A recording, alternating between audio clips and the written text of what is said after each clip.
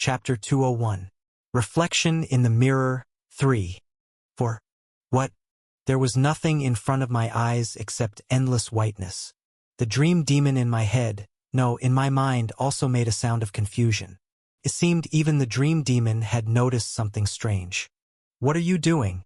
Are you trying to break into our world? That's ridiculous. You don't have a terminal to connect you to us. How the hell? Scared. I snickered. I felt the dream demon freeze. I didn't have a mouth with which to smile, but my emotions and intentions of provoking the other were still transmitted clearly. Insolent. It seems that when you don't have confidence, your tongue becomes longer. Since you were a deer, I guess your tongue was long from the start. Note: having a long tongue equals talking a lot. For a species living in that filthy world, you are really arrogant. We have countless dreams in our world. I wonder if you'd even be able to maintain your sanity after taking a single step. So you're saying I can just go in? You can go wherever you want. Okay. I smiled inwardly. I'll take that as your agreement, guest. My vision, which had been completely white before, suddenly changed. My mind had been overlaid onto the dream demon's mind. Congratulations! You are the first foreigner to enter the world of dreams. You are the first to gain this achievement. You have been awarded 3,000 race points, and the world before my eyes was quite strange. The sky was pink. It was a color that gave me a sweet taste in my mouth just from looking at it. It was as if some transcendent being had carefully modeled the sky after the painting of an adventurous child. Hop! The pink invaded not just the sky but also my consciousness. My consciousness? No, I couldn't distinguish the outside of my consciousness from the inside. I had become my consciousness itself. My memories quickly began to fade. The things that made me me. The steps that Kim Gongja had walked so far were slowly being erased, like footsteps on a sandy beach being washed away by the tide. The pink waves were quickly eroding my memories. I could hear the sound of children's laughter from somewhere, an auditory hallucination, and a visual hallucination. Before I knew it, the sky turned from pink to yellow. The color of my mind also became yellow as well. The sky turned blue, and my consciousness also became blue. My very existence was transparent like water in a glass cup. And whenever a bit of color was added to the world, my water would turn red, yellow, blue. It was a world where fleeting moments carried on endlessly. This was the place where the dream demons lived. This is a bit dangerous. My past was gone, my memories fading, and as my past disappeared, the breadth of my movement narrowed, and my shadow faded as quickly as my fading memory. My consciousness felt blurred as though I'd been drugged. Now all I could perceive was the present. It felt like I would lose my sense of self if I were to let down my guard for even a moment. If I were alone, I would have been helpless. But I wasn't the only one who contributed to my sense of self. Feeling a bit impatient, I hurriedly called out, "100 Ghosts Reincarnation." Suddenly, my shadow expanded. "Your skill is being activated." My shadow was black. It wasn't translucent, it was just black. Pitch black, which did not allow any other color to appear within its influence, quickly spread out in all directions. Swoosh! The black swallowed the pink sky. It even devoured the yellow and the blue. My shadow became like tens of thousands of fingers that scratched the sky. And this sky, which had been scratched by the black claws, shed colorful blood. No. What the hell? Note: Sherbal. From the place where the pink paint melted and dripped down, my ghosts and my memories were gradually retrieved bit by bit, and the characteristics that made up my existence were revealed one after the other. What kind of *T mess is this? Flame Emperor. A handsome man with a ponytail looked around moodily. Hungry Ghost. A girl, whose face was covered by a mask made of animal bones, looked up at the sky. There was a cool glint in her eyes. The hungry ghost was looking at this world like the corpse of a beast. "No, I'll remake the tea immediately." "I'm sorry, Duke." I will bring scented tea that will make you feel like you've been reborn immediately. Huh? What the hell is going on? What is this? The lady of golden silk. A girl in a maid outfit raised her head sharply. She had been kneeling with her palms and forehead on the ground. For reference, the lady of golden silk, Sylvia Evenale, was now working as a maid in our Duke's family. Raviel. It seemed that she had been summoned in the midst of being taken advantage of by our Duke. I'm happy you seem to be enjoying your life, my love. Where is this? Look over there. The colors in the sky are very strange. This is too amazing to even be called Shangri-La. Goodness me. The young master really knows how to find interesting places. Ha! The 4 demon lords. Elite members of the demonic cult dressed in fluttering black cloaks were summoned. The 4 demon lords marveled at the scenery of a different world. By the time their cloaks stopped rippling, the 1,000-strong army of the demonic cult was also summoned. Whew! Finally, I let out a sigh. I was finally able to take a breath. Everyone, long time no see. The ghosts looked back at me and I also looked at them. As our gazes crossed, distant memories returned. My memory had become clearer. The outline of my existence was more defined. To the Flame Emperor, I was an enemy. To the Hungry Ghost, I was a ruler. To the Lady of Golden Silk, I was the man of her love rival. To the cultists, I was the young cult master. My revenge, my duty, my love, and my responsibility.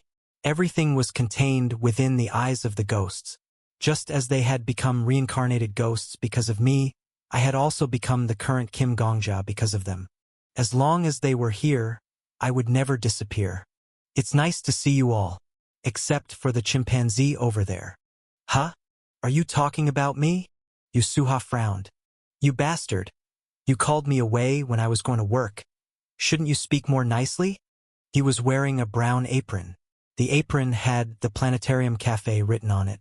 Together with Kim Yul, he was making significant contributions to attracting customers to the cafe run by the librarian, where he worked part-time. Yasuha and Kim Yul both wore ponytails. One is a jerk who swears every word. The other is a quiet, cool guy. Their hair is also black and white, hence the nickname twins. The regulars think that a cup of coffee a day is worth it if they can stare at them until they get addicted. Am I some kind of barber who comes to give you service whenever you call me? This bastard is starting to get bad habits. It's unfair that I couldn't even get to E rank while I was alive. But now I even have to suffer after death. Go dance over there. Damn! On the other hand, while Yasuha showed off his hip-hop skills, I explained the situation to the other ghosts. Heh! A race that lives by parasitizing dreams. How interesting. After hearing my explanation, the young lady stroked her chin thoughtfully. I couldn't help but wonder where the young lady, who was praised as the flower of imperial society, had disappeared to. But even though she was wearing a maid outfit, her face seemed to be shining. This place is a dream in a dream.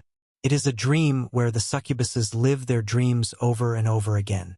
Similar to being eroded by a constellation. Isn't it romantic? I'm sure you find it romantic, Butler. I'm the Duchess Butler, not yours. Hey, there's no need to sweat the small stuff, Butler. If you do that, you'll get hair loss. From my perspective, it seems like the butler might soon start to lose hair. I can feel it. I can just imagine.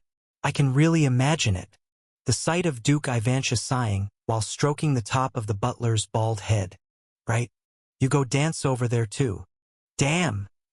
While the Lady of Golden Silk performed a waltz beside Yasuha, I continued to discuss the operation with the normal people. As the blonde maid pointed out, the characteristics of the dream demons are similar to those of constellations. The Hungry Ghost spoke. If we had to classify them, they wouldn't be combat-type constellations, but instead trait-type constellations. The kind that project their thoughts into reality and create a type of distortion. They are not beings we can use force to defeat. That means these kids can decide the rules on their own.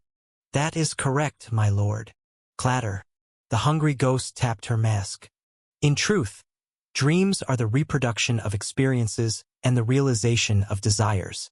the act of dwelling on the past or grasping the future. Among these, I believe the latter would be more important for my lord. If my lord is able to fulfill those desires in a more satisfying manner than the dream demons, then you will naturally be able to repel this world. The hungry ghost closed her mouth. Then, a slightly bewildered look appeared in the eyes of the hungry ghost, who usually remained indifferent all year round. It wasn't just the hungry ghost that was confused. Ah ha ha ha! Tell me who I am. Pak! From the other side, a young lady riding a majestic chariot appeared. It wasn't horses but people that pulled the chariot. Naked people. The young lady swung her whip excitedly. Now! Hurry! Why dash? You are the brightest moon in the empire, Your Majesty Empress Sylvia Evenale, whom everyone looks up to. Aha! That's so nice to listen to. But your voice isn't good at all. Try saying it in a more emotional voice. Praise me in a voice that's as soft as a wet mop. Ah! Benevolent and beautiful Empress. A little more. It was the Lady of Golden Silk. Or, to be precise, it was a dream being with the appearance of the Lady of Golden Silk. In unison, we turn our heads to look at the side. There, the Lady of Golden Silk was still showing off her waltz skills. Tch, that's not me. That's a fake illusion. It's a fabrication intended to instigate the ignorant. No. This is the world of dreams. In other words, that is your dream. That's not very nice, butler. I will file a complaint to the imperial court. Half of the nobles in the court support our Duke Ivantia. You know that, right? Damn it. So that's why she's so powerful. The Lady of Golden Silk somehow managed to pull off a triple axel in her maid uniform. Beside her, the Dream Lady of Golden Silk.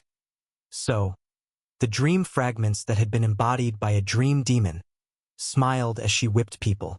As expected of the world of dreams. It was confusing as hell. Ah!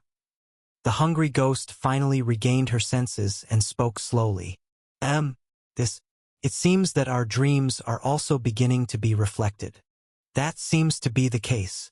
This is a different world, my lord. The longer you stay here, the more distorted your knowledge and common sense will become. We need to find the core of this world as soon as possible, before we lose our minds. That way, the damage will hopefully be kept to a minimum. The hungry ghost was probably trying to say, before I lose my mind, but I fully agreed with her. Where is the core? Do you have any ideas? Specific locations seem to have little meaning in this place. Directions don't matter. It is the order and sequence that matter. To paraphrase one of the common games in my lord's world, it is linear progression, not sandbox type. If you endure the dreams that appear one after the other, eventually, you should be able to reach the dream demons. First dream, at least. I think so. There was a reason why the hungry ghost's words stuttered at the end. Sir Yusuha, the signature cocktail you ordered is here. It's not that good, is it? I could probably order this at a normal bar. I'm sorry. I deserve to die 100 times for defiling the great Sir Yusuha's noble taste buds. No, well, that's not necessary. 0. As expected of Sir Yusuha, the riper a rice stalk becomes, the lower it bows its head asterisk. But no stalk of rice can compare to Sir Yusuha. Asterisk. Basically, the wiser a person is, the more humble they are. Hey, that's an exaggeration. I'm sorry. I'll stop. But I was only telling the truth. Well, since you're so honest, it can't be helped. The figure of Yusuha, which had been embodied in the dream world, was walking in a sweatshirt and sweatpants. And behind Yusuha was an endless line of gentlemen dressed in fancy suits. Sir Yusuha, this is the new watch our brand is planning to release. It would truly be a great honor on us ignorant people if Sir Yusuha were to put this piece of garbage on your noble wrist. Huh? It's nothing special. Well, I'll use it for you, but I'll only use it for 2 days before throwing it away. I will remember those 2 days for the next 1,000 years. Sir Yusuha, we've gathered all the famous chefs in the tower and prepared a full-course meal for you. If Sir Yusuha's mouth were to enjoy any of these dishes even a little bit, Ah, you're so noisy. Just bring it here. He told me I'm noisy. I'm touched. In the distance, the sky shone pink. We all quietly turned to look at the real Yusuha. Yusuha swallowed slightly before finally seeming to find his tongue. What are you looking at? Damn. Are you guys any better than me? My lord. The hungry ghost spoke up. The eyes behind her mask became serious. I looked into those eyes that said she didn't want to be treated like the other ghosts. I beg you, if you need to take someone under your command, please filter them multiple times before finally accepting them. For some reason, I felt sorry for her. Chapter 202. Black Dragon, 1. We headed to the heart of the world of dreams. Ahaha! Come on, worship this empress. Behind us, the succubus, who was still imitating the lady of golden silk, swung her whip, but we tried to ignore her as we passed by. No one in our party wanted to get involved with something like that. After walking for a while, we arrived before a strange scene. Firstly, the sky above our heads became very strange. The moon has eyes, my lord. I know. Blink. The moon blinked. As the hungry ghost said, the full moon had eyes. Red eyes. The moon's red eyes looked down at us. It's a bit strange, but the eyes are beautiful. It makes me want to look at them all the time. For some reason, my heart was pounding. The hungry ghost's expression changed slightly when she saw my reaction. I think it might be influencing my lord's subconscious. Perhaps it might have copied the lady's eyes. Note: the lady being the wife of the lord. Huh? Is that so? Now that I thought about it, they did look like Raviel's eyes. I couldn't believe it had almost stolen my heart just by using her eyes. As expected of my duke. From her head to her toes, there was no part of her that wasn't alluring. The next scene we encountered was from the hungry ghost.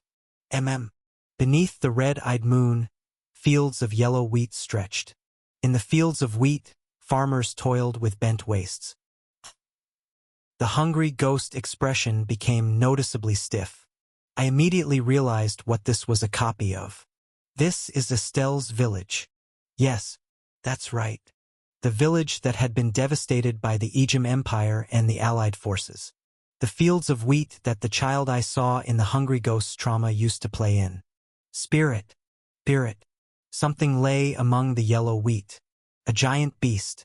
The blue-furred beast, a wolf to be precise, opened its eyes to look at the approaching children. We have a present for you. We picked only the pretty ones to make it. The village children lifted the flower wreath they made for the wolf. However, the wolf's head was too big for the wreath to fit. The children were unsure of what to do for a while before finally settling for hanging the wreath around the wolf's ear. And so, the wolf suddenly obtained a flower earring. GRRNG. Apparently satisfied, the wolf carried the children on her back. 0. The wind blew, shaking the wheat in the fields, and carrying the children's laughter. The sound of the laughter filled the wind with happiness. That beast is my dream, the hungry ghost murmured. If I hadn't eaten Estelle, so if I hadn't become human and continued being a beast, this might have happened. Then, I wouldn't have been revered as a saint, nor would I have been cursed as a witch after becoming Estelle. And the village wouldn't have been destroyed by fire. The hungry ghost's voice was calm. It's foolish. She quietly gripped the hilt of her sword. If I hadn't devoured a human, I wouldn't have been able to understand the human heart. I'm a part of a race who only understands the prey we consume and digest. If I hadn't eaten Estelle, I wouldn't have gained human desires. The scene out there is filled with contradictions. The hungry ghost began to walk to the wheat fields. The wolf, who was still carrying the children, stopped. They had a silent confrontation. The doppelganger looked at her copy with cold eyes. Break! She drew her sword and slashed out. As soon as it was cut by the hungry ghost's sword, the wolf melted into pink paint. Even the children who were smilingly riding on its back, the farmers working in the wheat fields, and the village in the background melted away in an instant. Who? The only thing that was left was the hungry ghost standing beneath the red moon. The hungry ghost slowly turned her head and looked at me. Let us be on our way, my lord. You're firm. Nevertheless, that scene probably depicted your happiness. With all due respect, my life is not so light that I would be interested in such contradictory delusions. My memories of devouring Estelle's flesh and drinking her blood are still clear in my mind. So how can I dream about anything else? I nodded. Right? You're right.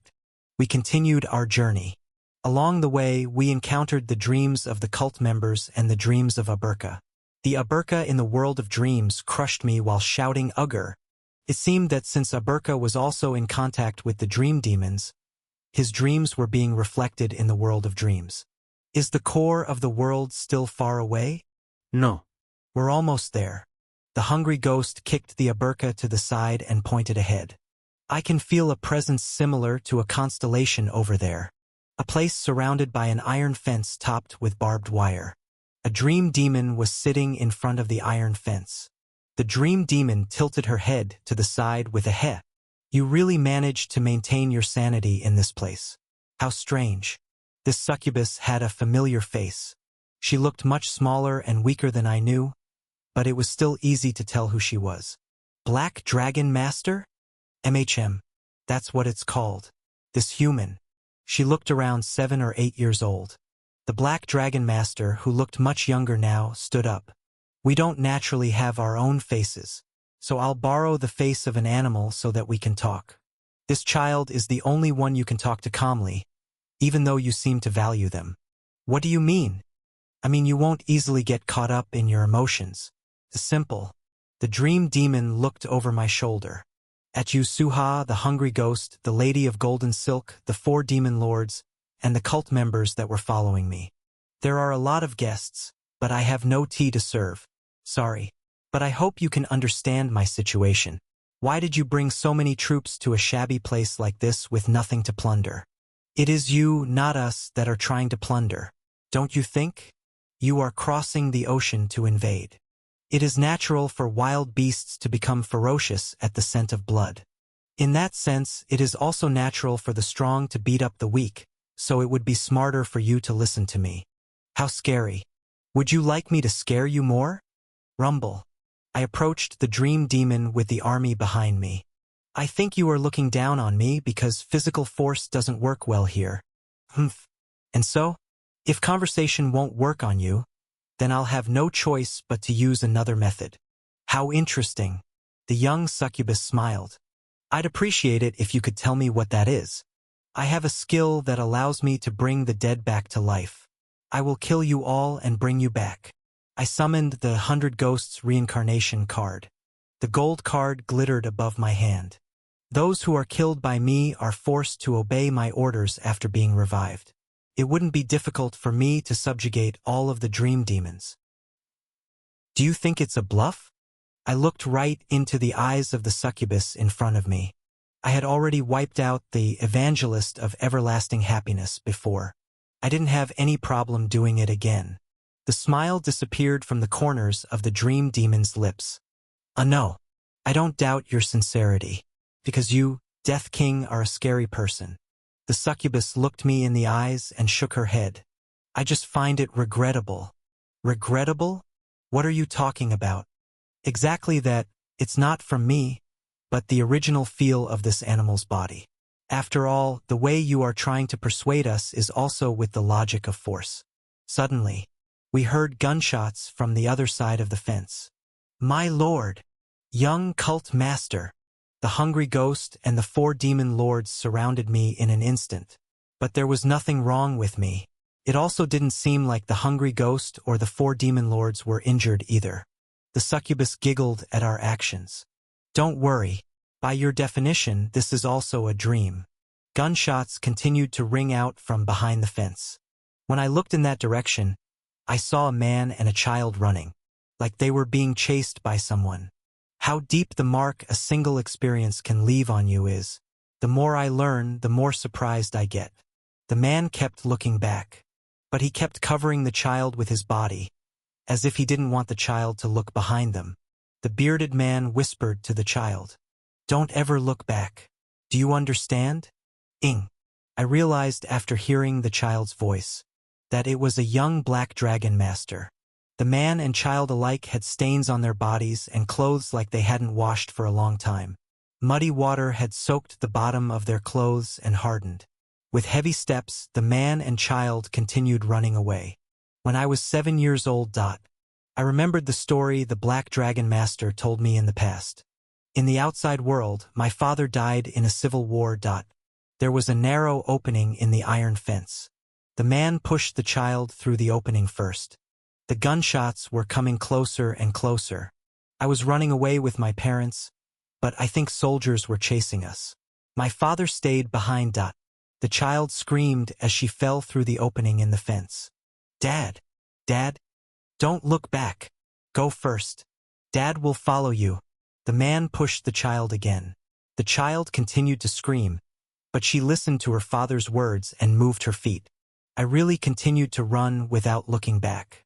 After that, the man disappeared from the Black Dragon Master's memory.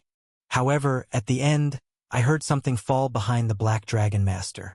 Following that sound, the iron fence disappeared. I could guess what that sound was.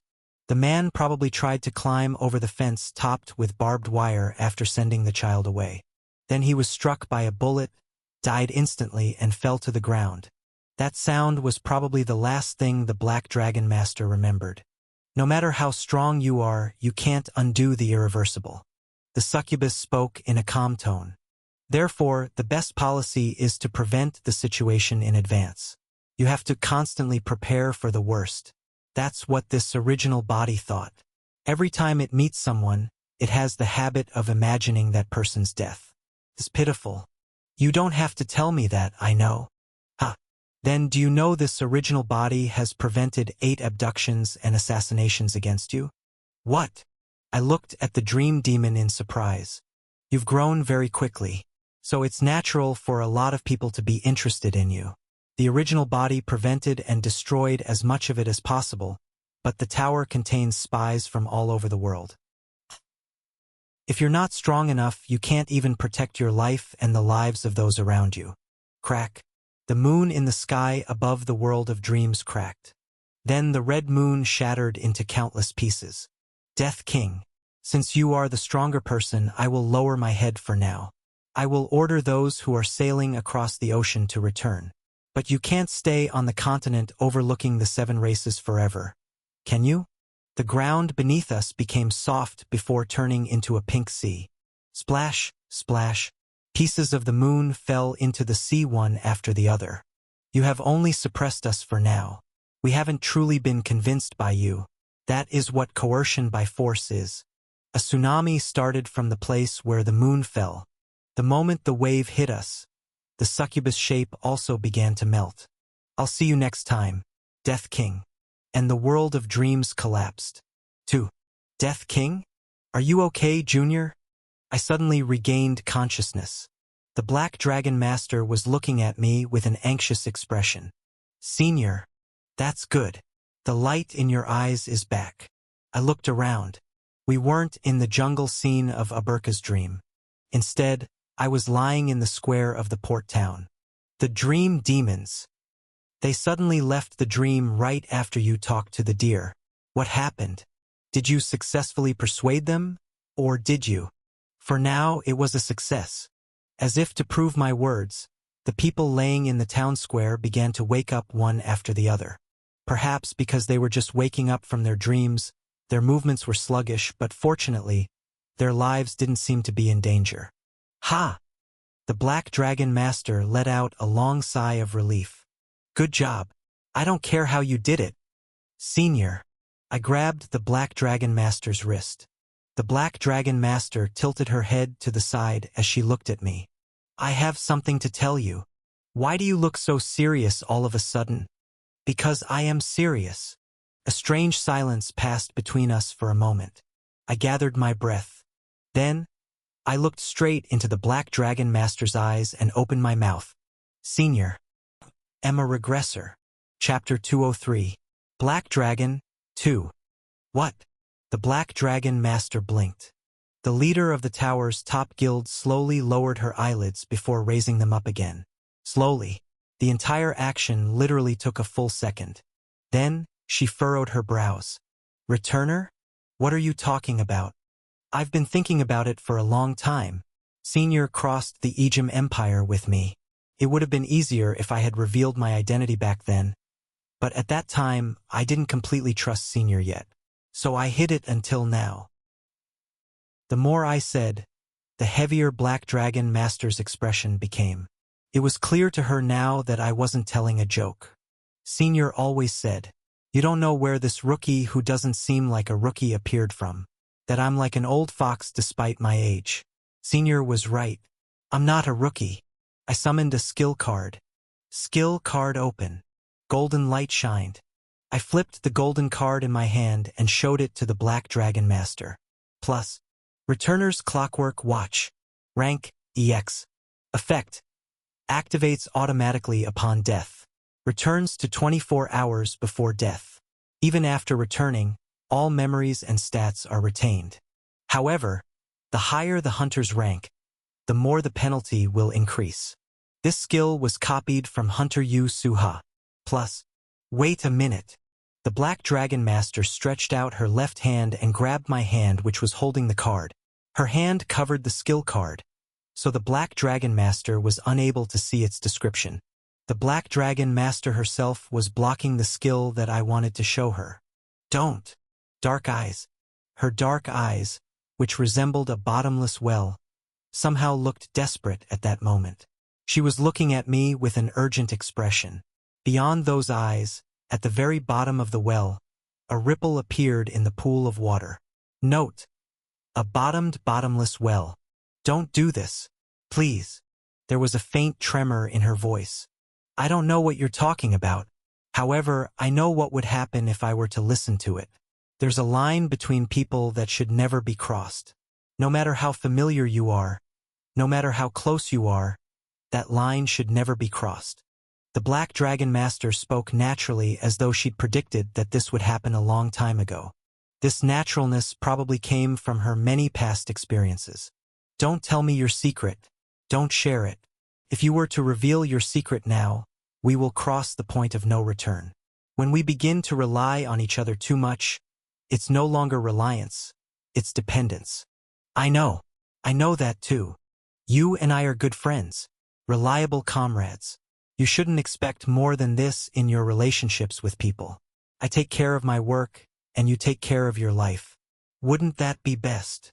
The Black Dragon Master was basically asking my consent. Her serious words made me ponder again. It was always difficult to decide what kind of relationship you wanted to have with someone. Soon I came to a conclusion. Then listen to me first and then decide. It will be too late then. It won't. I can return. Even if we talk now, I can make it so that this never happened. I have that ability. The Black Dragon Master fell silent. In the port town square, the people who were gradually waking up began to look around. The residents groaned and stretched, expelling the poisonous qi that accumulated in their bodies due to sleeping for too long. The sounds of yawns could be heard from all around us. Let's not talk about it here. The Black Dragon Master, who was still holding my hand, muttered. Transfer. The next moment we were out of the square. The town pier. The ships tied to the dock creaked as they were pushed by the waves, almost as if they were responding to the ship's cacophony. For a moment all we could hear was the roar of the waves. Fine. All right. As if she'd finally made up her mind, the Black Dragon Master nodded. I'll listen to what you have to say first, but we can't talk about this sober. The Black Dragon Master waved her hand and a black vortex appeared in the air. It was as if she'd opened a portal to a pitch-black abyss. The Black Dragon Master stuck her hand into it without hesitation, and after a while, pulled her hand out with a wine bottle in her grip. I was a bit surprised. Is that a skill? MHM. Item storage. Although the storage space is limited, there is no better skill than this when it comes to killing people and destroying the evidence. The Black Dragon Master said those words casually before taking 2 glasses from the vortex. You should be honored. Not many people know I have this skill. You're also the first living hunter to see it, Death King. I took the glass from the Black Dragon Master. For a while, we only quietly emptied the bottle. Before I began to sober up, I opened my mouth. I am a returner. Then I started talking again. I don't know where to start. I have a skill that allows me to turn back time. To be precise, it allows me to go back 24 hours when I die. Thanks to this, I was able to overcome many difficulties. The 10th floor, 20th floor. I used my regression skill to survive all of them. I showed Black Dragon Master the skill card. This time, she didn't avert her gaze. I see. However, she then let out a soft sigh, as if she'd found the final puzzle piece that she'd been looking for a long time. You suspected something? Kind of. At the very least, I knew that Prophet was a lie. The Black Dragon Master lifted her cup. No matter how you look at it, it just felt like a convenient excuse. I've been watching you from the side for a long time. You never did what you already know. You always fought like every battle was your last, right? You didn't know the future, you were going back to the past. She turned to look at me again. I would like to ask you something. Please ask. The battle on the 11th floor. It felt like she was about to say something she doubted for a long time. On the 11th floor, our tower experienced our first group battle. Everyone was so excited about clearing the 10th floor, which we had been stuck on for years, that we jumped into the 11th floor. There, we fought the Devil King's army. Do you remember? Yes. At that time, miraculously, not a single hunter lost their life. Some people got hurt, but no one died. So, the Black Dragon Master hesitated for a long time. By chance? Yes. Did you return at that time? Yes. Until there were no casualties? Yes. The Black Dragon Master closed her mouth. The well within her eyes seemed to become a bit lighter. How many times? A lot. 10 times? 20. Probably a bit more than that. The 12th floor too? It continued after that. It was always like that until I met Raviel. The Black Dragon Master began to breathe a bit faster. Why? Going so far? There was no reason for you to do that. I didn't do it because I'm a good person.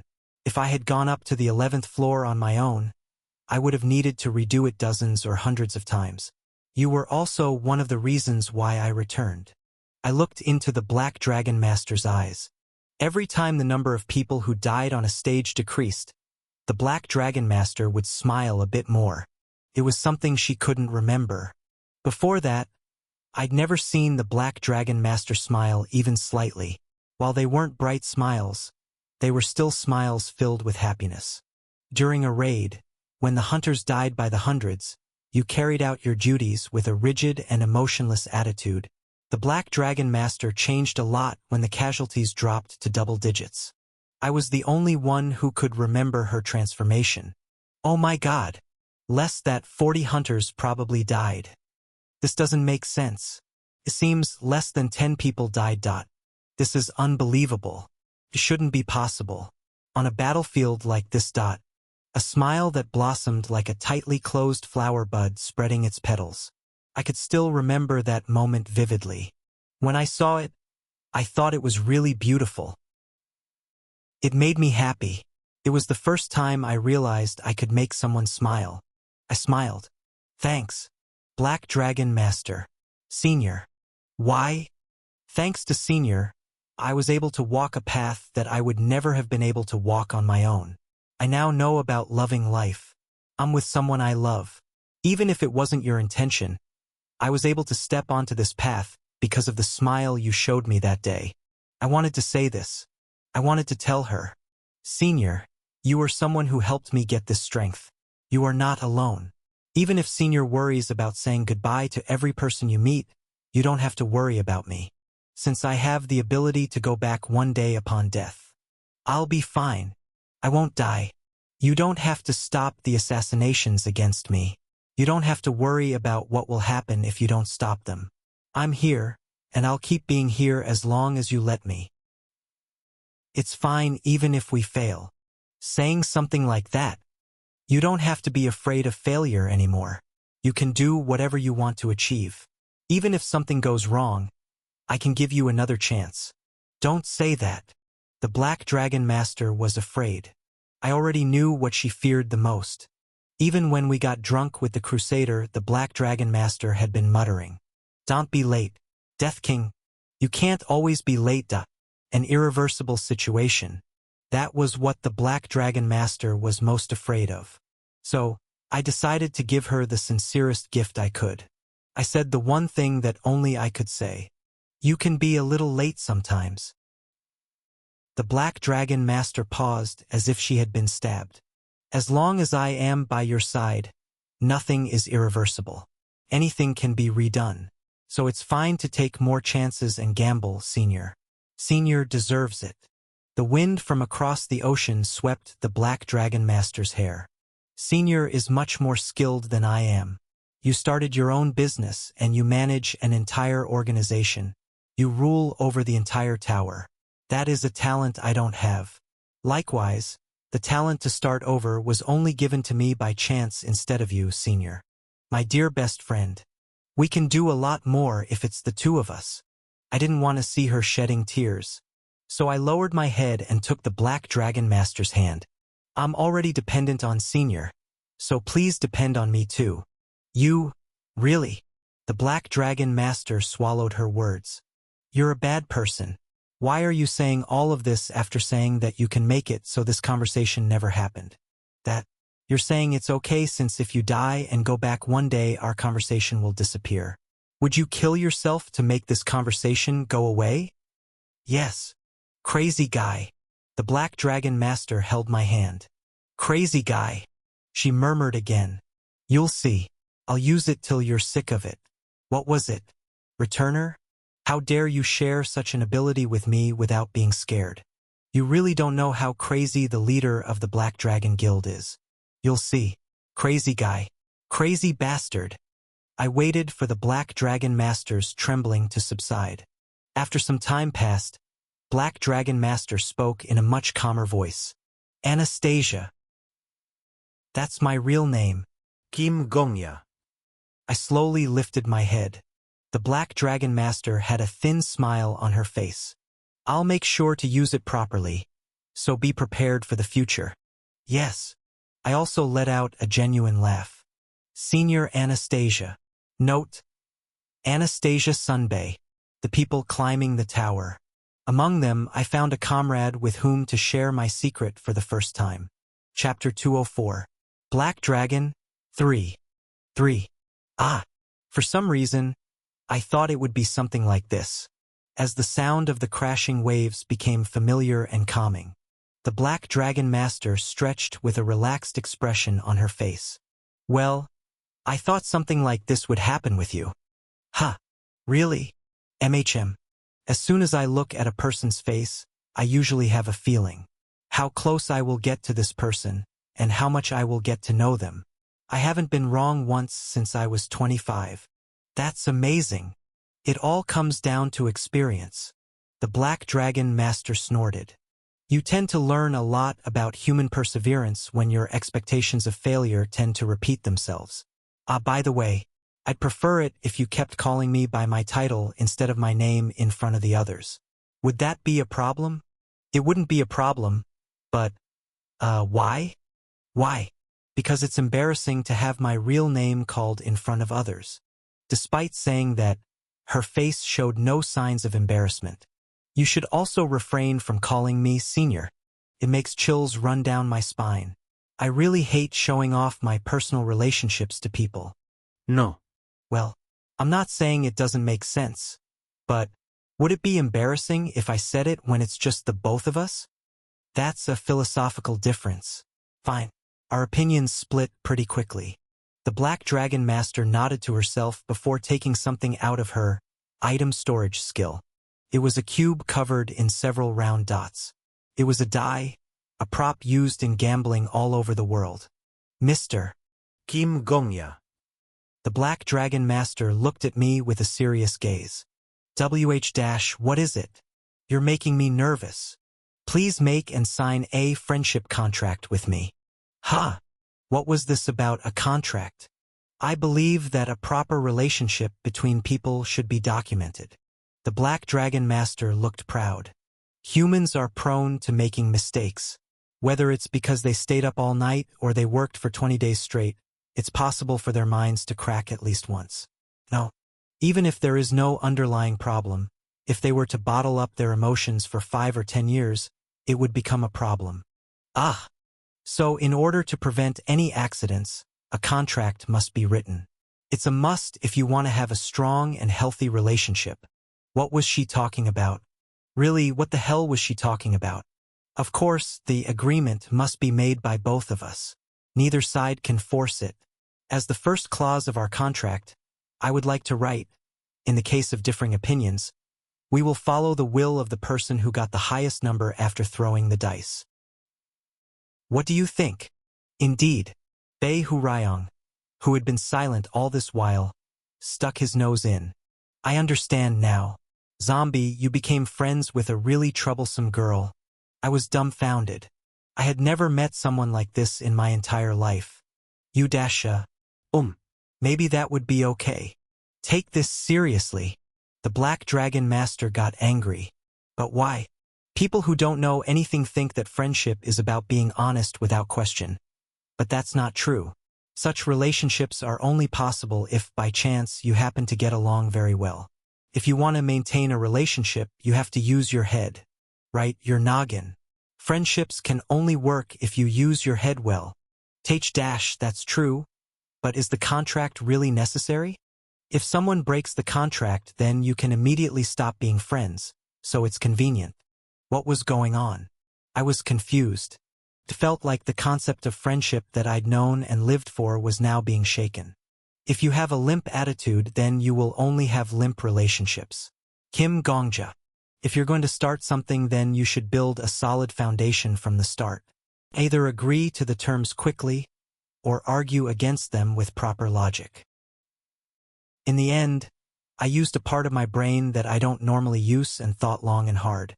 As a result, our friendship contract started with a very historic first sentence. Plus, フレンドシップコントラクト、友情契約書.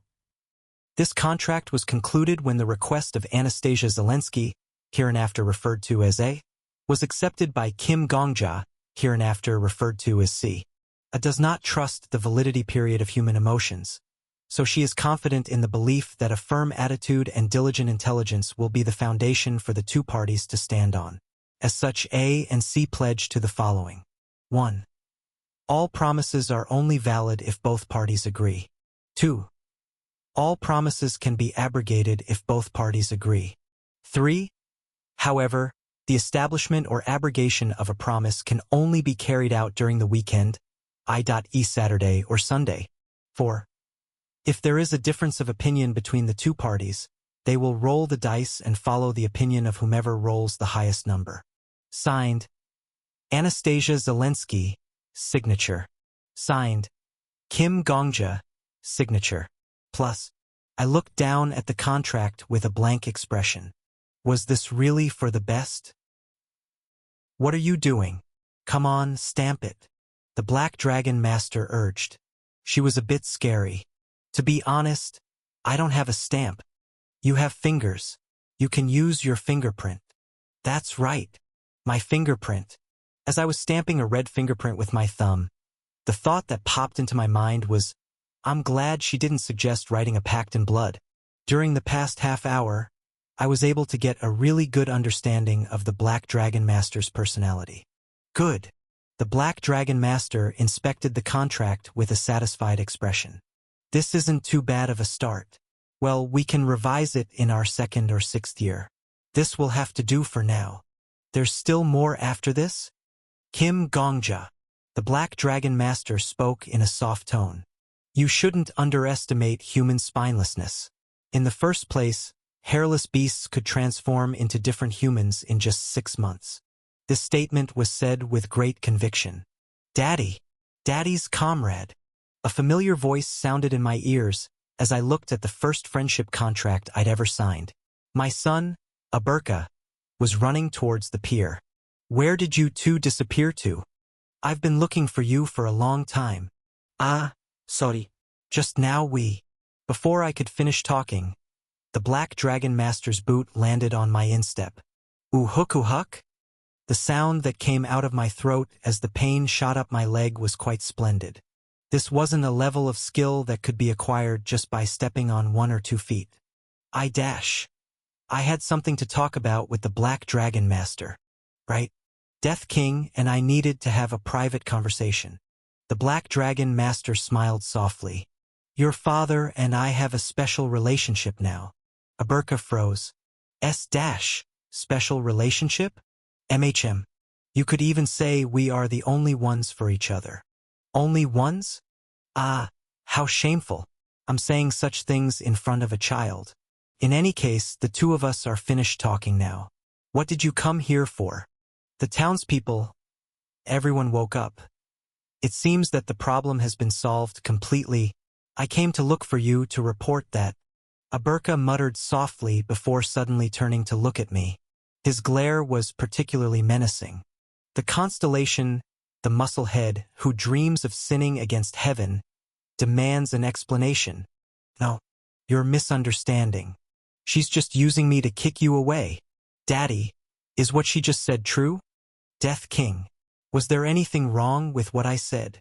My son and best friend turned to look at me at the same time. Even after countless deaths, this was my first time facing such a situation. I was trapped between refusing to support my son's first love or a friendship where we understood each other's hearts. Son, say it, Daddy. The Black Dragon Master and your father, I gulped, really do have a special relationship. Aberka's expression crumpled. Silence.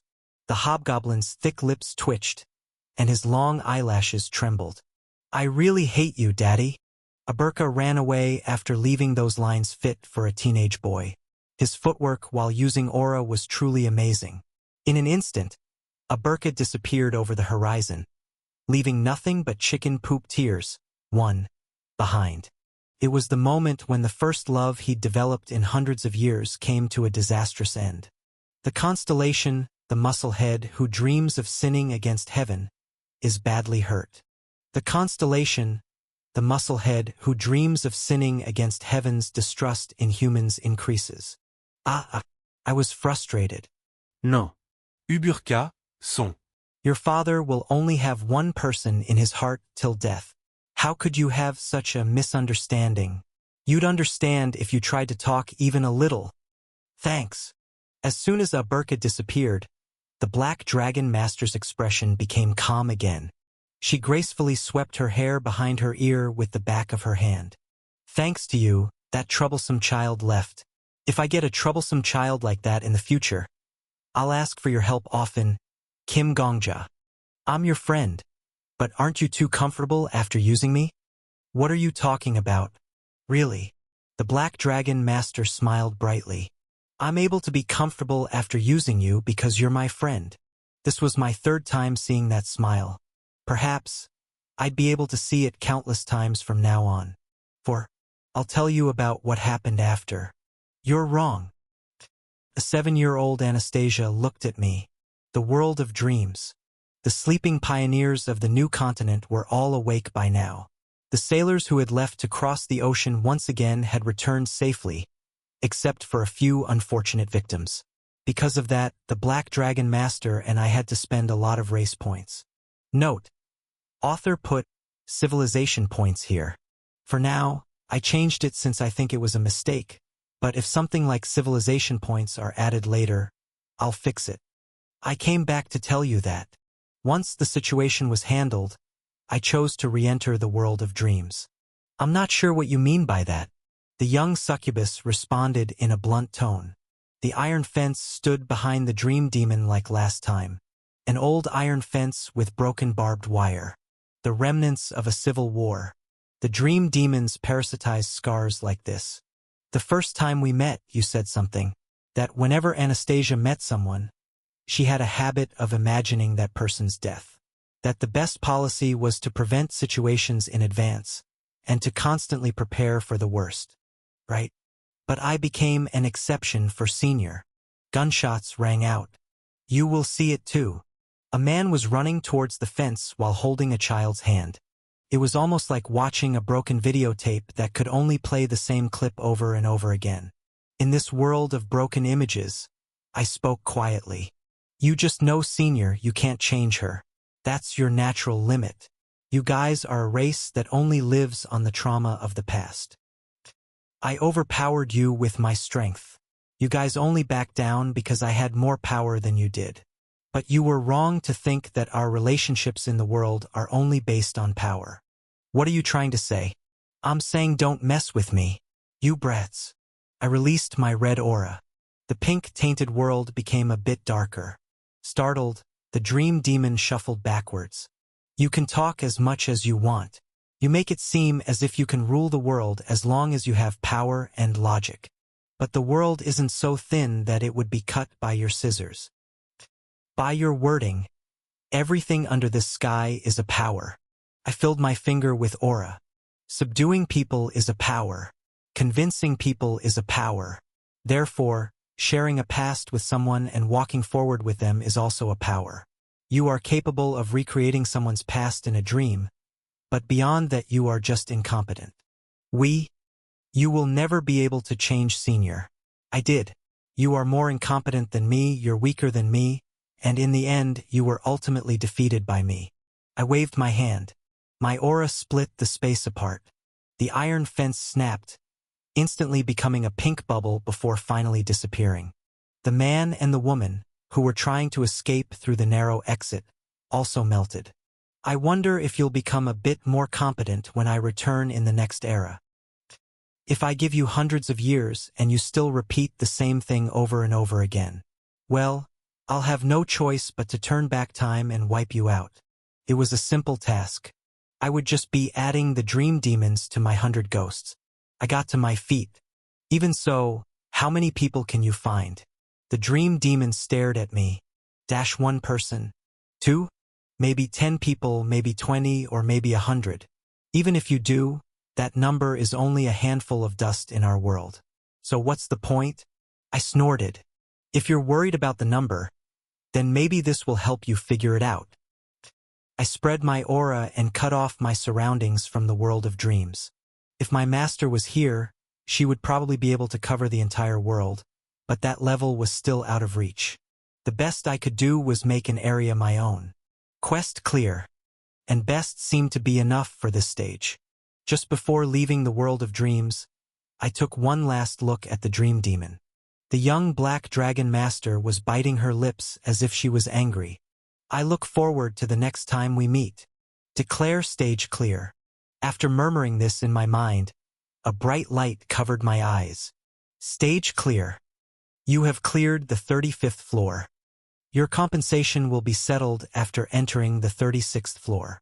Chain layers in progress. You will be sent directly to the 36th floor, to the place where my best friend was. Chapter 205. Easter egg 1. I had one incredibly important task. It had nothing to do with attacking the tower, but it was something that I absolutely had to do before I moved on. I spoke with a resolute expression. I would like Raviel to meet Aberka. Immediately after clearing the 35th floor, we were all summoned to the completely white space once again. While my colleagues were talking amongst each other, I made a request of the constellation. The lady who walks through the mirage. No, I have to introduce them. I've put it off until now, but I can't put it off any longer. The lady stroked her chin. Really? Yes. Even though they aren't really my children, I still think of the goblins as my children. And since we're husband and wife, it is something that Raviel needs to know, and it's something that I need to tell her. I understand Death King's personal situation, but you all are currently attacking a chain from the 30th floor. Inhabitants who are not participating in the attack cannot enter other floors. Can't you bring Raviel here for a moment? No. The lady made an X with her arms. The Silver Heart didn't participate in the attack. Besides, she's not even a part of your tower yet. I can't bring her here. It seemed that Silver Heart was an abbreviated form of Silver-Plated Heart. This constellation. She really had a habit of calling people by nicknames. Why? We already cleared Raviel's stage. How should I explain this? You can think of the Silver Heart as a foreigner without a visa. There are places that you can enter without a visa, but there are also places that you can't, right? It's the same thing. If they are from the 30th floor or lower, then they can't be brought here. That is a rule of the tower. Even if you have complaints, there isn't much I can do about it. I thought about it. Then what if Aberka and I stopped by Raviel's world for a bit? That would be difficult too. That broken-hearted pig is a constellation. He has the authority to visit other floors, but indeed, Aberka was a broken-hearted pig. Dad is sorry that I couldn't support your first love. With regards to the rules, it's certainly possible, but I'm not exactly sure if I should allow that or not. That's because Death King is currently in the middle of an attack. You can't just go back and forth as you please. Okay, then let's do this. I smiled. Give me and Aberka a visitation pass as my reward for the 35th floor. Or, at the very least, allow Aberka to stay here. Heh. There was a hint of interest in the lady's eyes. Why should I do that? Since he's a constellation now, Aberka won't die from his lifespan. If we go to the 36th floor from here, we will skip over hundreds of years again. I don't want to leave Aberka there alone. In other words, it's a parent's responsibility to their children? You could say that. Understood. The lady nodded. If that's the case, then I should be able to convince the top brass in the tower. The tower master thinks that motherly love, parental duty, and stuff like that are incredibly important. Hang on. The lady closed her eyes. The lady's bangs floated into the air like an antenna. The bangs then began to sway from side to side. Was she communicating? Like that? MHM. Communication complete. The lady opened her eyes. I've been given permission to accept Death King's proposal. Oh, however, you're not allowed to meet in the world Raviel was born in. You can only meet on the 29th floor. Death King, Aberka, and Raviel. You three are only allowed to meet on the 29th floor. Oh. I tilted my head at the lady's words. Thank you for listening to me. But, why only the 29th floor? The 29th floor was no ordinary floor. It was none other than Kim Yul's stage. It was made up of the Shinseo Middle High School and the surrounding commercial district. It's not even a real world. That was right. The librarian even called it Ascending Cities. Side story. The city was merely an embodiment of a fantasy because it was not a part of the real history of our world. It had no special resources and no unique tourist attractions. Was there a special reason why we could only meet on the 29th floor? Sorry. The lady suddenly became expressionless. I can't tell you the reason. The determination on her face was obvious. I owe the Death King. I have debts. So if possible, I'd like to accept all of Death King's requests. But this I can't. I will admit that the broken-hearted pig deserves to be a constellation. If the Death King agrees to be a responsible guardian, I'll allow him to go to the 29th floor. Isn't that good enough as a reward? I nodded slowly. There is some secret on the 29th floor, but I wouldn't forcefully ask when she rejected so firmly. The lady was my friend. There was no reason to push the pillar that liked me. I already got what I want. I freed Aberka from years of waiting, and I was given the chance to introduce Aberka to Raviel. Having achieved both of my objectives, there was no need for me to be greedy. However, it was a secret that made even one of the pillars serious. What could it be? I suppressed the curiosity within me and opened my mouth. Yes, that reward is enough. Great.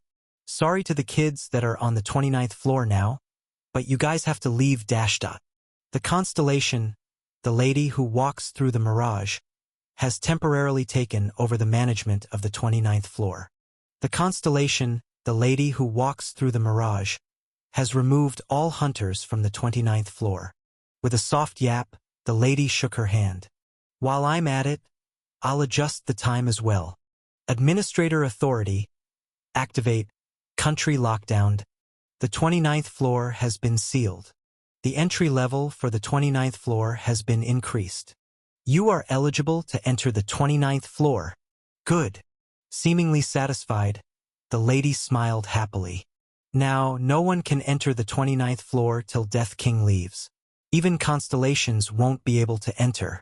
That place has been prepared for Death King. So go have a private conversation with your family. The dash, thank you? It was nothing. I wasn't sure what she did, but I still bowed my head. In any case, it seemed like an extravagantly authoritative action was taken just for me. Head to the 29th floor first. I'll send Silverheart and the broken-hearted pig there soon. Well, this is also part of the service. Feel free to enjoy it. The lady clapped her hands. If you want to come back, just think of my face and say return. Before that, I won't interfere with the 29th floor, so don't worry. See ya. A smile finally appeared on the lady's lips, confirming the Death King's qualifications. Permitted to enter Ascension City. Side story. A black shadow covered my eyes. 2. When I opened my eyes again, I was standing in the middle of an intersection. Honk! A car horn blared loudly at the intersection. It was really noisy, but thanks to it, I was able to clear my head. When I turned my head, the driver of the car pointed towards me. Hey, you want to die? What kind of brat can't get out of the way in time? He was being rude even though it was our first time meeting. But the universe got revenge on the driver's impatience. A red light, the sign indicating a complete stop, flashed overhead. I'm sorry. If you're sorry, then get out the way. I swear, young people. I stepped out of the middle of the intersection. The cars, which had stopped moving because of me, began to move once again. The drivers turned to glare at me again, but that was it. They quickly drove away. The cars moved in 2 lanes, and soon, the city became completely indifferent to my existence and flowed according to its own schedule. Just as the city became indifferent to me, I also lost interest in it, because on the other side of the crossing was a face I missed dearly. Raviel. She was dressed casually, in clothes that didn't match the modern city setting.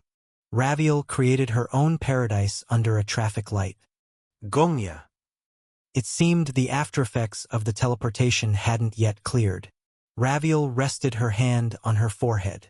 Is this hallucination magic? Is another constellation invading? It's sad that my wife is wagging his tail in front of me, and I can't pet him because I have to figure out the truth. Ah, are you feeling dizzy? Do you need to take a seat? No, it's too hot here. Let's go to a store first and rest. But first, give me a hug. This silliness. It's definitely my love. Raviel's tensed brow relaxed and she finally smiled. I'm sorry I doubted you even for a moment. Gongja. It's fine. We are each other's biggest weaknesses, so we always need to be careful. When I was clearing the 35th floor, I ran into a dream demon who tried to imitate Raviel. Ho? That caught my attention. How many seconds did it take you to realize it wasn't me? 1 second. I figured it out before I breathed out. I smiled brightly. It was a stupid dream demon who wasn't even wearing your wedding ring. Indeed, that was a fatal mistake. Raviel giggled softly. I grabbed her left hand before her laughter died down. Gently, I rubbed the wedding ring on her finger, pulled her hand slightly, and kissed her. I missed you. I'm happy to see you. Is everything all right with the family? Ah, the lady of the house is gone, and the lady of golden silk maid suddenly disappeared, which caused a major disruption in the management of the mansion. If this duke had been even a bit less capable, the family might have collapsed. Note. So he's the lady of the house? XD. That.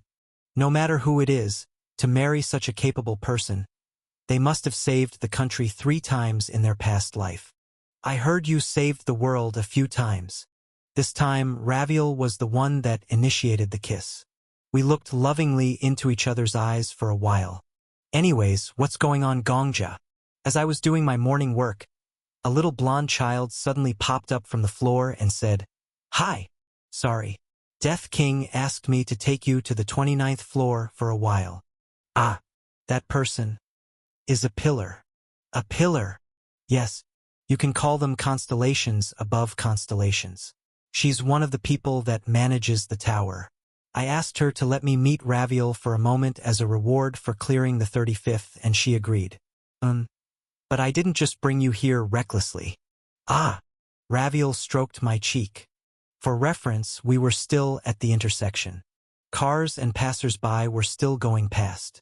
Oh my God! Kids these days. Seriously, the level of education.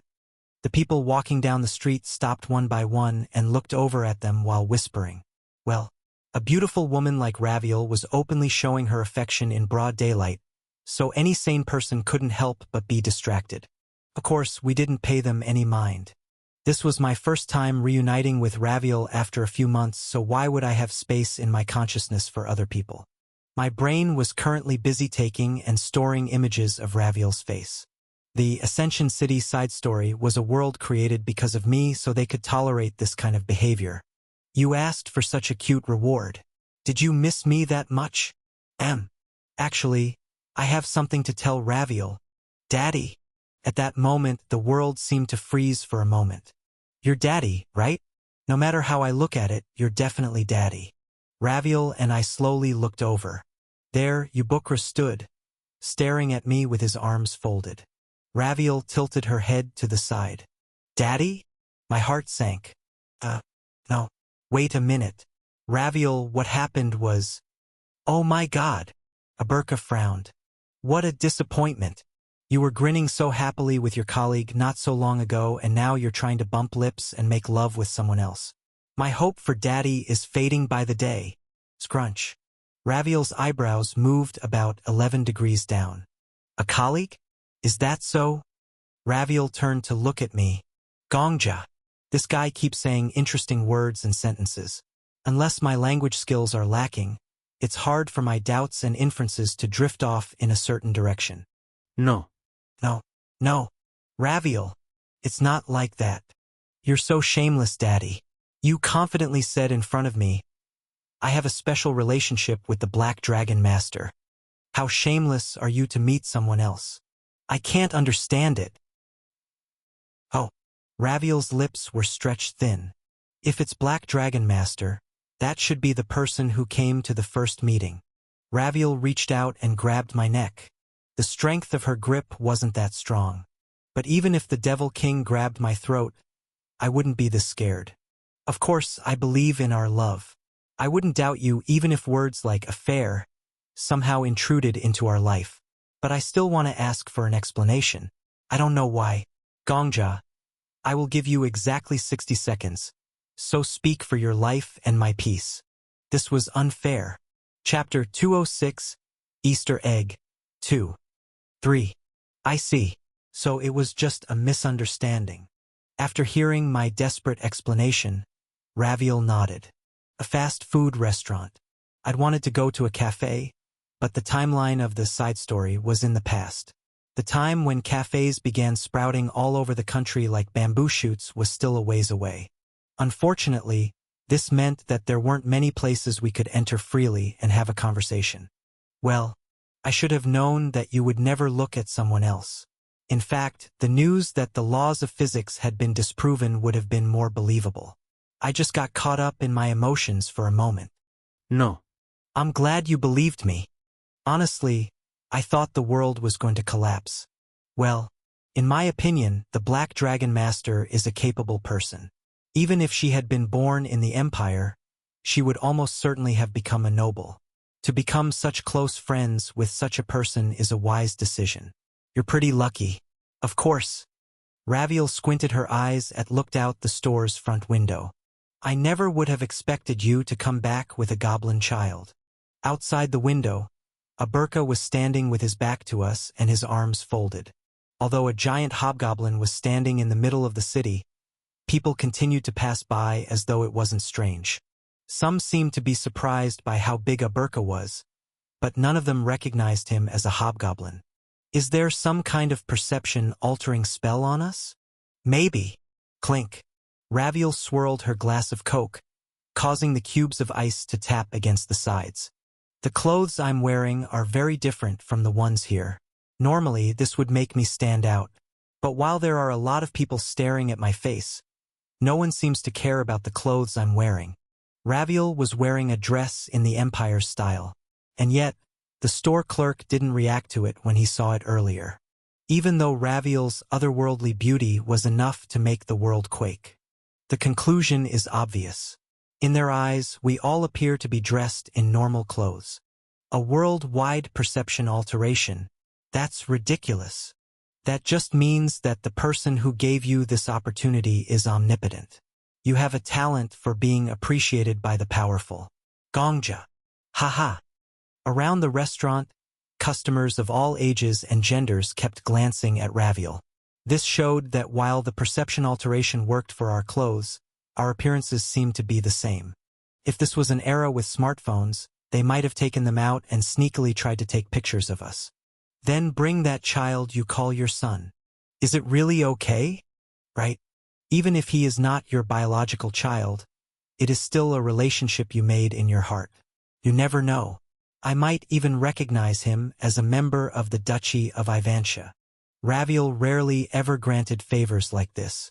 Before the Duke could change her mind, I quickly went to get Aberka. Aberka grabbed 2 chairs and sat down on them. With his arms still folded, he looked down at Raviel, who was much smaller than him. The silence continued. What was going on? Why am I the one who's most nervous? Silver hair like the light of the moon, and red eyes like the lilies in the valley. In the end, it was Aberka who broke the silence. Now that I look at you, you remind me of someone from a legend. Ugh, are you Raviel Ivantia? Oh, contrary to how you look, you speak quite well. I just remember the things Daddy told me. Has Gongja been talking about me in your world? Daddy created 5 legends. The 4th is about you, Raviel Ivantia. The silver lily. The moon whose heart was stolen by a mirror. There isn't a goblin who doesn't know you. The corners of Raviel's lips raised and I felt a bit better. Raviel grabbed her thin straw and slowly swirled it around, stirring her coke. I heard that you are a constellation. Ugh. I was once a constellation, too. It wasn't because I wanted to be, but it wasn't like I was offended that the world revolved around me. You are on a completely different level from other people. Do you really not feel strange having Gongja as your father? That's a stupid question. Even when goblins were immature beasts, Daddy fulfilled his role as a parent. Relationships aren't formed when you're on the same level, but emerge when you throw that level aside. Do you not care about your own dignity? Yugo. Dignity comes from qualifications. Daddy deserves it. In fact, I don't know anyone other than Daddy who has the right to be honored by the goblin race. Raviel nodded. When the one who loved her, saw that, I knew it was a good sign. More than that, this guy Aberka acted so much like a child when he was around me, but he was now acting mature to Raviel. Was he discriminating against his father? That made me sad. This was why it was useless to raise a son. How did you first meet Gongja? Ugh.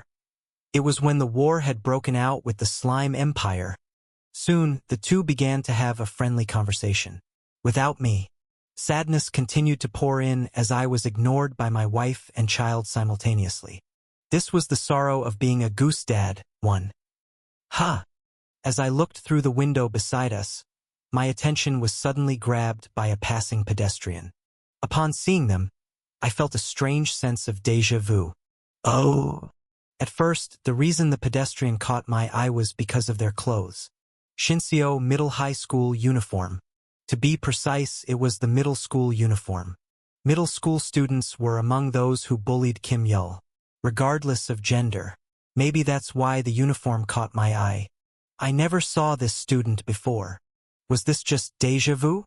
When I strengthened my eyesight with aura, I immediately noticed several strange points of the passerby. First was the hair. Blonde. It wasn't a dyed color. Instead, it appeared to be their natural hair color. Whenever the pedestrian walked on the sidewalk, their blonde hair swayed. I thought it could be a foreigner, but considering the fact that he was wearing the uniform of the Shinseo Middle High School, that was unlikely. He's wearing a dirty uniform and carrying a briefcase? The pedestrian wasn't carrying a student bag. Instead, he was politely carrying a briefcase that office workers would have with both hands. The briefcase was very old and worn. The leather of the briefcase seemed to be on the brink of peeling. It was safe to say that it was already past the point of being called trash. The last time that caught my eye was, he has a steady gait. There were no changes to his stride. That fact alone accounted for a majority of the strange feeling. His pace and stride haven't changed at all. This wouldn't have been that difficult if he trained his body and movement to a considerable level. But the pedestrian didn't show any signs of exercising regularly, let alone the traces of aura.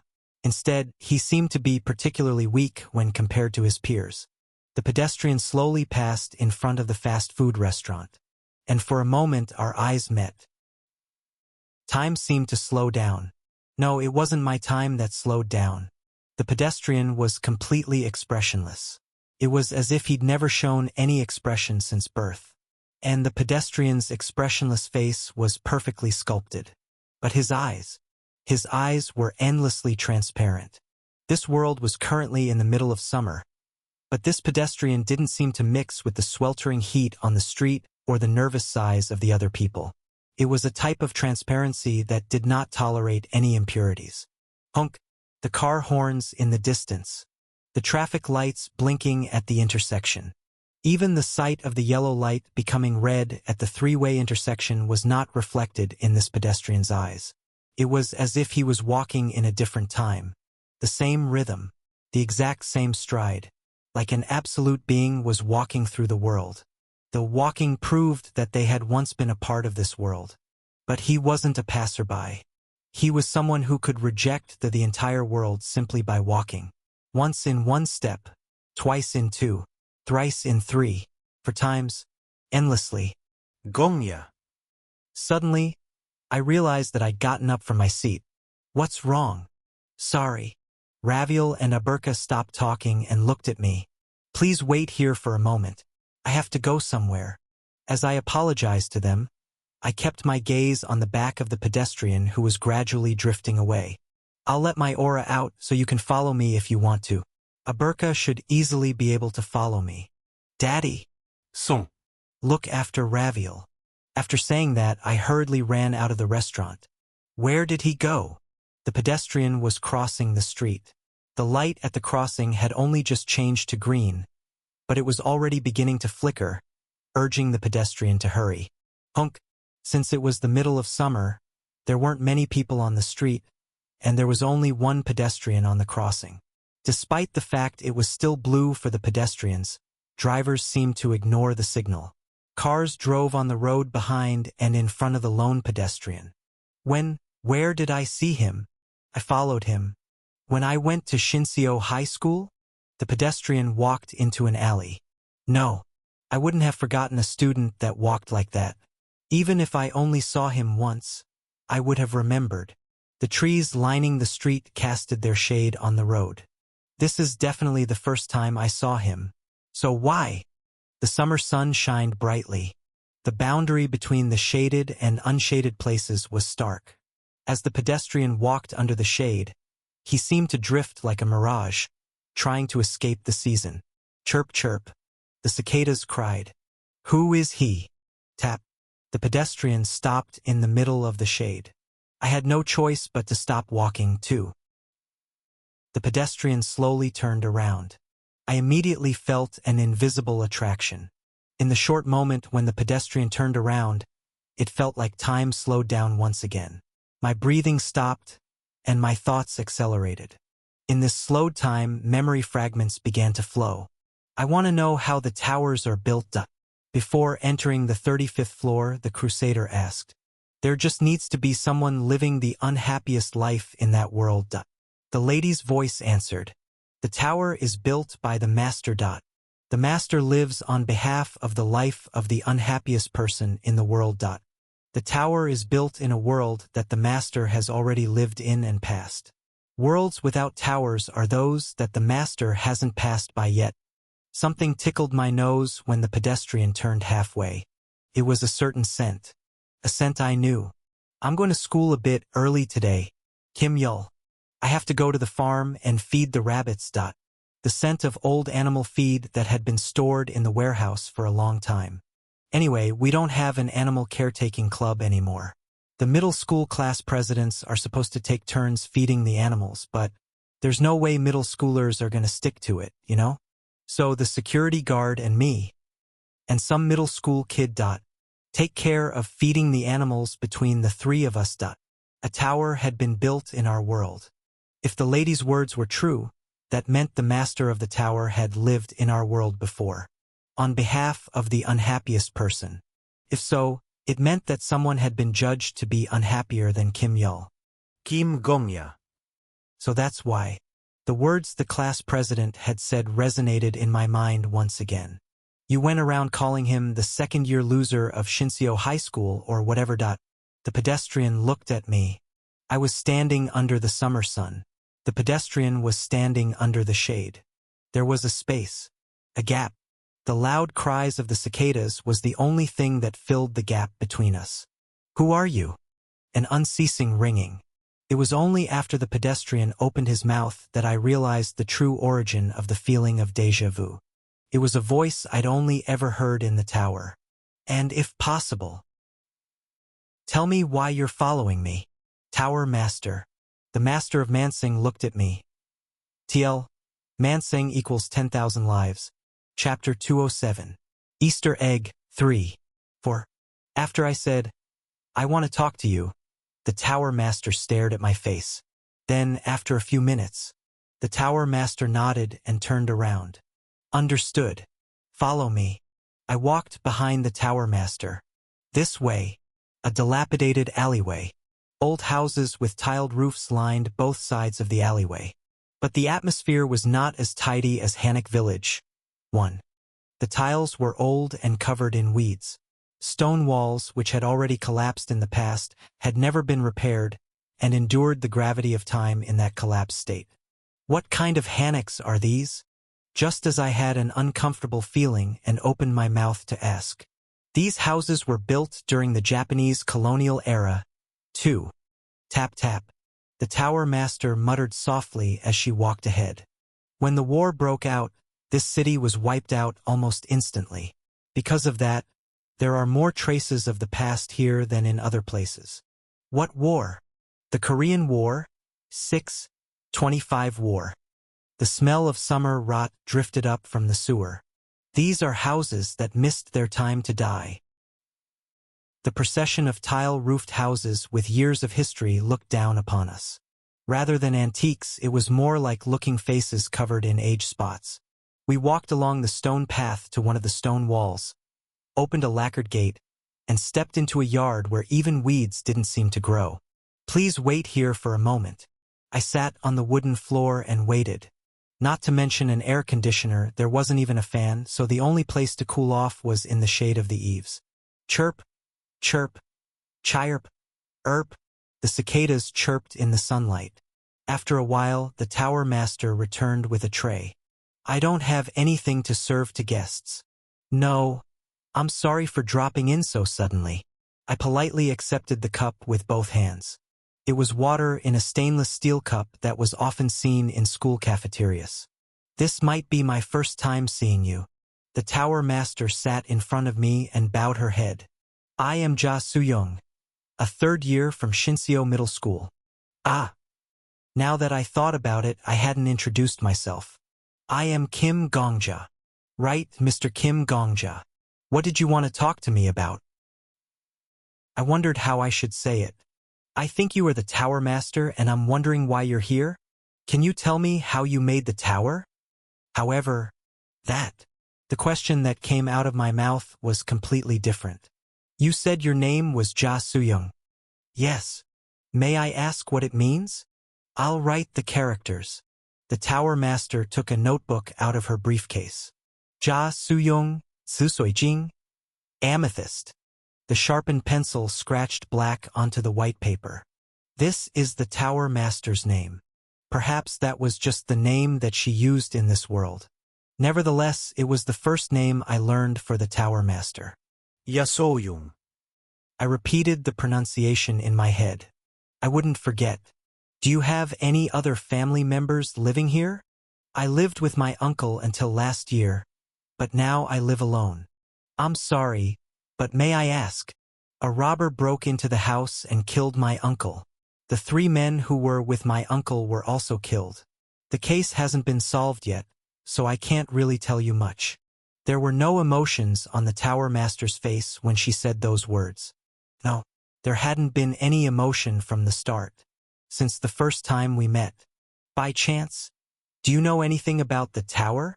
What tower are you talking about? The Tower of Babel. It suddenly appeared in our world one day, and if you just thought that you wanted to enter it, you could get in after going through some procedures. If you entered, you would see a new world. I got a little embarrassed after saying so much. It was almost like I was advertising a cult. I coughed into my hand. Anyways, do you really not know? The Tower Master shook her head slowly. Yes, I don't know. What about the word pillar? Have you ever heard of hunters? I'm going to guess that the words Mr. Kim Gongja is saying have a different meaning from their normal meanings. I only understand the normal meanings of hunter and pillar. I see.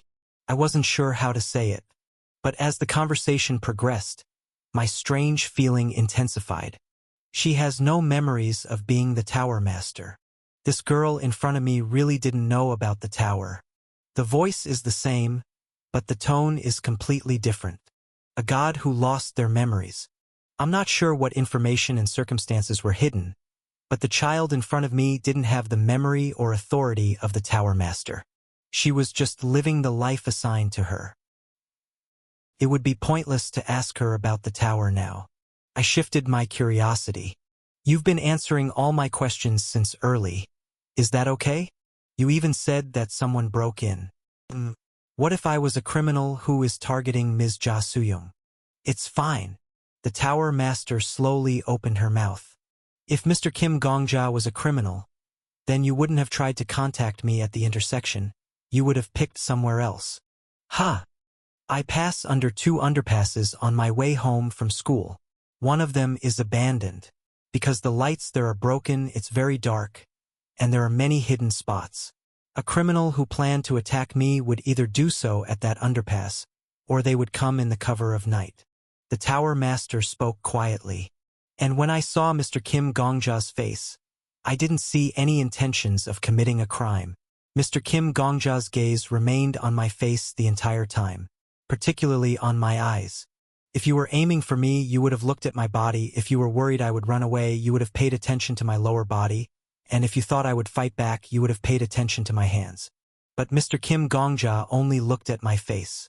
That is usually how people act when they're trying to figure out if they know someone. The first thing that Mr. Kim Gongja paid attention to was my name. This proves that you were curious about my personal information. Even when I went to get the water, Mr. Kim Gongja didn't try to look around the house. If you were a criminal, you would need to ensure there wasn't a third party inside the house and how it was structured. The Tower Master held the stainless steel cup with both hands. She took a sip to moisten her throat. None of Mr. Kim Gongja's actions are that of a criminal. Therefore, I don't believe that Mr. Kim Gongja is a criminal who harbors ill intentions towards me. So to answer Mr. Kim Gongja's question, yes, it's fine. Chirp. The sound of the cicadas echoed throughout the house.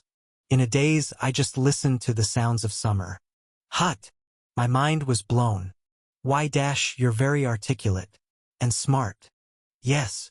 The Tower Master calmly affirmed my words. I am smart. That was when I realized. Even if she had lost her memories, the girl in front of me was not normal.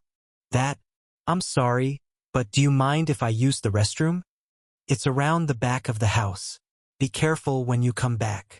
After going to the squat-style toilet, I later realized why the Tower Master said, be careful when you come, and not just come back safely. It was as I left the restroom. I felt a faint presence in a warehouse built on the other side of the backyard. I couldn't feel any signs of them moving. It was as if someone was hiding in the warehouse. What was it?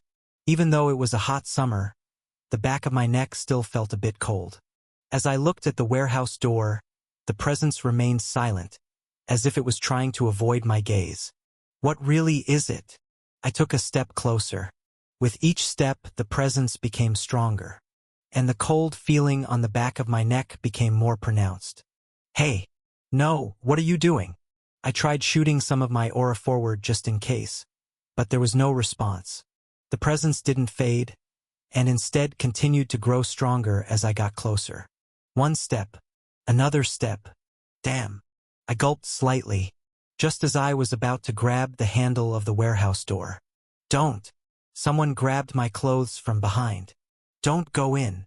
When I turned around, the Tower Master was looking at me with her expressionless face. I didn't notice when she arrived. Huh? Mr. Kim Gongja will scare those children if you enter. Children. Children? What do you mean by children? Please wait here for a moment. The Tower Master opened the warehouse door. When the door opened, the presence increased sharply.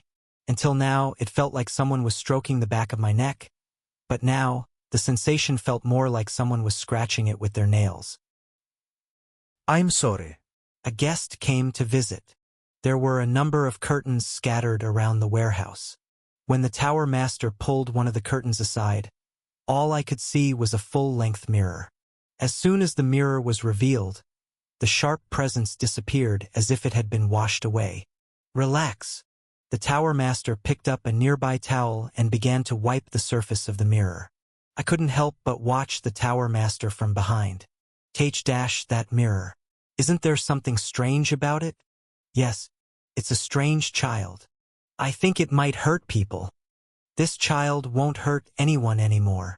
The Tower Master took back the rag and once again covered the mirror with the curtain. I felt the presence again, but it wasn't as harsh as before. Felt like it was acting more obedient now. Isn't it possible that it may cause harm in the future? Humans are the same. Meow. I heard a cat's cry from my feet. Without me realizing it, a puppy doll had climbed onto my feet. Meow. Without a doubt, the sound of a cat's meow was coming from this puppy doll which had no mouth or vocal cords. This is? It's Meow. It was a name that shouldn't have been given to a puppy doll. Never pet his head just because you think it's cute. What would happen if I pet it? Until he finds his next owner, Mr. Kim Gongja would make a meowing sound every 6 seconds. Really? Yes. Crazy. For now, I put him in a puppy doll and he's calm. He's still wondering if he's a cat or a dog, so he's been putting off finding an owner. He's a child who worries about his own identity first before relying on others. Isn't this a bit dangerous? It's fine. Once he has established his identity, I'll move him to a squirrel doll.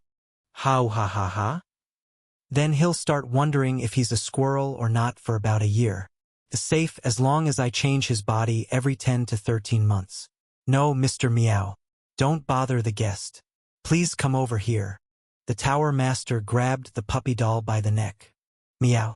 The doll, who was contemplating its identity, was placed on a shelf. Oh my God! In shock, I looked around the warehouse. Countless items were displayed on similar shelves. A frame hung on the wall, and when I looked at it, the picture changed to Raviel. What is that? Whoever looks at that child will see the one they love the most. The Tower Master spoke calmly as if that wasn't a big deal. Don't look at it for too long. The more you look, the more you forget about the one you love the most. And in contrast to your fading memories, the image will become more and more alive. Eventually, when all the memories of the person you love the most disappears, the image of the person you love the second most will take its place. I quickly looked away.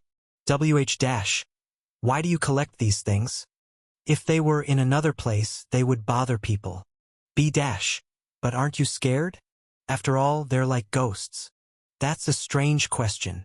The Tower Master tilted her head to the side. If we're talking about ghosts, Mr. Kim Gongja also has one. I blinked. Ha! There. The Tower Master pointed her finger behind me. There is a rugged, muscular ghost behind Mr. Kim Gongja. Where her finger was pointing, Bae Hurayong was floating. Ah! Bae Hurayong was startled. What the hell? You can see me? An expression that only I could see and a voice that only I could hear. However, the Tower Master responded to Bae Hurayong's question as if it was natural. Yes. She was the first person other than me who could see Bae Hurayong.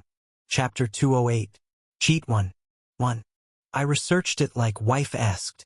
Raviel slammed a pile of newspapers down.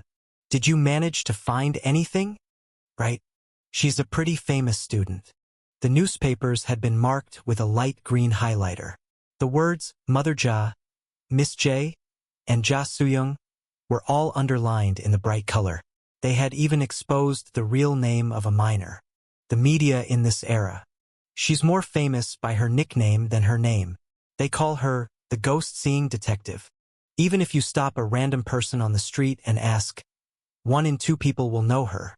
It's like that even when she hasn't been on a public TV show. The younger they are, the more likely they are to know her. In particular, almost all the high school and middle school students know her. They might not know her personally, but at least they know. The ghost-seeing detective. It didn't seem to be a kind form of attention.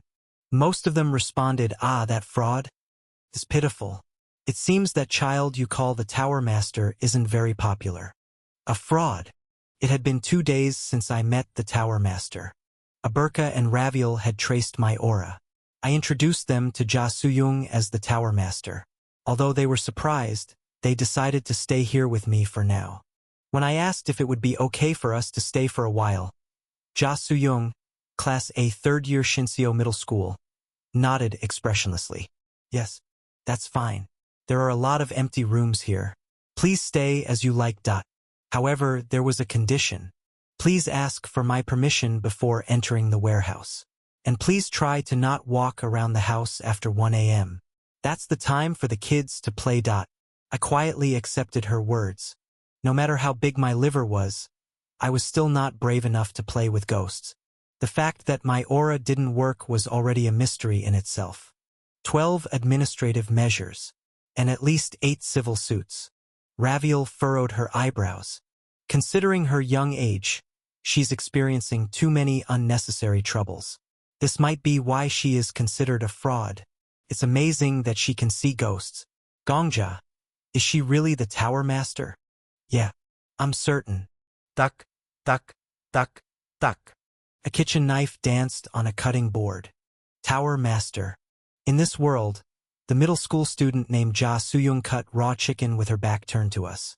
She was preparing dinner, and Aberka was helping from the side. To be honest, I noticed a few strange things when attacking this stage. Strange things? Yes.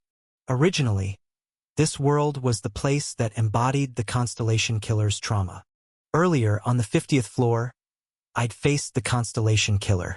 I managed to kill one of the Constellation Killer's puppets, but I was killed in the end.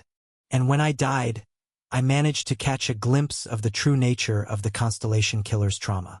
That was the essence of Ascension City side story. As soon as the trauma materialized, I heard the tower's voice.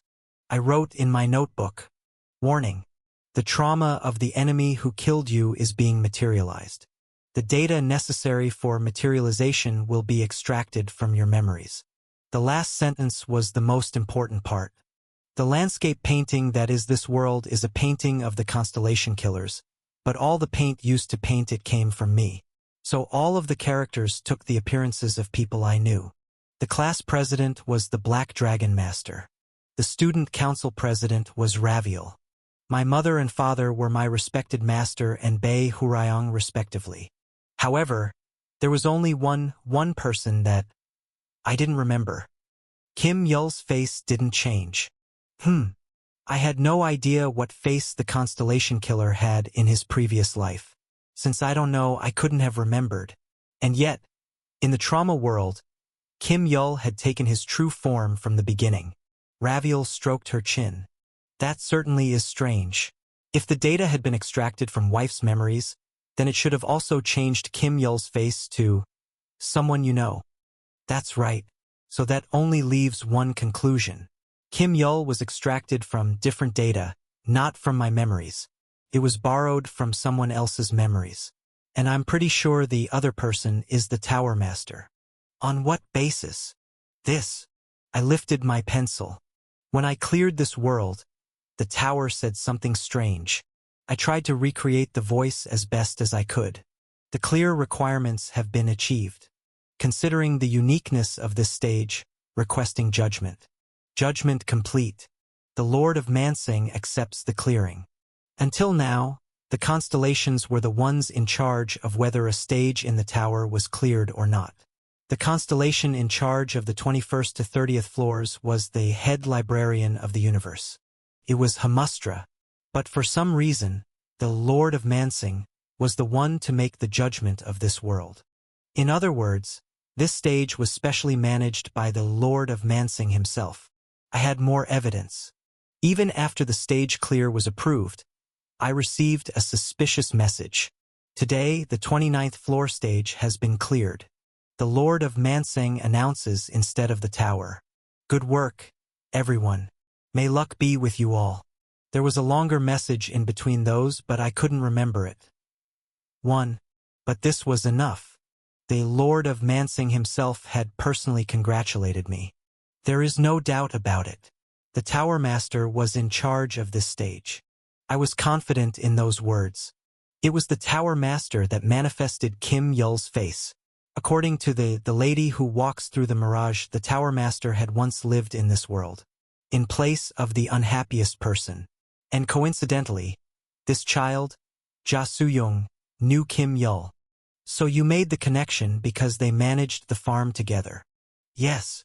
So Kim Yul was recreated using the memories of the Tower Master.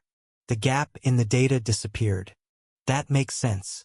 However, if that little girl is the Tower Master, why has she lost her power and memory? I looked at the back of Ja Soo-young in the kitchen. Bubble. The chicken boiled in an old pot. I can think of a few possibilities, but what is it?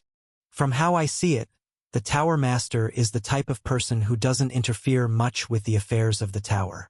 They won't show up unless it's absolutely necessary. I think the Tower Master might have placed a restriction like, unless it's an urgent situation, I'll just be a normal person on themselves. I played with the pencil. Raviel rested her head on my shoulder and we looked down at the notebook together. About trauma. For example, trauma. I can see the trauma of someone who killed me. This rule is basically guaranteed by Returner's Clockwork Watch. But it's still unclear what determines the nature of the trauma. Says K. 2 possibilities were written on the page. About trauma. 1. The trauma the party remembers. 2. Trauma that had a profound impact on the person's life, even if the person in question doesn't remember. At first, I thought it was the first one, but this world stage practically denies number 1. Yeah, because the Constellation Killer cannot remember Kim Yul's trauma. So the answer was number 2, an event that had an impact on the person's life, regardless of whether they remembered it or not. That was what determined the nature of the trauma my skills showed me. The tower, in the event of a contradiction, tries to solve it somehow. This is the contradiction that arose when the Constellation Killer's trauma was recreated. 1. The past trauma of the Constellation Killer had to be recreated. 2. But the Constellation Killer lost his past due to his skill. 3. Kim Gongja's skill to manifest trauma, and the Constellation Killer's skill which deleted his past, conflict with each other. 4. A contradiction occurs. The tower recognized this as a crisis. So the Tower Master, who was living a life as the ordinary middle school student, Ja Soo-young, was temporarily awakened to deal with the issue. The Tower Master came up with their own way to resolve the issue. But 5. Because of the hurry, data was extracted from Kim Gongja's memories instead of the Constellation Killer. They hesitated before completing the final piece of the puzzle. The Tower Master must have thought, is it really okay to cover the origin of the trauma? Kim Yul, with someone else's face. In the end, this place is Kim Yul's trauma. Even if there was no choice but to cover the faces of others. If even Kim Yul became another person, then it could no longer be called Kim Yul's trauma. It would be a lie. The Tower Master could not tolerate Kim Yul's face being changed to a different face. That was the type of person they were. In the end. 6. The Tower Master used their own memory to reproduce Kim Yul's appearance. 7. After the stage was cleared, they sealed their memory and power once again and continued living as the ordinary Ja Soo-young. I believe that this is the truth of this world. Indeed, there are still a few uncertainties, but that's amazing. Raviel brushed my bangs aside.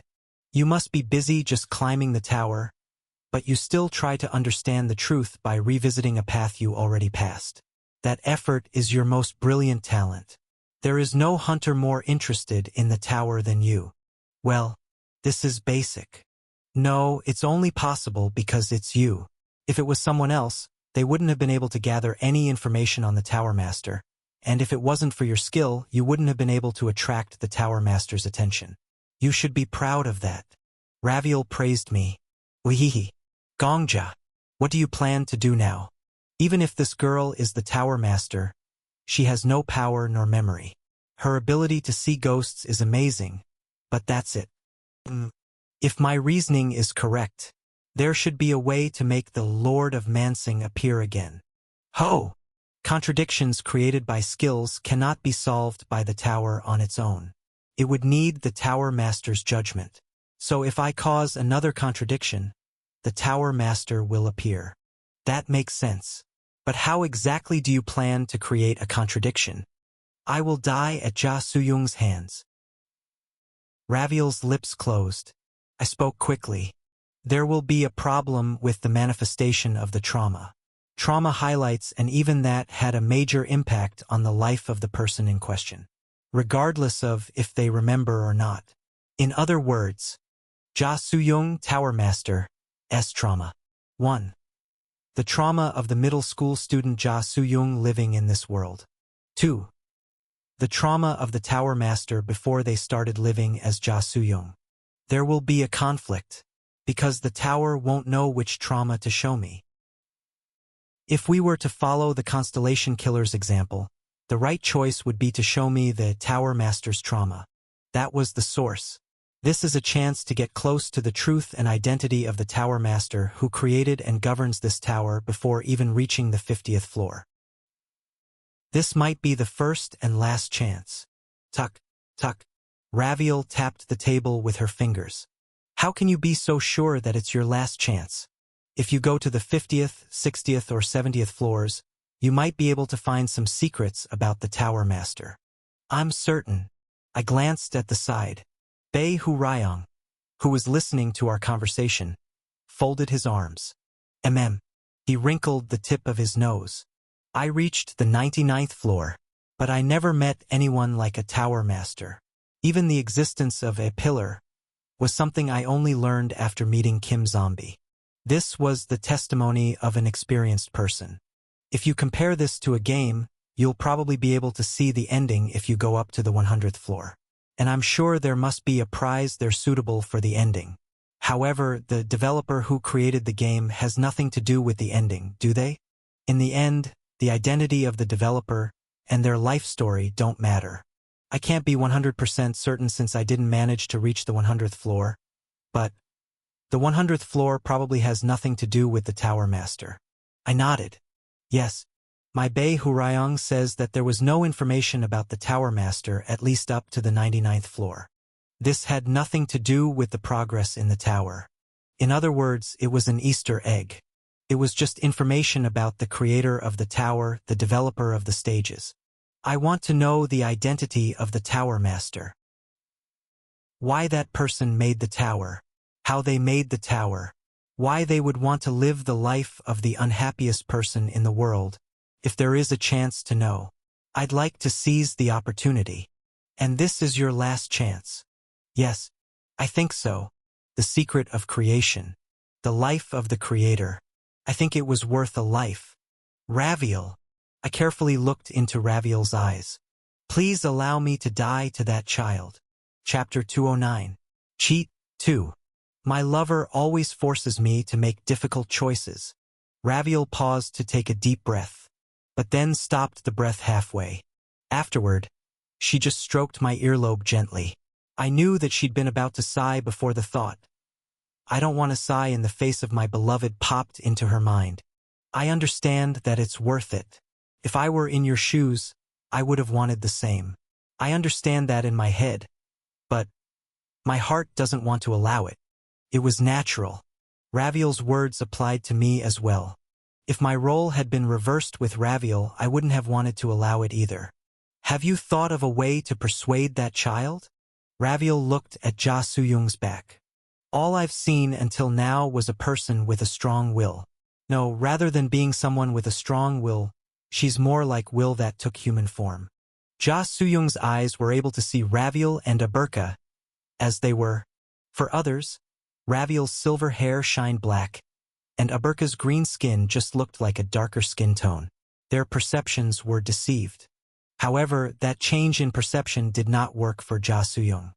The day before, she didn't even bat an eye when she saw Aberka. She's that kind of person. I don't think she'd accept it just because you tell her you want to die.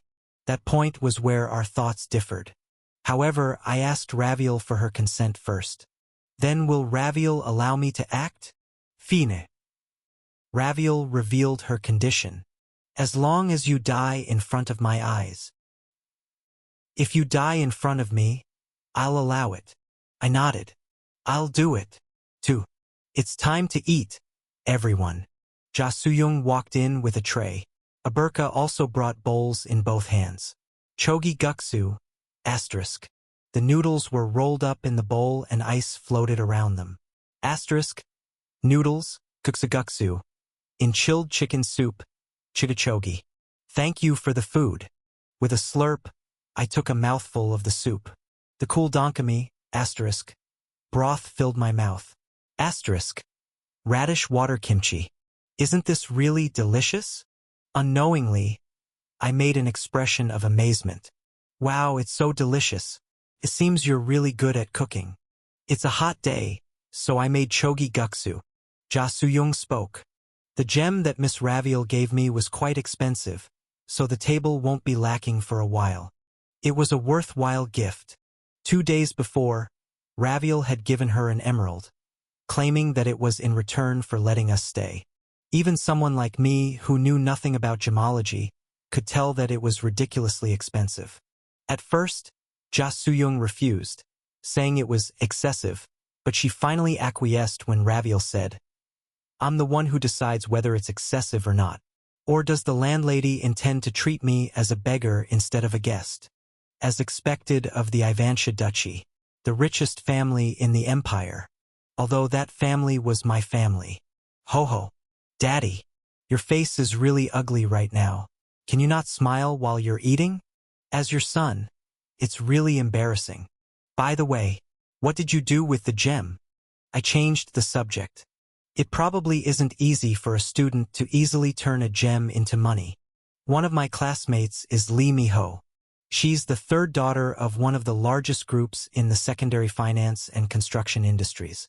Since she's the daughter of one of the local big shots, I asked her to take care of it. Ha! Local big shot plus secondary finance plus construction. Is it a gangster? Did she ask her classmate from a gangster family to get rid of the gem? Really? I looked at Ja Soo-jun, who was eating her noodles. There was no telling what kind of life hid behind that expressionless face, but it was definitely not ordinary. Ja Soo-jun tilted her head to the side. Is something wrong? No. I was just thinking that your friendship was very interesting. Is it really okay to say all of that to an outsider like me? Yes. Ja Soo-young's answer was short, because Mr. Kim Gongja asked. To clarify your meaning, you're not saying it's because I'm a special person, but because you were asked a question, right? Yes, that's right. I closed my mouth. I'd felt this since we first met 2 days ago. This person has no barriers. She responded to anyone's requests and questions. At least up to now, she hadn't refused anything. Not even once. When I said I wanted to talk to her, and when I asked if it would be okay for Raviel and Aberka to stay here, Ja Soo-young said, yes, without any hesitation. Excuse me. Miss Ya So-young. After dinner was over, I decided to test that theory. I'm sorry, but can I ask you a favor? Yes, anything I can do to help. Please sit on the table. Ja Soo-young tilted her head to the side. Her blonde hair slipped to one side. The table is not a place to sit, Mr. Kim Gongja. Yes, I know that, but please. Ja Soo-young slowly climbed onto the table and sat down. You go? Raviel, who was watching the two of us, furrowed her eyebrows slightly, and Aberka's eyes widened. I made another request, already believing that my judgment was correct. Can you please put your hand on my head? Yes. Ja Soo-young put her hand on my bangs. I continued asking. I'm hungry. I'd like to eat some yakitori as a late-night snack. Please make it. Mr. Kim Gongya. Ja Soo-young scolded me gently. Using me for your convenience might end up adversely affecting Mr. Kim Gongja in the future. Also, late-night snacks are bad for your health. As far as I can tell, you're not actually hungry, you're just making these requests to understand my behavior. Yes, you're right, so please. Ja Soo-young nodded before going to get the shopping basket. She was really going to leave the house to buy the ingredients for yakitori. Wait a minute. Raviel grabbed Ja Soo-young's shoulder. With the situation progressing this far, Raviel couldn't help but step in. Miss Ya So-young. Just to be clear, if a stranger on the street asks you for help and tells you to follow them, would you? Yes. Ja Soo-young agreed without hesitation. Anything I can do to help. This might be a bit of an extreme example, but what if someone requested to hold you captive in an abandoned facility for a year? Yes, anything I can do to help. Raviel closed her mouth. After a while, she muttered, indeed. This is dangerous. Raviel and I met each other's eyes. I showed my agreement by nodding my head. Right? It's dangerous, Raviel. She's smart, so she can see the other party's true intentions. She can grasp what their goal is. However, if the other party asks her something sincerely, she will never refuse. No, it should be more like it's impossible for her to refuse. Raviel furrowed her eyebrows. I'm convinced by what just happened. As Gongja said, this child is the Tower Master. At the very least, she's not a human who was born and raised in a normal manner. Yeah, it would be better to say her personality was entered instead of formed. Just like an AI that responded to conditions. She was a person who answered requests. Miss Ya So-young. I knelt in front of the little blonde child. It was only then that our eyes met. Ja Soo-young, who was still holding the shopping basket, looked at me. I am from another world. Raviel and Aberka are also travelers from other worlds. All right. Ja Soo-young's expression didn't change even after hearing those absurd words. Instead, she just nodded her head slightly as if she expected it. Skill card, open. I took out a gold card. Returner's Clockwork Watch. Rank, EX. Effect. Activates automatically upon death. Returns to 24 hours before death. Even after returning, all memories and stats are retained. However, the higher the hunter's rank, the more the penalty will increase. This skill was copied from Hunter Yu Suha. I showed my trump card as proof. There are skills in our worlds. Skills that allow us to move through space and even turn back time. As you can see, I have a skill that would stop me from dying even if I die. By showing you this skill, I would like to ask Miss Ja Soo-young a favor. Please kill me one time. For what reason? I believe that you are the god that rules over our worlds. I looked Ja Soo-young straight in the eyes. Our god implants terminals in every world on behalf of himself. The person who lives the unhappiest life becomes the candidate to become one of those terminals. Are you saying that I am a terminal? Yes. Then I started talking. The story of how I came into the tower. The story of the director and Kim Yul. The things I experienced in the tower, when I met Master, when I met Raviel.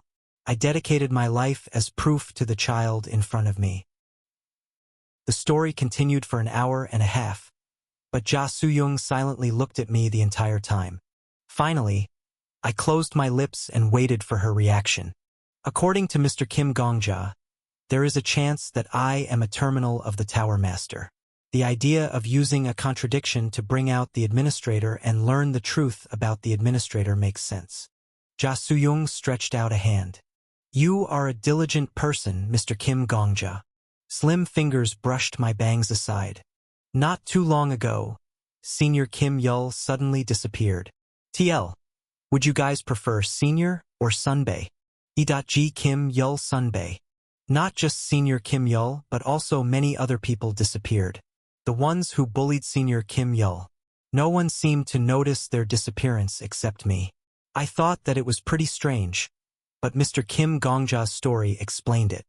Ja Soo-jun stroked my hair. If you do meet the Tower Master, I'd appreciate it if you could pass on a message for me. What is it? I'm happy. Ja Soo-young spoke softly, but those words made me numb for a moment. I love this city, and I love the children who live in it. I love the sound of the radio that drifts through the old window next door, and I love the chirps of the cicadas in the summer. And I realized I'd misunderstood something. The child in front of me was never like an AI.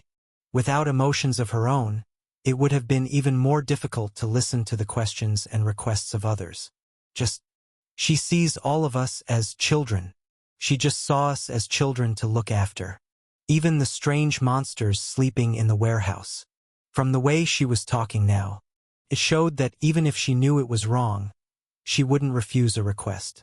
In short, this child was a mommy. So please tell them not to worry about me. Yes, I nodded. I'll definitely tell them. Give me a knife. I handed over a dagger holstered at my waist. Ja Soo-jun took the dagger and swung it a few times. As soon as she got the hang of it, she turned to me. Raviel looked at me without saying a word. Mr. Kim Gongja, I might not be able to do it in one shot since I'm weak. I'm prepared. This isn't my first time experiencing this. I'm sorry if it's painful. I apologize in advance. Puke. Cold iron pierced my throat before I could finish my sentence. Ha! My vision split into pieces like a broken window. As pain spread through the cracks, I couldn't help but feel shock in the corner of my brain that was still working. No matter how you look at it, she's a student, but she still stabbed me in the throat without hesitation. My body swayed. If I wasn't mistaken, Ja Soo-young swung the dagger one more time. Words! In my broken vision, I could see that Ja Soo-young's face was still expressionless, but her lips were moving. I wish you luck. My consciousness faded, accompanied by the sound of my death. You have died. Your hunter rank is now B rank. Oh, the trauma of the enemy who killed you is being materialized. The data necessary for materialization will be extracted from your memories. Failed. The data to materialize the trauma has been rejected. Requesting data from Zrakwa. Failed. Rejected. Unable to materialize trauma. Requesting approval from Zrakwa.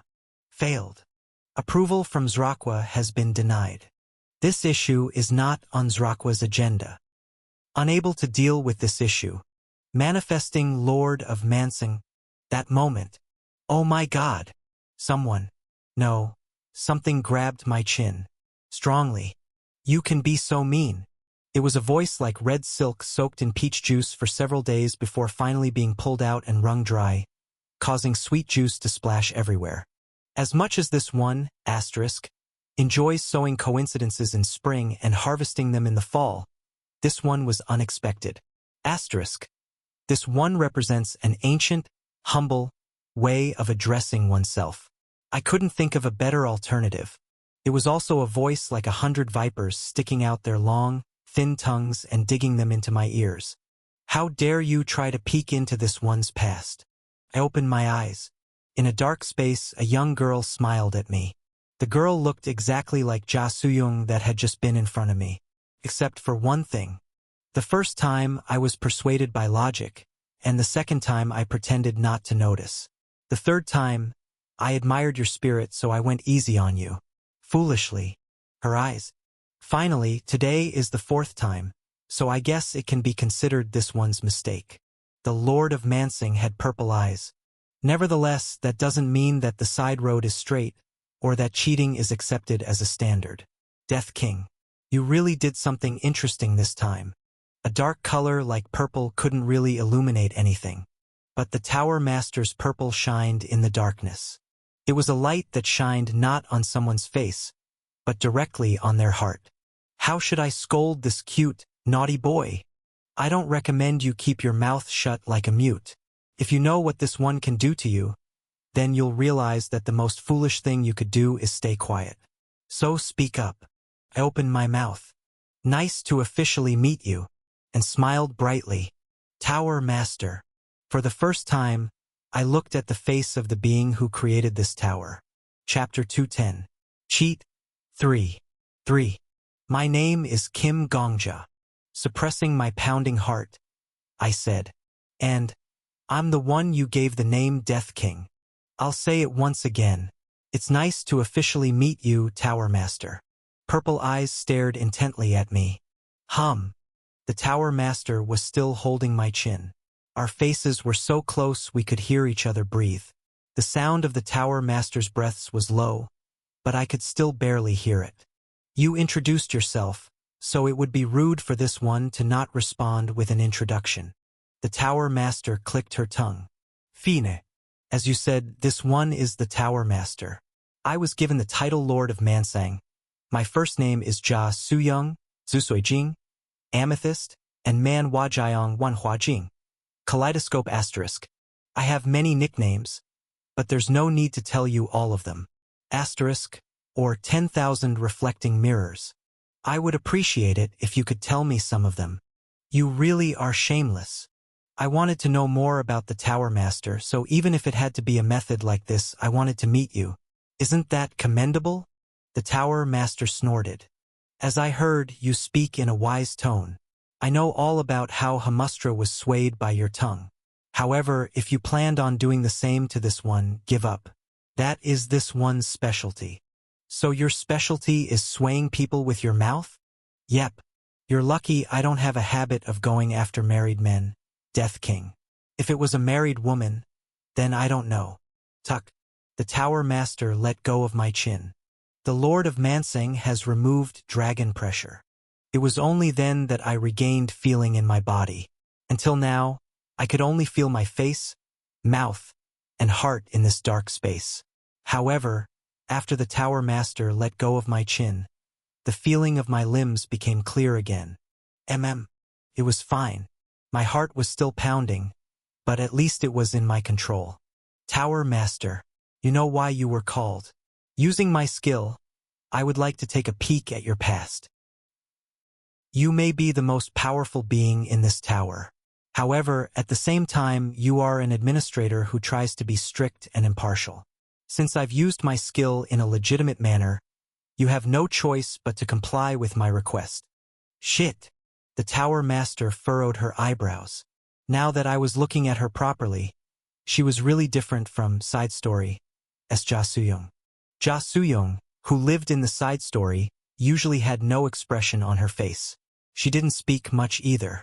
But the Tower Master, who had the same beautiful appearance, was now furrowing her eyebrows, clicking her tongue, and sighing right in front of me.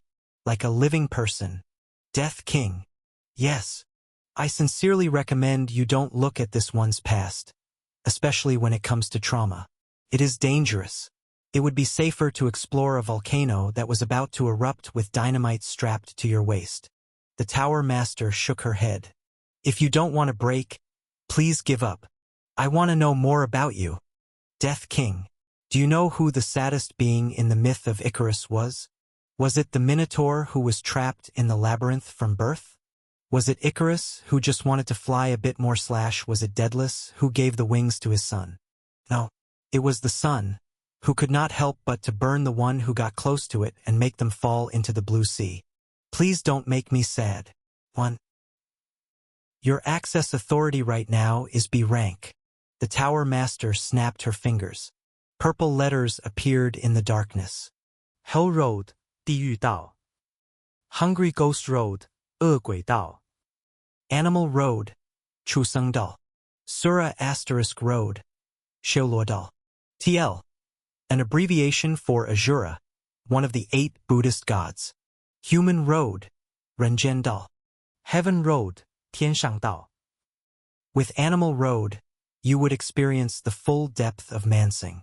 As you said the last time in the Constellation Killer's trauma, with the Animal Road, you don't just see the trauma, you relive it. If your rank was C or lower, this one might consider it. The Tower Master looked me in the eyes. I can't.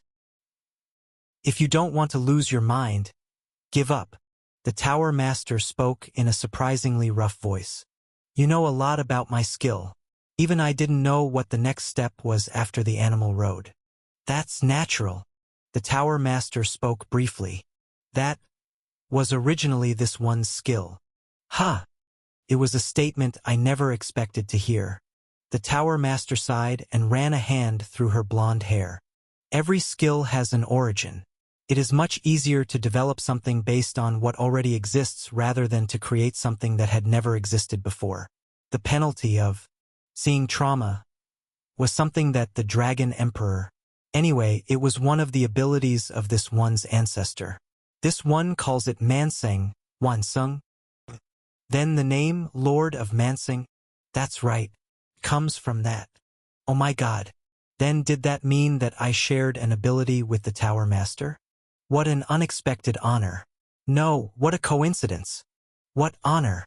It's because of this ability that this one's life became like hell. I'll correct myself. The Tower Master was much rougher than I expected. It's not even a coincidence. It's a penalty that's attached to Returner's Clockwork Watch. Don't you know who made that skill? Ah yes, the lady who walks through the mirage made it. That child is this one's daughter. My mouth fell open. Ha! She's this one's daughter. The Tower Master sighed and raised her left hand. Here. WH-. What do you mean? Smell it. It was a very difficult request. That, Miss Tower Master. My body already has an owner. Are you crazy? Do you want to die? Didn't I say earlier that I'm not interested in husbands? I have something to explain, so just put your nose on the back of my hand and smell it. Otherwise, I'll turn your nostrils inside out and exchange your nose hairs with the hairs on your head. After hearing a threat like that for the first time in my life, I lowered my head to the back of her hand and took a gentle sniff. Ugh! In an instant, a dizzying smell filled my skull. My vision swayed. Raising my head reflexively, I quickly retreated. Peach scent. Yes, that is this one's natural scent. Crazy. That's something that even this one thinks is crazy. The Tower Master made an exasperated expression. Now think about the pillow that this one's daughter always carries around. I pictured the lady who walks through the mirage in my head. As the Tower Master said, the lady always walked around with a pillow in her arms. And the pattern on the pillow. Peach. That child is a serious mama's girl. No matter how old she gets, she won't sleep if she can't smell this one's scent. It's not that she can't sleep, but that she won't sleep. My mind went blank. I was hoping to hear many secrets when meeting the Tower Master. But you never thought you'd learn a secret like this, did you? I know. I understand. There were originally no secrets in the world. But if you force yourself to find things out, you will end up with unlimited responsibility. Shit. The Tower Master had a habit of saying shit. It's the same for this one. I won't tell you this one's secrets. And you should also not try to uncover them. If you manage to uncover them, it'd be nice if you could recover. But the only things you will find at this one's bottom are depraved screams. What would you do if I still wanted to look? This one can give you another reward instead. The Tower Master looked at me. While looking at me, the Tower Master's face was expressionless. This was the first time she looked like the Ja Sujun from the side story. Tell me what skill you want. I will take care of it. Tell me what authority you want. I will consider it. In return, destroy Returner's Clockwork Watch to avoid the trauma penalty. If you're worried about losing your ability to regress, then you don't have to worry. I will only get rid of the trauma penalty, and I will give you the same or better skill. Indeed, I nodded my head. So you won't forcibly stop me? The Tower Master sighed. Right? The only thing you can do is persuade me. Even here, you only came to persuade me. If you stop the skill penalty from triggering, then it's an abuse of authority. You have the power to stop me. In fact, you could even change the world and make it so that none of this ever happened, but you won't. Because you are bound by your own rules. No matter how much you want to stop me, if I decide to go ahead with it, you would have no choice but to accept it. Am I right?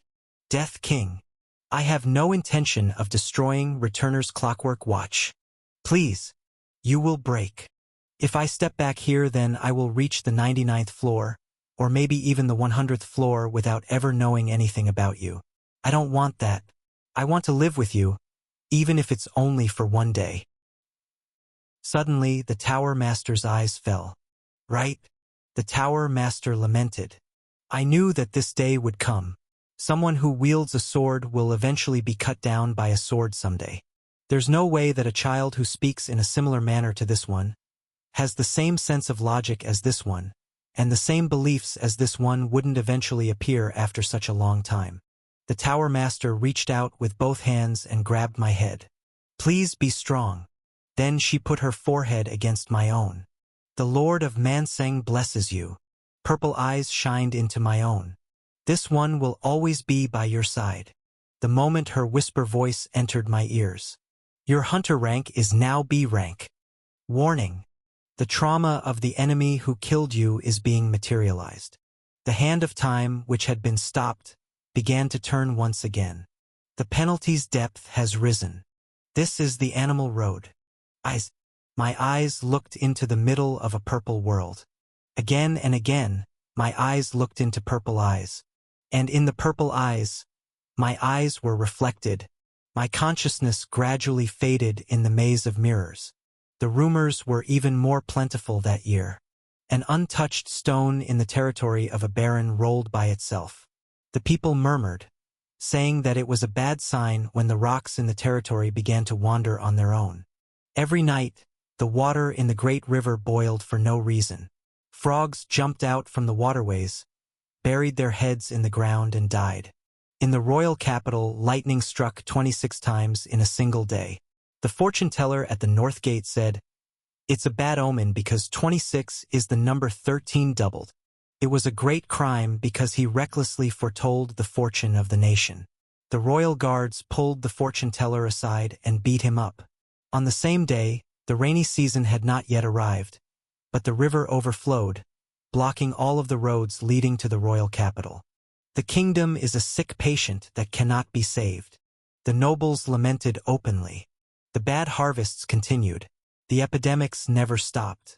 Time was like a rotten spine, with pus accumulated in every vertebrae. The bodies of the dead floated endlessly in the overflowing river. A time of destruction. And in the center of this crumbling kingdom, in the 12th month, a girl was born. Baronia Soyung. TL? I'm not sure whether to use the name Amethyst or Ja Soo-young here, to be honest. But for the sake of simplicity, I will stick to Ja Soo-young even if it sometimes feels wrong. Because of her unique eyes, the young daughter of the Baron was given the name Ja Soo-young. The Baron's daughter was extremely beautiful, as if she'd absorbed all of the remaining nutrients of the dying kingdom. Purple eyes. A certain noble once praised those eyes, saying, "Once you see them, you could never forget them," while another criticized, saying, "There is nothing special about her apart from her rare eye color." Her delicately combed hair flowed gently every time she turned her head. Her hair is platinum, truly sacred. With one look in her eyes, one will be lost. Even looking at her from afar is a luxury. There were also those who overpraised her.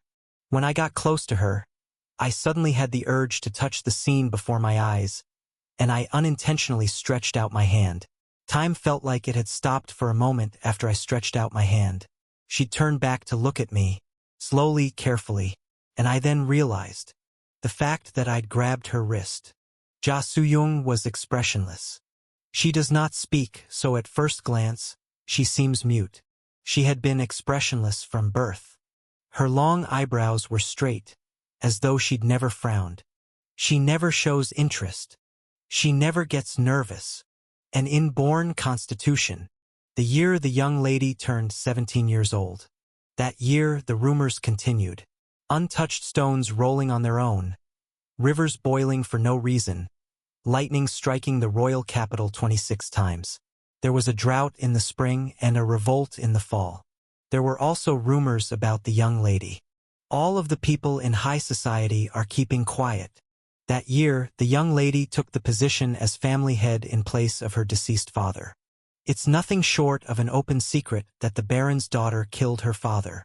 And young lady Ja Soo-young smiled in front of the nobles who spread those rumors. The expressionless flower seemed to bloom, and all of the socialites were stunned into silence. Then, an almost melodious voice flowed from her angelic lips. "You're trembling so much, you infectious diseases." Baronia Soo-young. That girl was the greatest nutjob in the kingdom's 2,000-year history. Chapter 211. God's Possession 1. There was an incident that caused Ja Soo-young to be widely recognized as a nutjob. At that time, there was a major conflict between the human race and the subraces. A terrorist organization led by wizard called the Black, which began to slaughter humans. On the other side, a group known as the Stone Assembly slaughtered the subraces. Revenge and revenge. Resentment and anger. Slaughter bit the tail of slaughter, giving the racial hatred no chance to cool. The distinction between humans and the subraces should be stricter. The kingdom's conservative noble faction could not stand still. Honorable members of the Noble Council. The reason why the kingdom's territory is currently in chaos is because of the indiscriminate mixing of humans and non-humans, morals and immorals, civilized and uncivilized. According to the current marriage law, humans and subraces can marry. Not only that, same-sex marriage and marriage are also legal. These are all products of barbarism from hundreds ago. How could we hope for peace when things that shouldn't be mixed are mixed? Lamentingly, our faction would like to propose a 7th Unified Marriage Act. Baron Amethyst * looked at the Noble Council and smiled. TL. The author is using Jasujung both as a family name and the name of the character. So to separate them, it'll be the Amethyst family, and her name will be Jasung. How interesting. That month, a family war broke out in the Amethyst Barony. When a war was declared between two families, it wasn't easy for a third party to intervene. The families fighting in the war were the Amethyst Baron family and the Citron, Huangsuijing, Xinghal Baron family. Originally, they had been one family, but they had separated 6 generations before. 별표. 황수정, 옹소정. The Citron family had launched a family war by surprise. They were confident. The kingdom was on the verge of collapse, and the Amethyst family was collapsing a bit faster. When the young lady of the Amethyst family killed her father and became the family head, all the vassals who were loyal to the previous family head left. I didn't want to do this. Baron Citron drew her bow. When Huang Soo-young and Ja Soo-young were young, they were as close as real sisters. They had even been kidnapped together by terrorists. Recalling the distant past, Baron Citron had a sad expression. Asterisk. Same idea for Citron Wang Sujujung. Sorry. Soo-young. You don't have to be sorry. Unistar. TL. Way for a girl to address an older sister/female. Baron Amethyst smiled. This one wanted to do this. Baron Citron's army was devastated. All of the reports Huang Soo-young had received were fabricated. The Amethyst Barony might be on the brink of collapse, but the current Baron Amethyst was a genius. All the vassals had left, but new vassals had taken their places instead. Huang Soo-young never would have expected that an archmage, who locked himself away in a small room for 60 years, would suddenly become Baron Amethyst's lackey. The price the incompetent noble had to pay was large. I don't care if I die. Huang Soo-young's face was solemn. However, please spare my vassals. They are only guilty of following me. That's interesting. Jia Suyong beheaded all of the enemy vassals one by one, because this one intended to do the exact opposite. When the third vassal's head fell to the ground, Baron Citron's knees also fell. The solemn expression she'd had since the war had begun finally caved. It was only then that she realized that she hadn't been prepared to lose this war. Sorry. No, I'm sorry. My vassals, please spare them. Everything they did was on my orders, and when I was captured, they surrendered. I beg you, please. There's only one way. Jia Suyong whispered into the ear of her distant relative. I will formally request a noble trial. Do what this one says there. The nobles in the royal capital gathered in the courtroom. A ruling was made on the family war. The one at fault was obvious to everyone. Baron Citron had initiated the war, shot the first arrow, and was subsequently defeated. The conservative faction raised suspicions that the reports were fabricated. There was no evidence. The only witness was Baron Citron's vassal, but, unfortunately, he could not make it to the trial. He was one of the vassals that Jia Suyong had slain. We acknowledge the victory of Baron Amethyst. The presiding judge spoke a few words. From now on, all of Baron Citron's property, including her life, will belong to Baron Jia Suyong. So everything is up to this one to decide, including Baron Citron's life or death. That's correct. Did you hear that, Uni? Yes. Baron Citron, who was bound by ropes, lowered her head. This one will generously spare all of the vassals. Instead, Uni, swear that you will entrust your life, fate, and everything else to this one's hands. The Baron already has everything I have. I won't hesitate to obey your orders, regardless of what it is. The nobles in the assembly clicked their tongues. Baron Citron's declaration of war had been instigated by the conservative faction. Baron Amethyst smiled brightly as she looked at the sour expressions of the nobles watching the trial. Then marry this one. Baron Citron raised her head. If you do so, I'll forgive you. The mouths of the conservative nobles fell open. Your Honor, I would like you to officiate this one's marriage. Please agree. Wait a moment. The presiding judge raised one hand and placed the other on his forehead. The judge's mind raced. Every law was promulgated by order of the king or from a vote of the noble council. Marriage laws fell under the council laws, and every council law was recorded in hundreds of books of minutes, which looked closer to bricks than books, called the Proceedings of the General Assembly. The presiding judge was recalling the minutes that had accumulated over 2,000 years. Marriage between relatives was allowed in the Fifth Marriage Act, and blood relations are distant enough to not defy the Sixth Marriage Act. Same-sex marriages, which were made illegal in the Third Marriage Act, was allowed under the Fifth Marriage Act, and the announcement of a marriage between nobles must be done in the presence of other nobles. The presiding judge looked round. The mouths of the nobles in the audience grew wider. The conditions are satisfied. I can do the notarization process. The presiding judge nodded. Does anyone object to this marriage? No one was able to speak. Officially and undoubtedly, in a situation where the Amethyst Baron family has the justification, the family war has ended in their victory. Baron Amethyst will receive all of her reported acquisitions, and in the process, the handling of Baron Citron is also left to Baron Amethyst. While she has full ownership of Baron Citron, Baron Amethyst intends to take Baron Citron as her wife. It was only then that the nobles were able to shake themselves from their stupor. However, it was too late.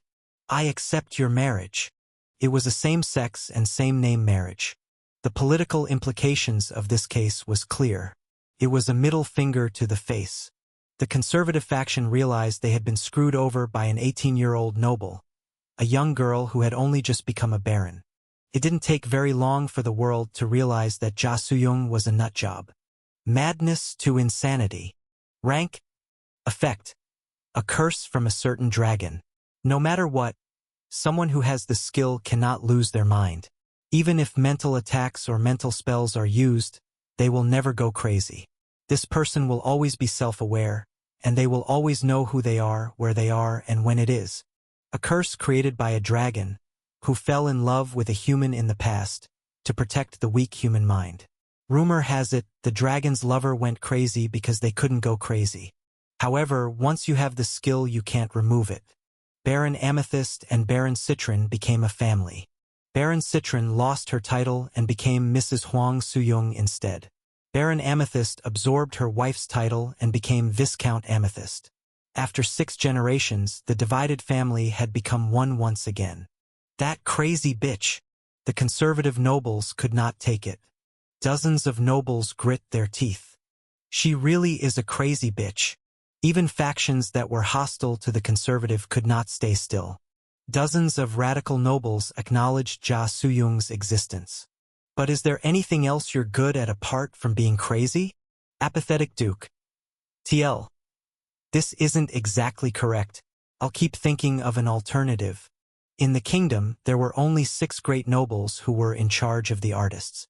Jia Suyong was interested in one of those nobles, a woman nicknamed Lady of Leisure. And as could be seen from the fact that she handled artists, she was also insane. This one is good at everything. Exactly 133,643 people have sat in front of me and said those same words. The apathetic Duke was an ascendant. In this world, due to the blessing of a dragon, humans could obtain eternal life as long they could overcome a trial. Of course, the blessing of the dragon was not all-powerful. It wouldn't block the blade of a psycho on the street. The apathetic Duke was cautious every time she walked down the street. Thanks to this, she hadn't been stabbed to death for more than 1,000 years. In order to obtain this Duke, she had to be careful. Sir Duke. TL. Sticking to the male titles since the author did. Jia Suyong shook her head. Don't you feel like life is boring? Oh, impressive. 517,570 people have asked me that. Your Excellency raises artists. But even if a talented artist is able to shine brightly and has the ability to tear apart the great river, they couldn't save the Duke. TL? I believe it means, save him from boredom. Why? Because to that person, their art is more important than the Duke. The apathetic Duke felt that it might be worth it to pay a bit more attention to the child in front of him. What do you mean? Artists who are less talented than you worship you. But no matter how much they serve you, their art is not enough, so they couldn't save you. Viscount Amethyst felt her prey approaching the trap. Artists who are more talented than you wouldn't truly care about you. So no matter how many you raise, their gaze wouldn't be on you, so they couldn't save you. Your Excellency is destined to not be helped by either side. If this were fate, then it would be like you were destined to have one unrequited love after another. There's only one way to save yourself. By raising you? Yes, this one will use my art to work for you. This one's wedding was really interesting. It must have been like a welcome rain in your life. Sir Duke, Lord of Leisure. Wouldn't you want to have a child whose entire life will become art at your side? 20,351 people. This one is more talented than them. Viscount Amethyst turned around. In the depths of the apathetic Duke's mansion, many musical instruments were placed around. The tomb of musical instruments. A musical grave. Whenever a musician that the apathetic Duke liked died, she would collect their instrument and keep it until she found a new favorite. Viscount Amethyst walked towards a piano and started playing. It was a piano that had been placed in this place for 1,700 years. 3 Musics Kings Road, Wangdao Sanle. Rank? Effect. A natural talent for composing and performing. Those with this skill are loved by music.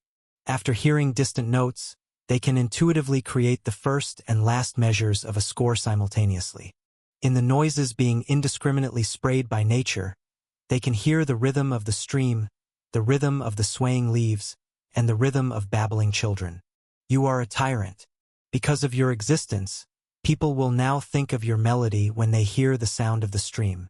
Just like the sound of a frog is defined as croak-croak, and the sound of the clock hand is tick-tick, human anger, despair, and all emotions will be defined by your music.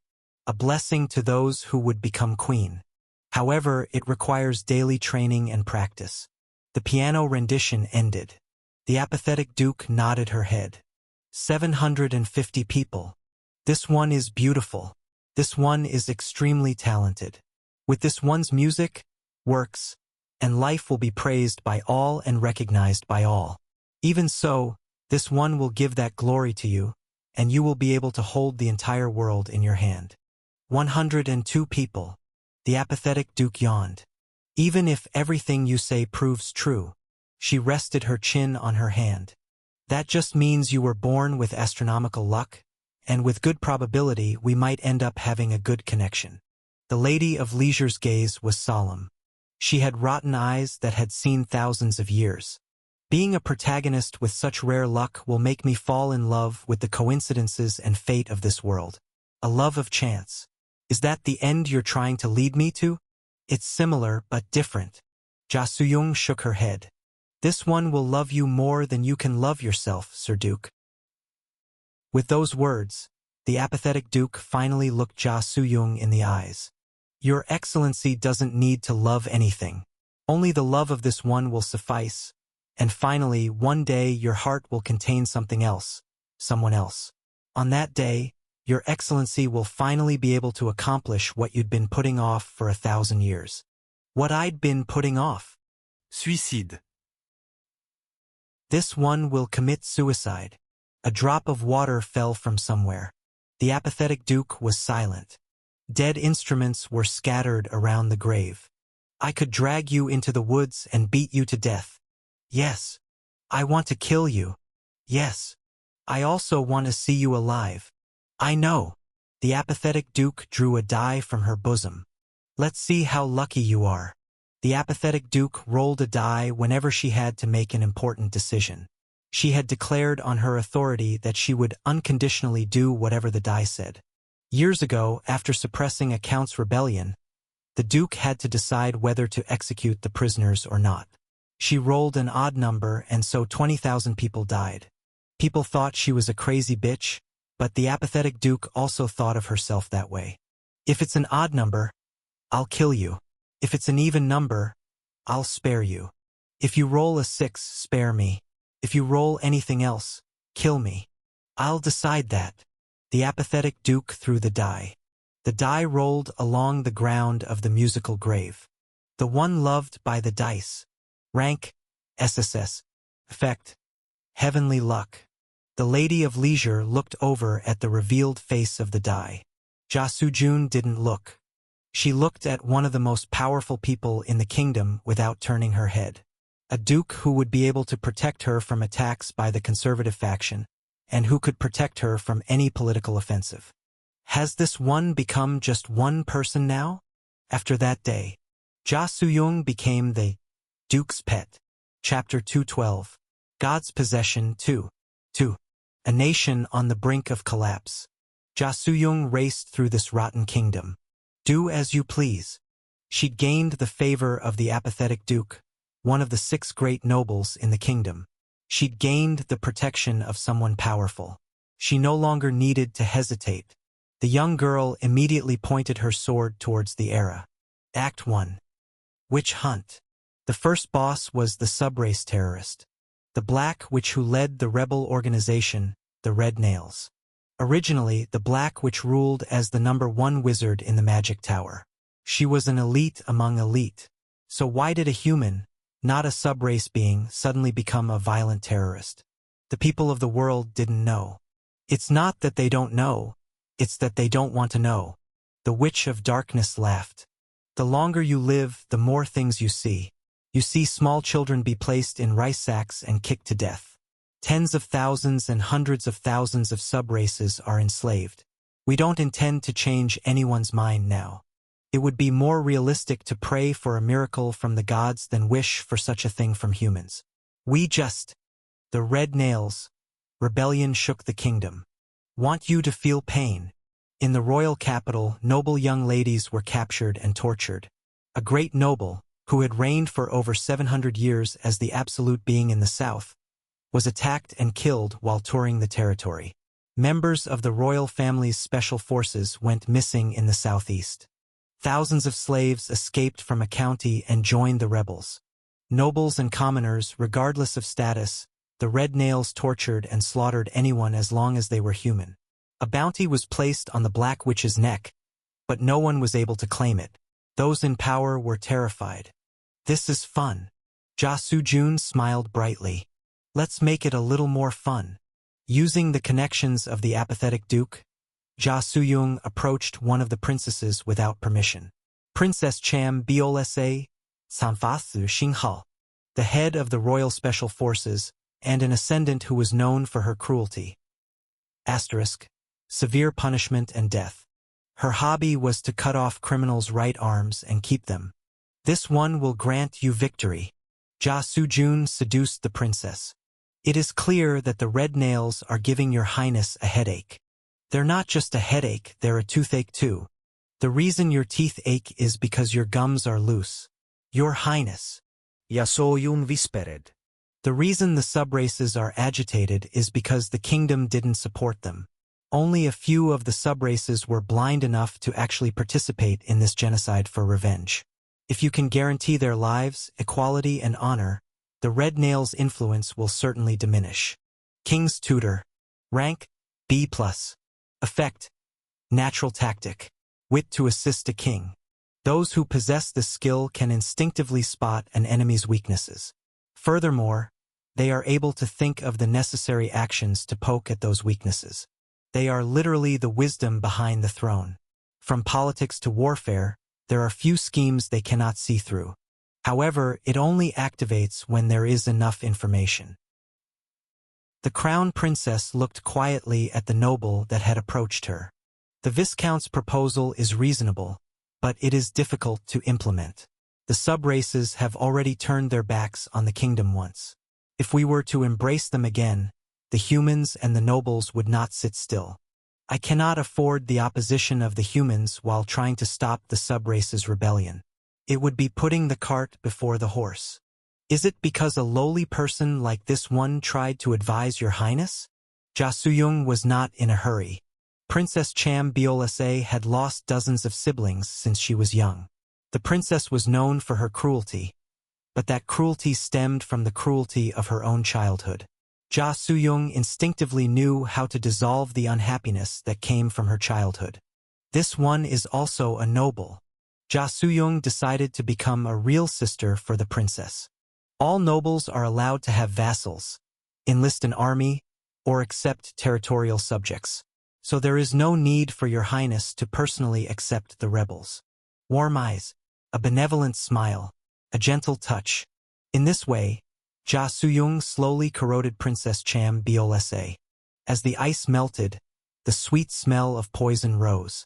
Your highness. When she lamented about her life, she listened calmly. When she was frustrated, she patted the back of her hand. How amazing the crown princess was. How precarious the kingdom's situation would be without her. Viscount Amethyst whispered these words whenever she found an opening. Jia Suyung.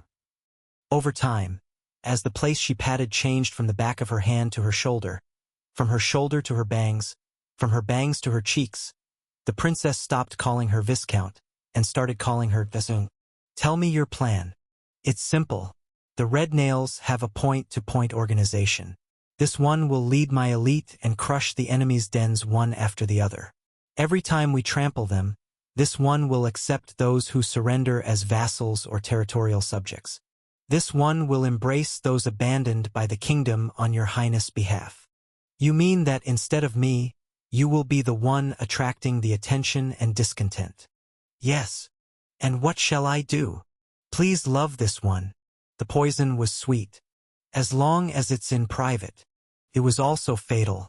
With the favor of the apathetic Duke and Princess Cham Biolese, Jia Suyung captured the subrace rebels. Jia Suyung guaranteed absolute safety for the rebels that surrendered.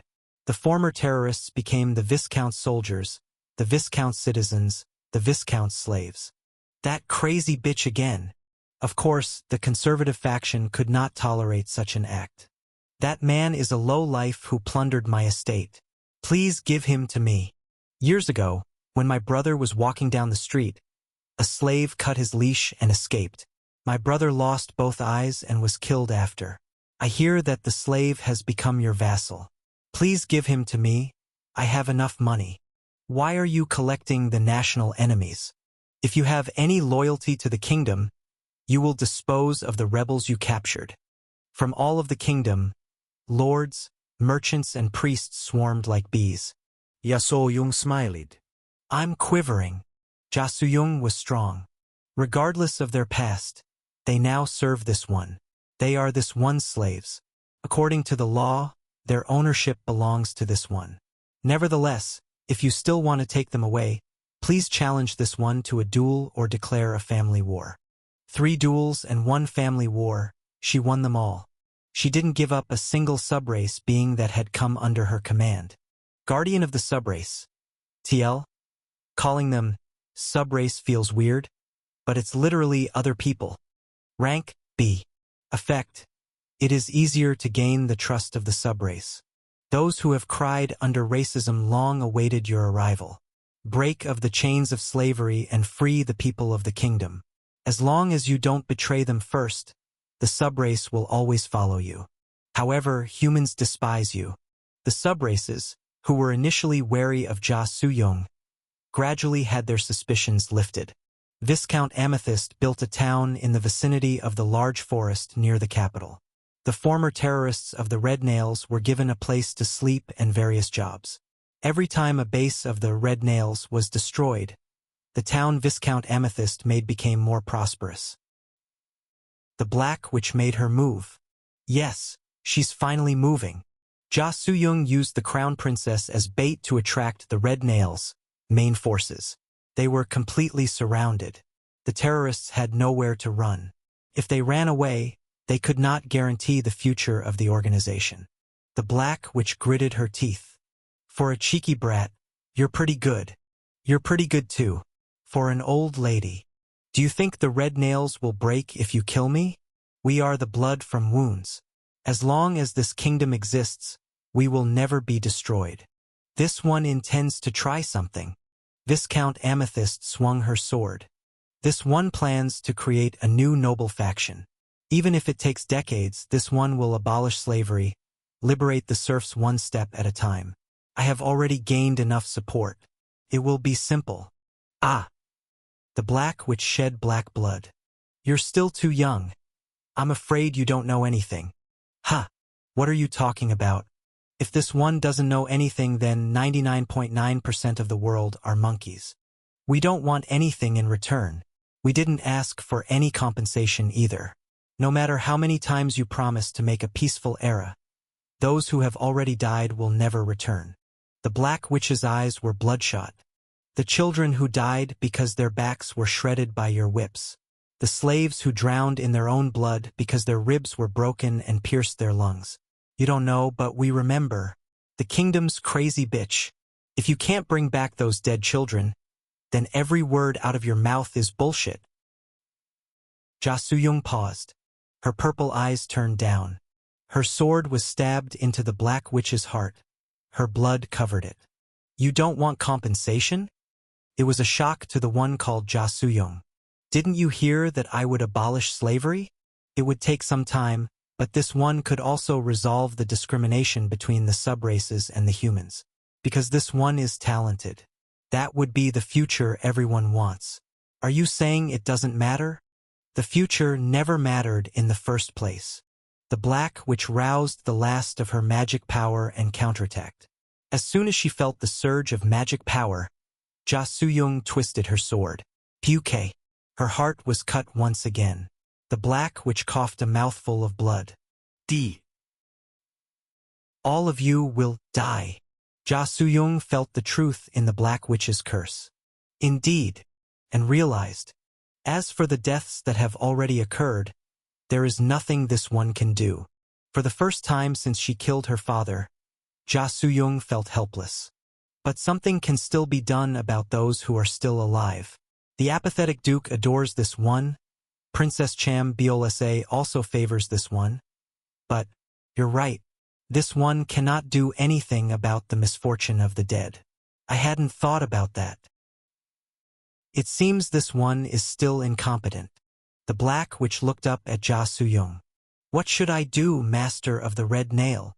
What are you? How can this one take responsibility for those who have already died? How can I comfort those who live for the dead and not for themselves? Ja Soo-young's eyes were clear, endless. The Black Witch, whose heart had already stopped, was suddenly startled. Do you not know? So you don't know. Ja Soo-young nodded Torstai herself. Then I must have been killing the wrong people. You. Murder is the ultimate incompetence. Kill those you can't persuade, kill those you can't convert, kill those you can't control. Just like this one killed the father who imprisoned me. The witch's expression was reflected in Ja Soo-young's eyes. In the end, this one was unable to change my father. Even after 12 years of hard work. There was no trace of the girl who asked for the love of the apathetic duke and gave love to the crown princess. Not even slightly. There was only a beast that moaned endlessly. This isn't fun. Ja Soo-young tilted her head to the side. Miss Black Witch, since you don't know how to comfort those who are already dead, who would?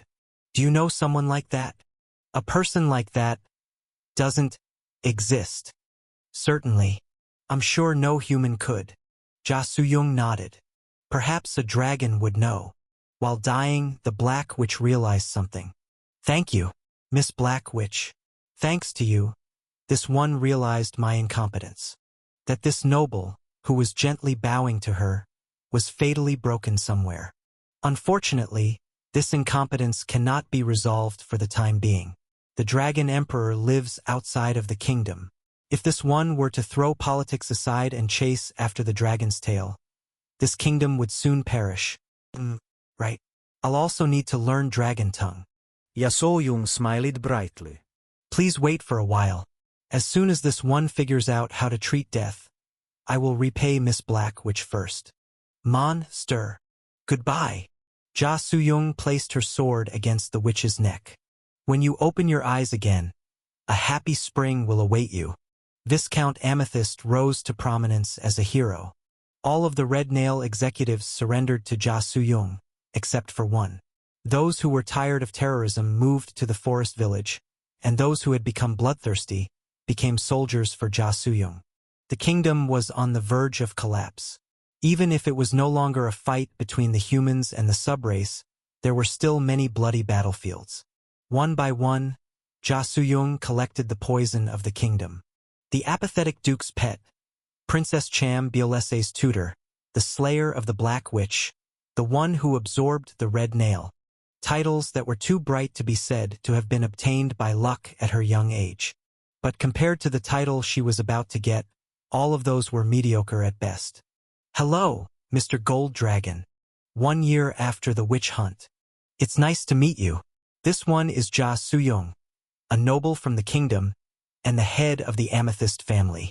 Telusikallinen. Ja Soo-young family. Ja Soo-young bowed politely. Behind her stood countless warriors. These were the poisons she'd collected over the past year. The royal capital's first sword, the ultimate sword duke, the head of the capital army Viscount Se Agwi, the executioner Baron Uik Mo, the last of the Red Nails Ju Tan Ha, the Phoenix Princess Nanlak Je, Viscount Amethyst's flower Viscount Simon Chal, those who had once dreamed of the destruction of the kingdom, those who wanted it, those who tried to hasten it, those who welcomed it, and those who ignored it. A force capable of overturning the kingdom stood behind Ja Soo-young. Their swords were stained with blood, the blood of the soldiers who jumped to protect the dragon. It is rude of me to ask this at our first meeting. Ja Soo-young smiled brightly. But do you know of a way to treat the dead? That day, Ja Soo-young slew a dragon that had lived for thousands of years. Act 2. Dragon Emperor Hunt. Chapter 213. God's Possession 3. The gold dragon lived in an enormous tower. It was known as the tower that pierced the heavens. The tower was made entirely of gold, so it was called the Golden Sky Tower. But since ancient times it had been given the name Netherworld Tower since it was said to overlook Nirvana. It had been 7,000 years since the gold dragon had built the tower. Even after lasting for 7,000 years, the gold had not lost its brilliance. Even in ancient times, the Netherworld Tower was revered as the umbilical cord that hung from the sky. In the southeastern part of the kingdom, one could see the tower wherever they turned their head. It was a backdrop that had existed there long before the kingdom had been established. Simply by existing, it had become a belief. People worshipped the mysteries of the world. Even after 700 years, the tower in the sky remained unchanged. A subjugation order had been issued. However, humans changed. The nobles listened. The humans who had lived as slaves of the dragons eventually established their own nation. We organized a suppression army, and every lord sent their soldiers. In the name of the king, the dragons ridiculed humans as foolish and weak. Due to their short lives, it was difficult for them to maintain a national body. Humans were as dim-witted as the dragons thought, but they weren't so dim-witted to forget those who enslaved their race. The kingdom made a national policy to destroy every dragon kingdom in the world. The forces dispatched by rank are as follows: 1,000 from marquises, 200 from viscounts, 50 from barons. Honorable Viscount. Hundreds of thousands of troops were gathered. Nevertheless, the subjugation failed purely because of the power of the gold dragon. Every dragon was born with a unique power. The gold dragon's power was instinct. It was a power that liberated the humans of their greed. Immediately after stepping into the territory of the gold dragon, the brave warriors were met by murder. The simple soldiers were overwhelmed by lust. The adventurers, who called each other blood brothers, split up over the spoils. In the first subjugation order, second subjugation order, and third subjugation order, the kingdom's army was crushed in a devastating manner. That was the way it had always been, and that would be the case again. Or so they thought. The gold dragon looked at the girl in front of him. She was called Jia Suyong. She was a child who resembled a flower bud that had yet to bloom. The dragon was able to smell the poisonous smell that was faintly drifting from between the petals. How are you still sane? That's simple. This one was already living by my instincts. The flower bud that looked human spoke. She spoke fluently in dragon tongue.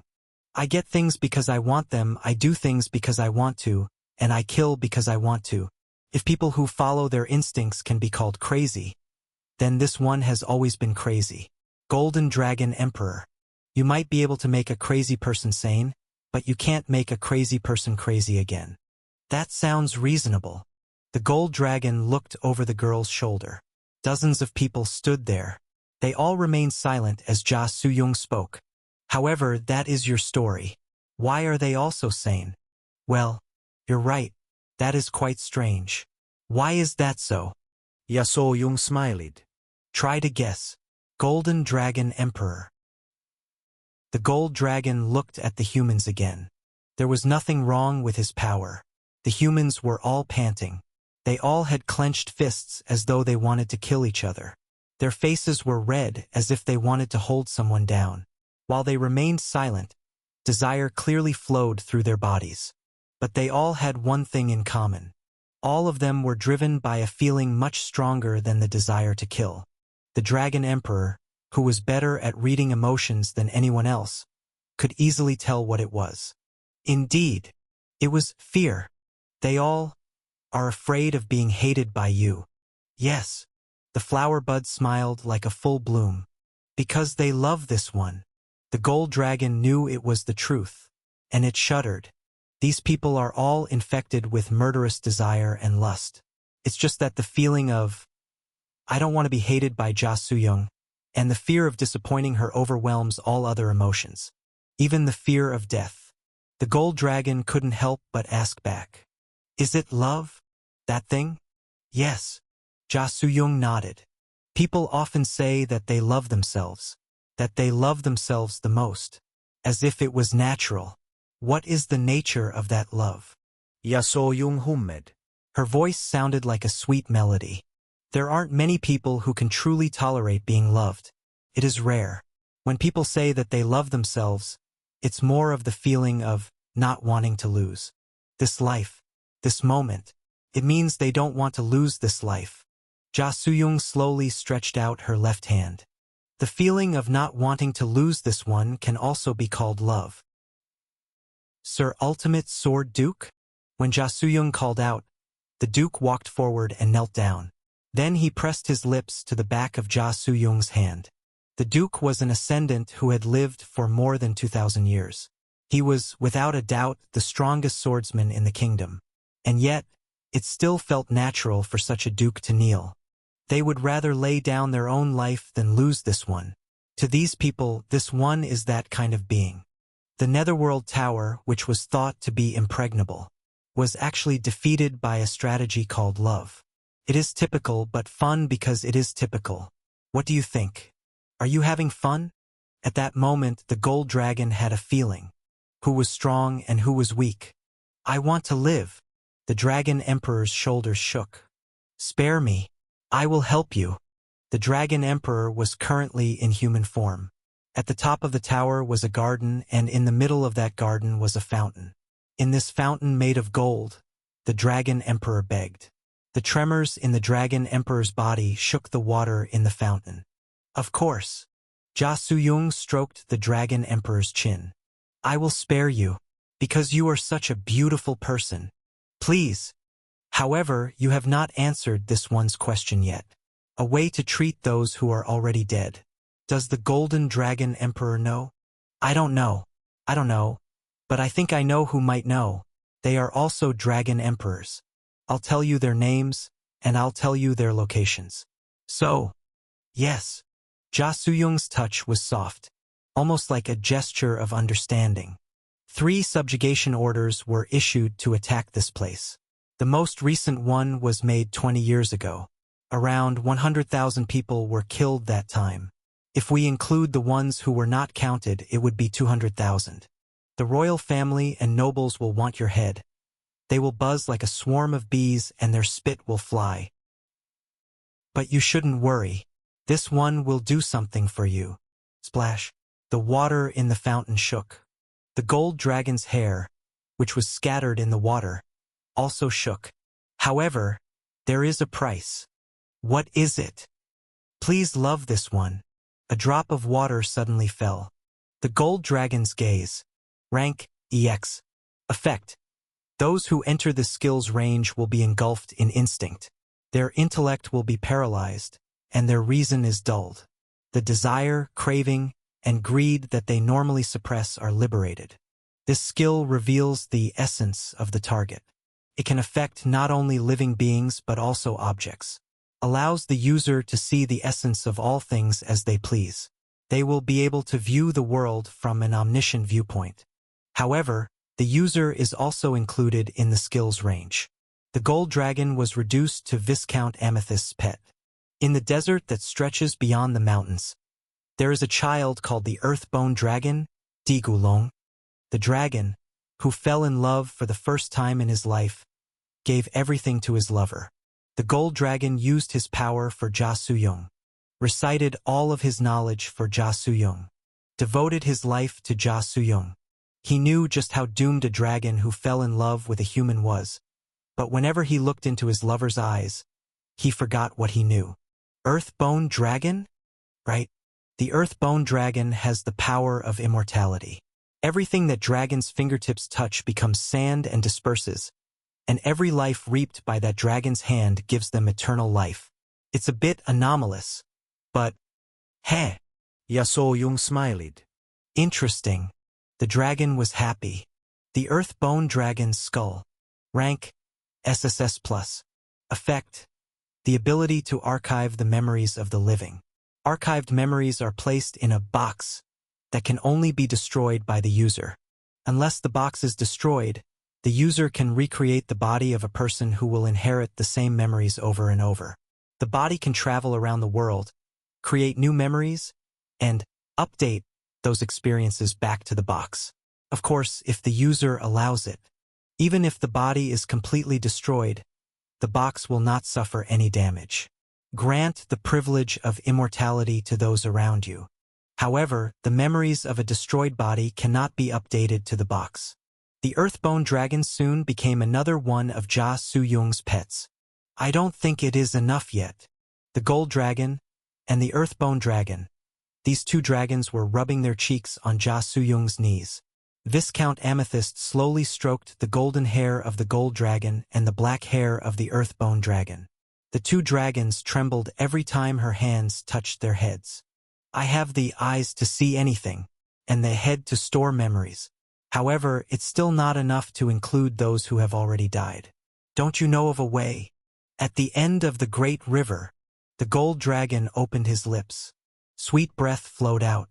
The child called the Ice River Dragon, Sui Herlong Xinghao. Where that child lives is extremely cold. The wind always blows, the rain becomes snow, and the sea becomes ice. Asterisk. Ice river or glacier. The author used Bingha, which means glacier, but considering the Hanja Soihura, I chose Ice River instead. How exciting! Tell me more. The Ice River Dragon freezes the people he likes in a special way, in pillars of ice. The pillars of ice can never be destroyed or melted, except for by the Ice River Dragon's hand. Surprisingly, whenever the Ice River Dragon melts a pillar, the person that was trapped inside comes back to life as if they had only closed their eyes for a moment. In other words, the Ice River Dragon has the ability to stop time. The Gold Dragon placed his head on Jia Suyong's lap and looked up at her. If he can stop time, perhaps he can accelerate it. If he can accelerate time, perhaps he can control it? Viscount Amethyst chuckled gently. You're cute. The dragon became a bit happier. The Ice River Dragon's breath. Rank, EX. Effect. You can control the time of any person you want. You can send them back to the past, or freeze them in the present. You can return them to any point of time that you observed. However, they cannot be moved to a point in time that you didn't observe. The Ice River Dragon also became Jia Suyong's pet. Ah! All the ingredients had been gathered. Finally, Viscount Amethyst could let out her breath. Good. The dragons under her breath were happy. Good.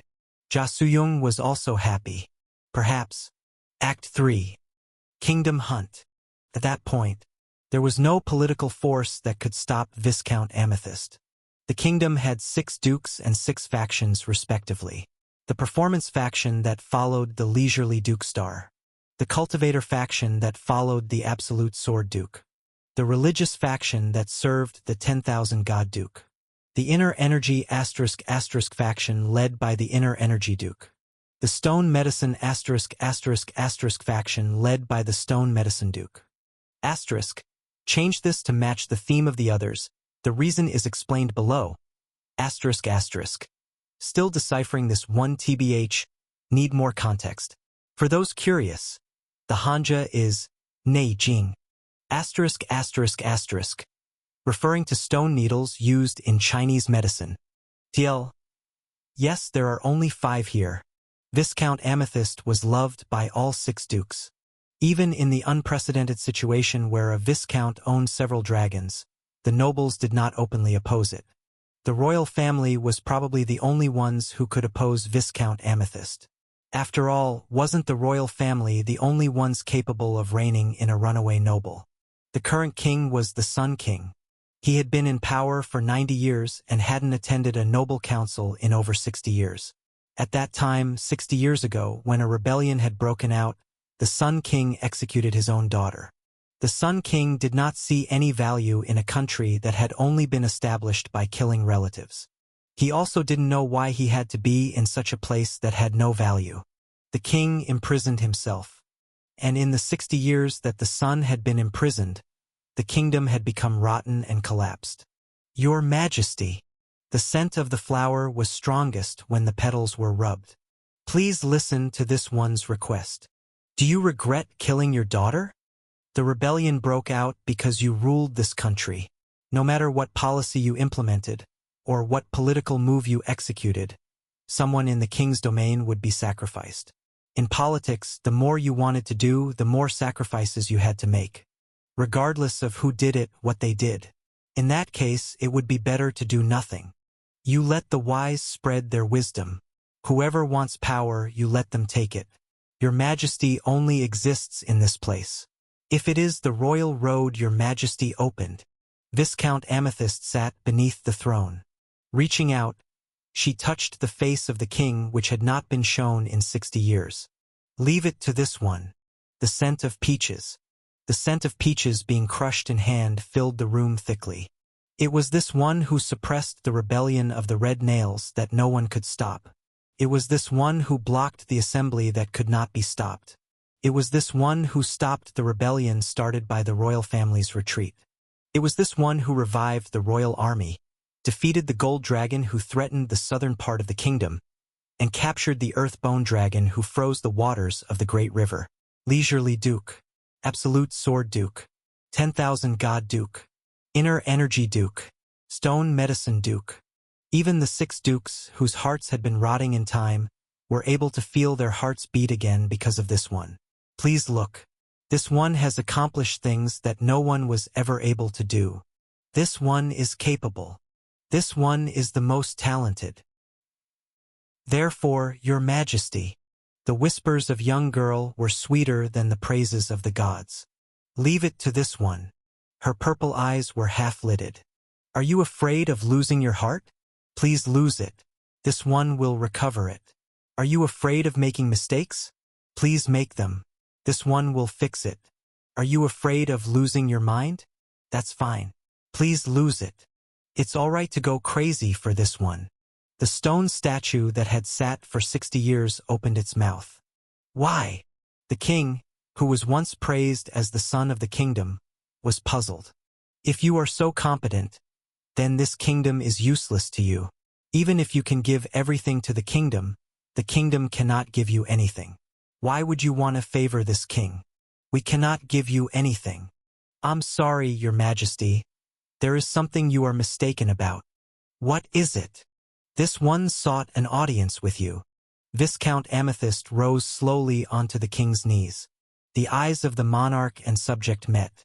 What this one wants is Your Majesty. Just as Your Majesty wishes for someone more capable than you. As you have always dreamed of that, so has this one also dreamed of you. Please join this one's dark army. Their breaths intermingled.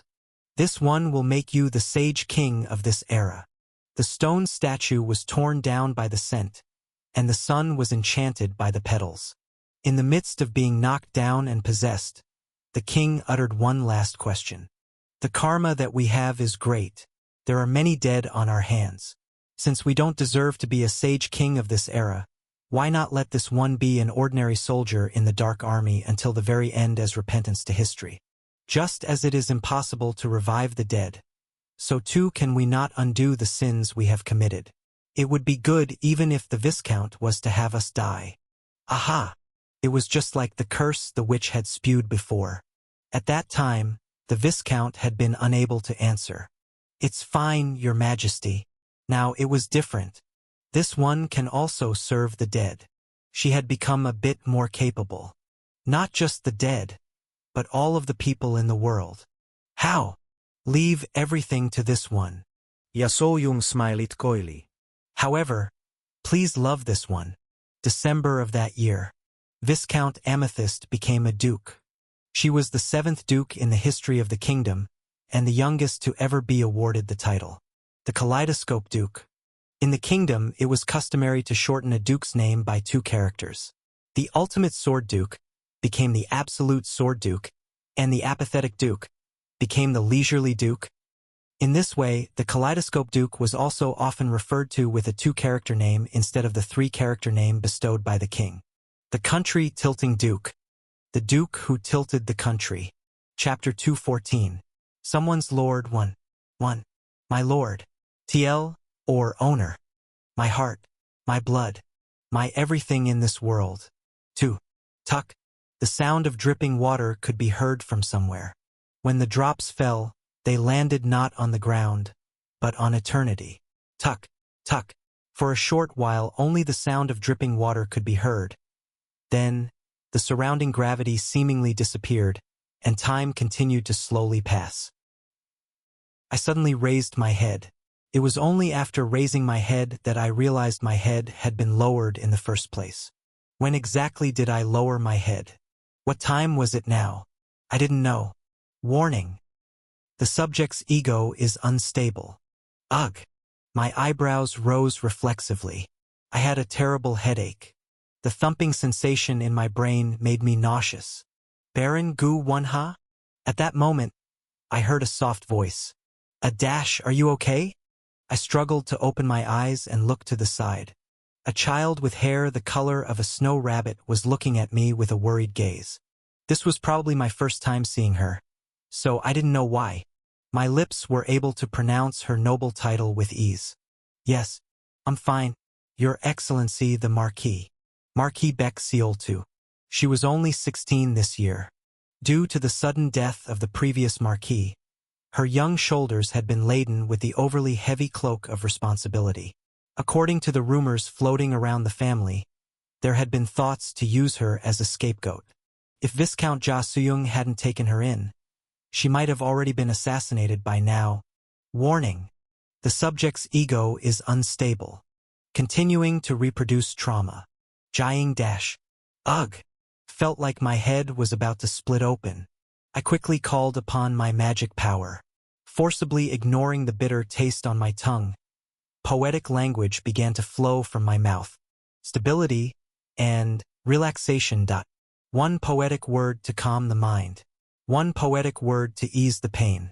When the spell that corresponded to the 3 words was activated, my headache subsided greatly. Whew! I let out a sigh. I didn't have the time to make a sublime poem, so I just hurriedly picked words. But fortunately, it worked.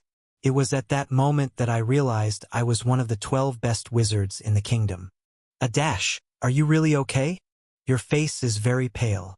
Nothing's wrong. Thank you for your concern. Really? Are you really not feeling uncomfortable anywhere?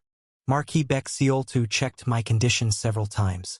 While telling the Marquis I was all right, I calmly diagnosed the abnormality within a corner of my mind. I'm having trouble recalling my memories. The headache was gone, but there was a feeling of strangeness when it came to my memories. It couldn't be mind magic, could it? It was a difficult possibility to think about. In the history of the kingdom, there had been very few cases of magic being used on the minds of others. Not to mention that this place was the Platinum Tower, a place where all the nobles of the kingdom had gathered to have a serious meeting. The bodyguards mobilized to protect the council members were simply amazing. They were warriors under the direct control of the royal court who had been stationed to keep even an ant out. If anyone tried to do anything reckless in this place, they would lose their neck even if they were a dragon or a god. Perhaps it's just because I'm tired. I quietly cast another spell. If there really was a problem with my memory, I'd simply restore it. Information. Beck Seoltu. Restore. For some reason, I felt accustomed to the phenomenon of losing my memory. It wasn't that strange.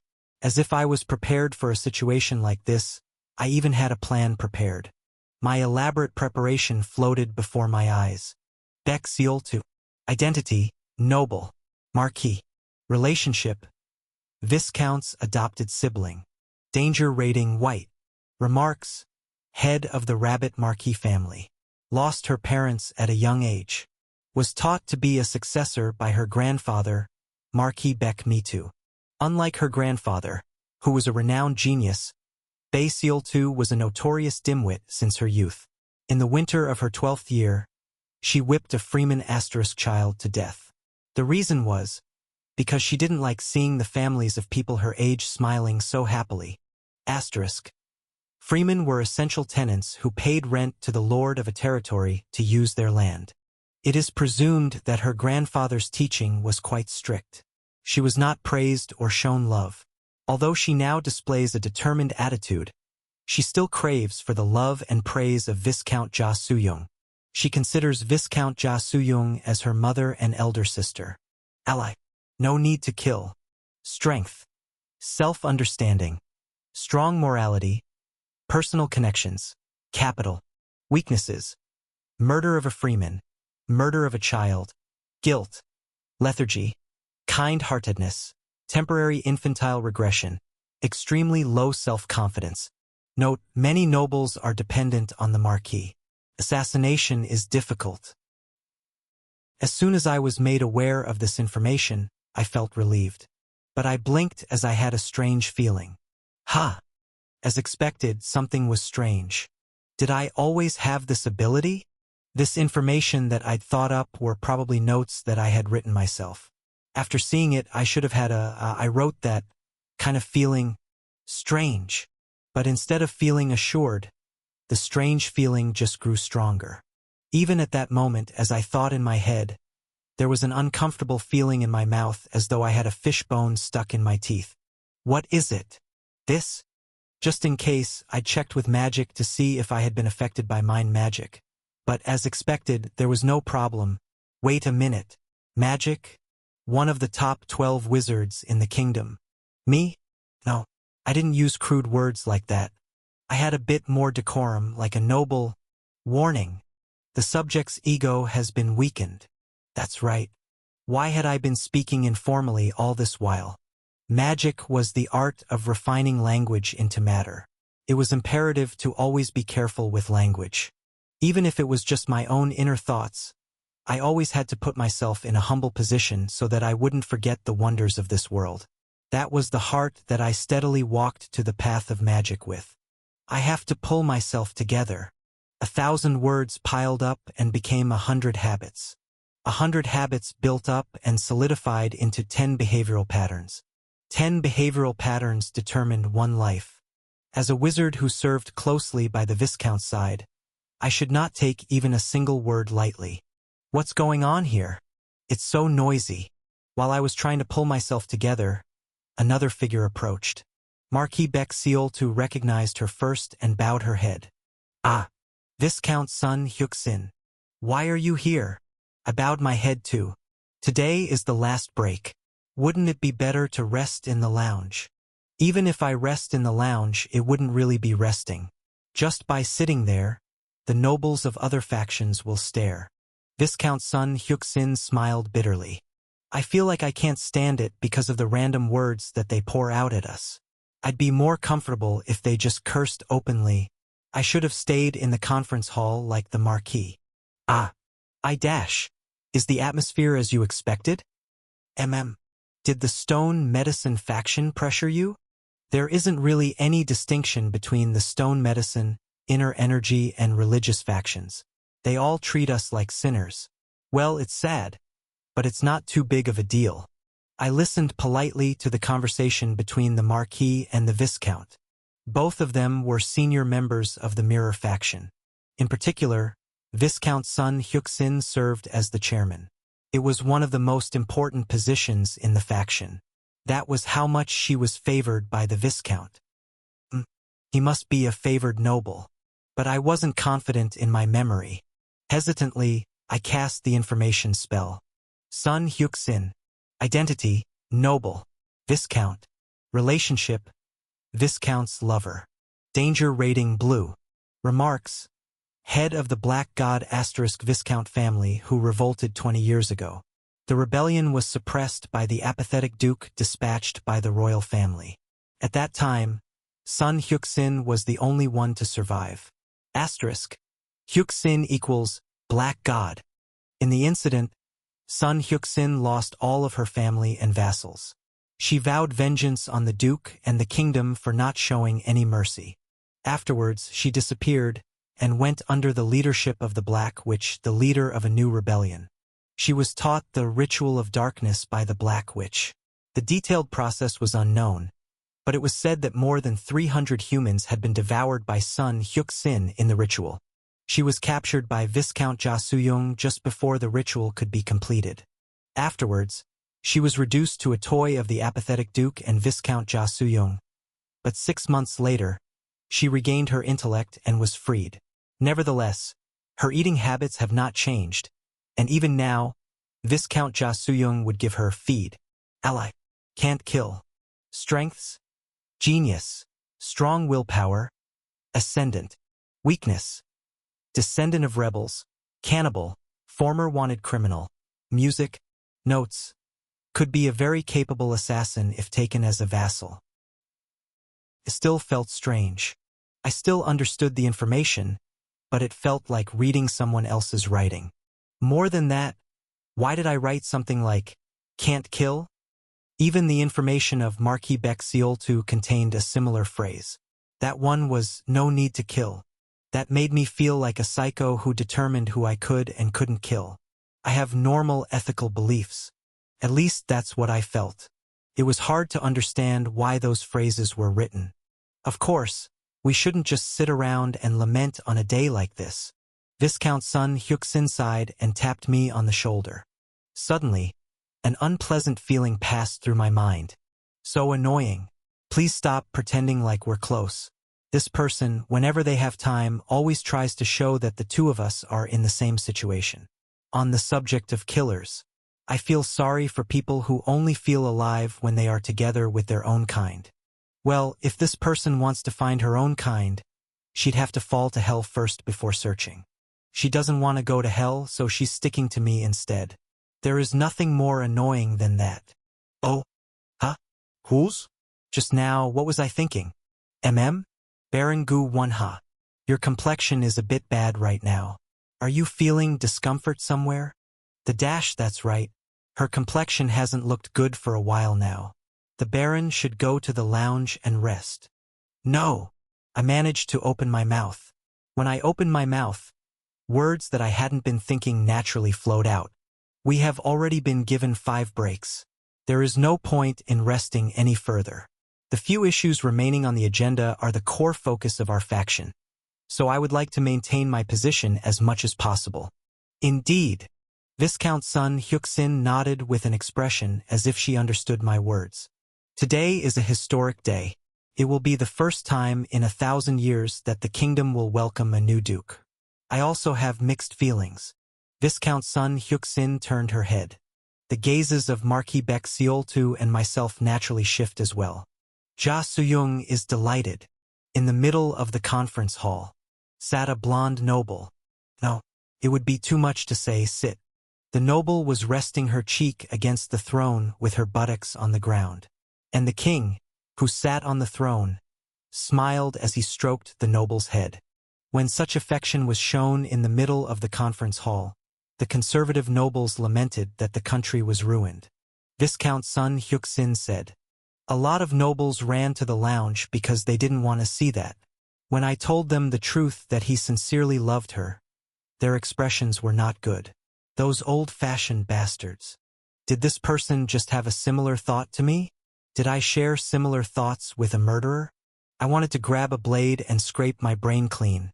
Thinking of a way to clean my skull, I looked at the blonde noble, who was more precious to me than anyone else.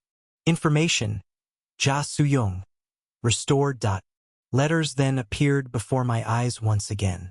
It was very concise compared to the others. However, these exact words hung in the air before me. Yasoyum. My lord, my heart, my blood, my everything in this world. Huh? That person is my lord? At that moment, my head began to clear. The owner of my heart is Raviel. What bullshit is this? No, my head was clear. The fog in my mind disappeared in an instant. Who is Bexioltu? Who is Sun Hyuksin? Where am I? Why the hell am I speaking so politely? Wizard? Gu Wonha? Baron? Why aren't they using Kim Gongja? My eyes opened like someone waking up from a nightmare. I am Kim Gongja. Kim Gongja, the Death King of Ascension City, the moon of Duke Ivansha, the young master of the demonic cult, and the companion of the goblin race. Finally, I heard the voice of the tower. The subject's ego has been restored. Confirmed that the subject's ego has been maintained. Continuing to reproduce trauma. Chapter 215. Someone's Lord, 2. Ugh. I grabbed my forehead, pressing my fingertips against my skull. Then the headache disappeared, and I slowly regained my senses. Right? I'm in a trauma. Right now. This was a different world. No, it was a play that had been created by imitating a certain world. The actors didn't know they were actors, and the props didn't know they were props, but all the people who came and went here were part-timers hired for the play. This is inside the Tower Masters. Ja Soo-young's trauma. I have been looking at the life of Ja Soo-young for a while now. How talented she was. How ridiculous the manner she broke through the political offensive was. Who she got close to, how she gained power, and finally how she took the power of the dragons. The tower was built with the power of the dragons. I could not say it with certainty. It's not a place that was built with a single power. The power to deal with essence, the power to deal with memory, the power to deal with time. And maybe the powers of other dragon emperors as well. The powers of so many dragons combined created a very comprehensive system. Ba-bump. The heart that wasn't mine pounded with my rhythm. I'm the first to unearth the structure of the tower. It was almost as if it responded to my pounding heart. Despite it being a trauma, the tower's voice still responded to my discovery. Congratulations. You are the first to discover the structure of the tower. If you can describe the exact powers, skills, that support the structure of the tower, you will receive an additional bonus. Can you reveal which 4 fundamental skills make up the tower? I wiped the sweat from my forehead. Ja Soo-young captured 3 dragons. Recalling the things I'd seen, I murmured in my mind. One of them is the Earthbone Dragon. The dragon emperor who had the power to store memories. When someone gets close to the Earthbone Dragon, he would store their memories in a box. I thought about the power of the Earthbone Dragon. And the size of the box is not fixed. The Earthbone Dragon's skull. Rank, SSS+. Effect, the ability to archive the memories of the living. Archived memories are placed in a box that can only be destroyed by the user. Unless the box is destroyed, the user can recreate the body of a person who will inherit the same memories over and over. The body can travel around the world, create new memories, and update those experiences back to the box. Of course, if the user allows it. Even if the body is completely destroyed, the box will not suffer any damage. Grant the privilege of immortality to those around you. However, the memories of a destroyed body cannot be updated to the box. I thought, anyone who lived outside could enter the tower. On the other hand, new entrants left everything on the outside and entered the tower with only their bodies. Like me. Like Marcus Callenbury, just like the director, like everyone else. The only thing you can bring into the tower is yourself. In other words, what if the tower is one big box? I snapped my fingers. And what if we are in it? As soon as I became an entrant, my memories were stored in the huge box called the tower, and I entrusted my memories to the tower while walking around in the world inside the tower. With that, the tower would gain access to all of the information of everyone in the tower. The more I thought, the more certain I became. That explained why I could return 4,000 days in the past. Every time I returned a day, the tower restored 1 day's data restoration point. After 4,000 iterations, the tower reset to a data restoration point from 4,000 days before. However, in the process, because of my skill, only my data was updated in the tower. Data restoration point forcibly returned to 4,000 days in the past. Dash, additional code due to skill. Maintain the continuity of character Kim Gongja. That was why I could return without losing my memories. Good. If that's the case, then the tower is a gigantic memory box. Our memories aren't in our brains but in our towers. It's a great library where our memories are stored. No, it's a great library for souls. That is the identity of the tower that I've deduced. How about that? The tower's voice responded quickly. Correct answer. Acknowledged that you have broken through the first gate. The Earthbone Dragon's box forms the outer shell of the tower. Okay. It must be the same logic that allows us to move between worlds. I had moved between the worlds of the Tales of Somerwin Academy and Chronicles of the Heavenly Demon. Strictly speaking, that transfer was more like transmission.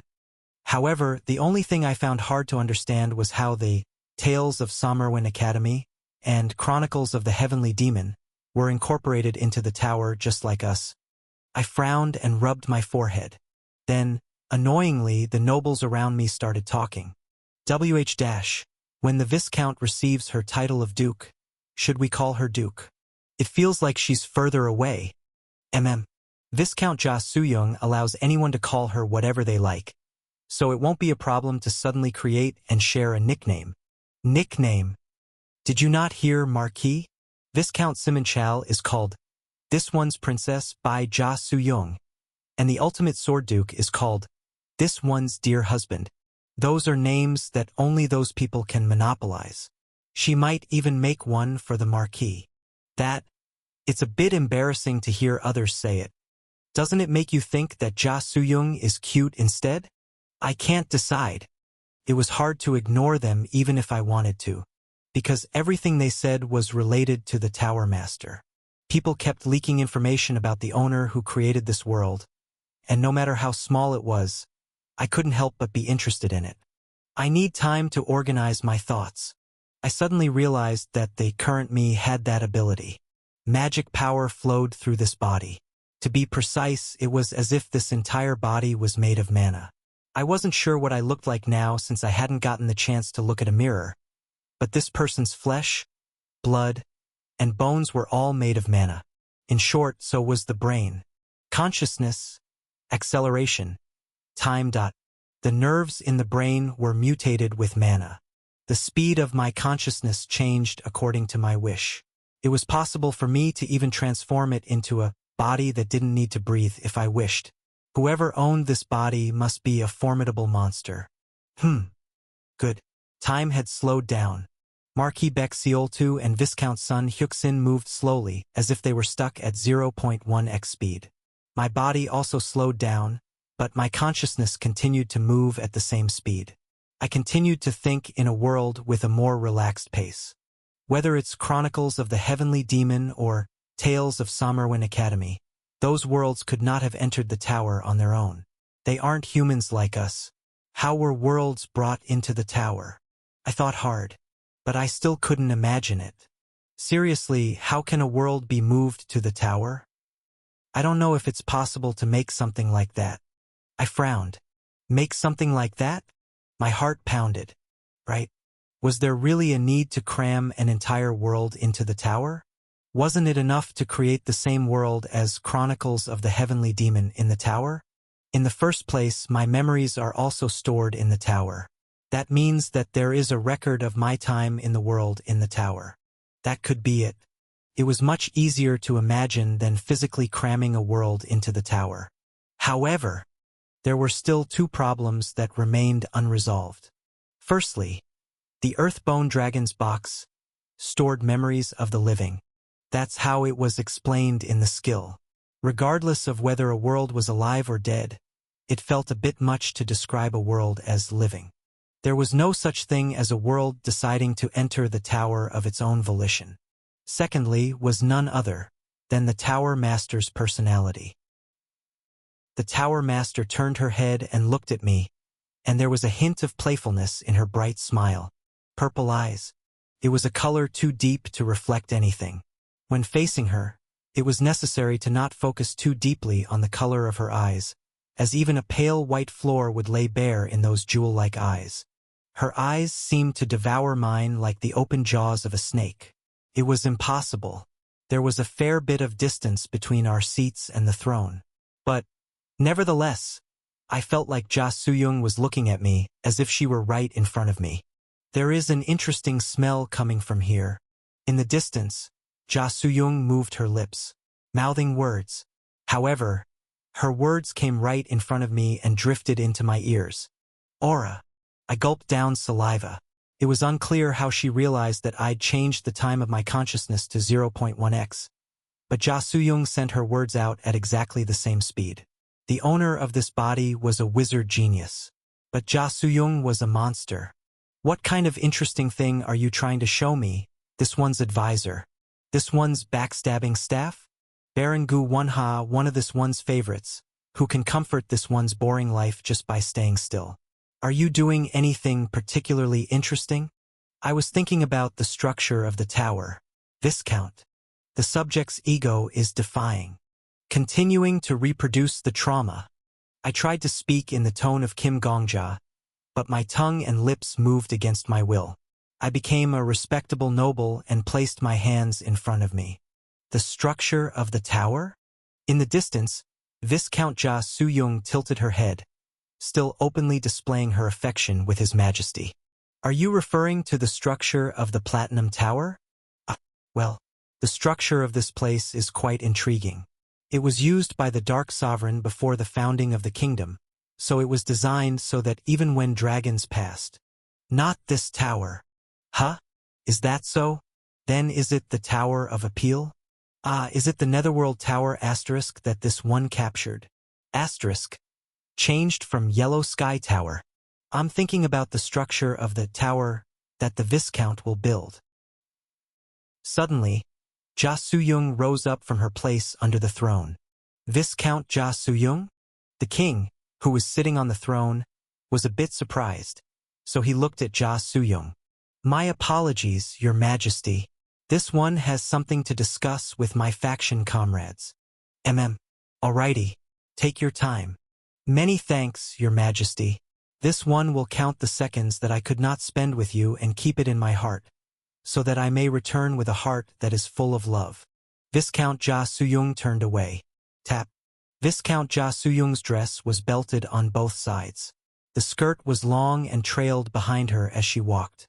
She was not dressed as a noble or as duke, but only with the sense of the king's concubine. Viscount Jia Suyong had enough power and connections to wear such clothes in the sacred halls of the council without worry. Now then, Advisor Gu Wenha, the noble with the most power in this council hall where all nobles had gathered. She was my lord, I was her vassal.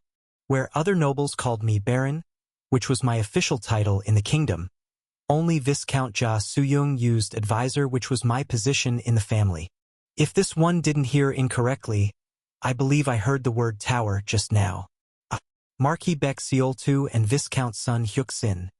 May I ask you to step aside for a moment? Yes, Viscount. Understood. Faction leader.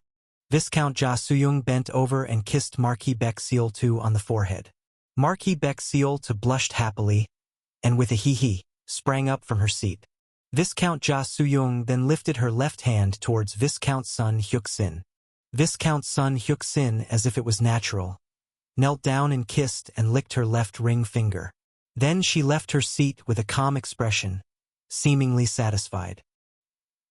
They are cute. Jia Suyong covered her lips with her sleeve and giggled. So, about the tower the advisor spoke about. As far as this one remembers, this one has never mentioned the tower to the advisor. I didn't tell anyone. That is why this one is a bit confused now. Do you perhaps have foresight? No, Viscount. I do not have foresight. That's what I thought. The only person in this kingdom with the ability to see the future is Sin Enyeji asterisk, who is training his compassion in the desert. If I don't have compassion, the world will end. He really said that to me with a straight face. Does that make sense, advisor? Is he just trying to get rid of this one? Asterisk. Literally divine foresight. I listened to Jia Suyong's words with my hands politely clasped. The Viscount was originally very talkative, and once she started talking, the conversation would branch hundreds or thousands of times. In that case, it was better to just wait for the Viscount to return to the main point on her own. This body knew that. In any case, the tower. Like now. If not foresight, then is it mind reading? That would be harder than foresight. As the advisor should know, this one's mind is now protected by at least 4 layers of barriers. The place this one was thinking about the tower in is in the first layer, that is to say, this one's deepest part. I don't think even Jai knows. Jai was the name of the boundary duke. TL. Guess this is the final duke. There was only one person in the kingdom who could call the boundary duke's first name without hesitation, and that was Viscount Jia Suyong, who was right in front of me. Viscount Jia Suyong was the only person who could say the boundary duke's real name without having her head sent flying. The boundary duke had the ability to read people's minds, so it was natural for her to have suspicions like, how did you know a plan that even the boundary duke couldn't read? Viscount. Yes, this one's advisor. Although this one calls you my advisor, you are this one's second advisor who wants to someday smash the head of your senior and become this one's only advisor. You should reverse your thinking. Ho? It's the opposite. I did not already foretell the tower. Viscount. The tower has already been completed, and, according to the logic of the tower, we are belatedly experiencing this situation now. Those purple eyes went wide. Viscount Ja Soo-young looked around once to the left, then to the right. Then she tapped her lips with her index and middle fingers. Wow! That was all the time it took for the Viscount to organize her thoughts. Isn't that amazing? Let's check it out. Advisor, does that mean that you are from the future? If so, do you come from a future where this one has already built a tower and is running it successfully? That's right. However, that's impossible. Even if the tower is built, the advisor would never know of its existence. In this world, the only people who could know of the existence of the tower are the Gold Dragon, the Earthbone Dragon, the Ice River Dragon, and finally Viscount Simonchal. Other than them, no one else would know. Viscount Ja Soo-young stroked her chin. Indeed. Then the tips of her lips curled into a smile.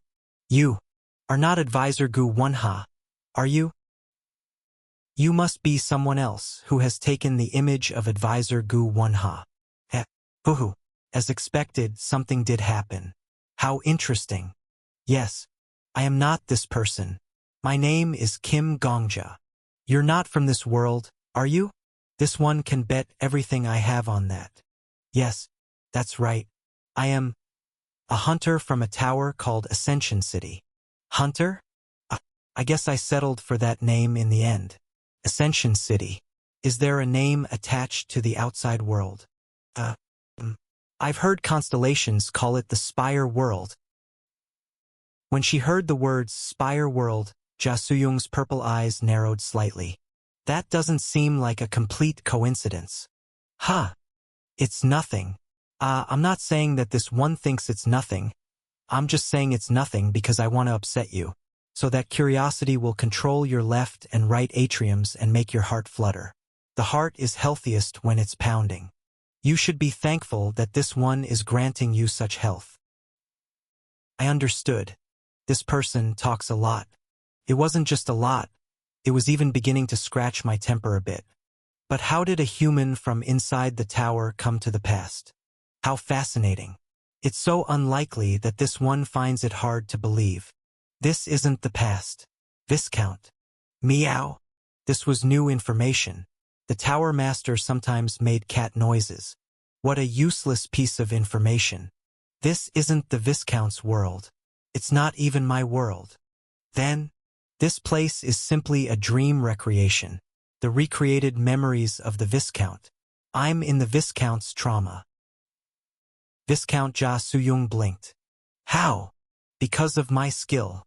If someone kills me, I can see their trauma. That's the skill. What do you know? That sounds like a pretty fun skill. If someone suggested creating such a skill, this one would welcome it with a straight face. Nevertheless, Kim Gongja. Doesn't being in this one's trauma mean that this one killed Kim Gongja? Slowly, Viscount Ja Soo-young's head tilted to the left. That is almost impossible. Kim Gongja is a normal germ. Unless they become an evil god in the other world, this one would never kill anyone in the other world. Instead, this one would prefer to be killed by others. The Spire World. I said the name of the world where the director lived, where Kim Yul lived, and where the middle school student Ja Soo-young lived. There is a person just like the Viscount in that place. I asked her to kill me, for no other reason than to meet you. Silence. Viscount Ja Soo-young stared at me. She was completely expressionless. Then, humph, she snorted. She let out a breath, and finally, indeed she nodded. How interesting. Viscount Ja Soo-young reached out and touched my cheek. Considerably. Extremely. Interesting. Viscount Ja Soo-young smiled brightly. So you reached this place by weaving a thread of error into a possibility, making use of both chance and coincidence. No, you probably didn't realize that you brought this one to this place. However, I would like to congratulate you, Mr. Kim Gongja, for you have achieved a miracle. Right? Today, it's this one's trauma. That's quite possible. The sound of Ja Soo-young's breathing drew closer. So, the warrior who came through a miracle. What do you intend to do here? I want to know who you are. I gulped. The person who built the tower. I want to see what kind of person they are. I want to know what kind of life you lived. That's why I came this far. Hoo-hoo. Viscount Ja Soo-young's eyes lit up. Cute. And she slowly let go of my cheek. Fine. Please, until you are satisfied, look at the kind of person this one is. It just so happens that the person you possessed is Advisor Gu Wonha. This one's advisor. It is Advisor Gu Wonha's role to follow this one at all times, in any place, so you won't be suspected if you stay with this one. Viscount Ja Soo-young turned to me. Now then, follow me, Mr. Kim Gongja, and held out her hand. This one will introduce you to my world. Chapter 216. Someone's Lord 3. This was where the trauma would be reenacted. Viscount Ja Soo-young, who was walking in front of my eyes, was like a character in a dream, so to speak. I've experienced quite a few nightmares, but Ja Soo-young was the first person to be aware that she was a character in a trauma. Don't you feel strange or upset? Ha! Well, that means that you don't really exist. This is a trauma created by my skill. Not really? The only thing this one feels strange about is the fact Kim Gongja is speaking in your own way with Advisor Gu Wonha's face and voice. That is strange. Viscount Ja Soo-young giggled. Is Kim Gongja a man or a woman? Considering the naming conventions of the Spire world, I think you might be a man. Ah yes, I'm a man. As expected. Then, as a present, I will give you a mirror. With a soft yap, Viscount Ja Soo-young took a hand mirror out of her bosom and aimed it to my face. On the surface of the mirror, I saw the reflection of the person I was possessing, Baron Gu Wonha. How is it? Not half bad, right? I know. Naturally, it looks good. After all, it's this one's advisor. Viscount Ja Soo-young muttered jokingly. However, Baron Gu Wonha's face was no joke. Beautiful. Dark hair that was around shoulder length. Even in the light, the hair didn't shine with oil. It was just black. As if it would not let any light through. Baron Gu Wonha's short hair was pure black. In contrast to the dark hair, the skin was white. There was the expression face as white as blank paper, but this person seemed to be covered in white sheets. It was a person with only two shades, black and white. Amazing! How does it feel to become a woman, Kim Gongja? Does it make your heart pound?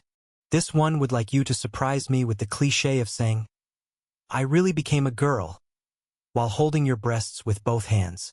TL Welp, wrong again.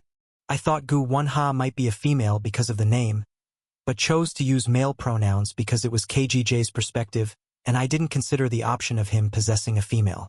TL hell, embarrassed face. Why did I possess this body? I tried to cast information magic on myself. Soon, Baron Gu Wonha's description appeared. Gu Wonha. Identity, noble. Baron. Relationship, Ja Soo-young's advisor. Danger rating, black. Remarks, head of the Guwon Baron family. When she was young, her uncle, the family head of the previous generation, participated in the War of Black and White and was accused of rebellion. Her father, the next family head, associated with heretics and was purged together with them when the purging took place. As all of the elders of her family were dead, Gu Wonha had no choice but to take over as family head. It was an era of rebellions and purges. During this period, Marquis Si Bangpei approached. He asked her to take care of the child of a rebel leader. Baron Gu Wonha accepted the rebel leader's daughter and raised her as her daughter without knowing. The daughter secretly organized an army with Marquis Si Bangpei.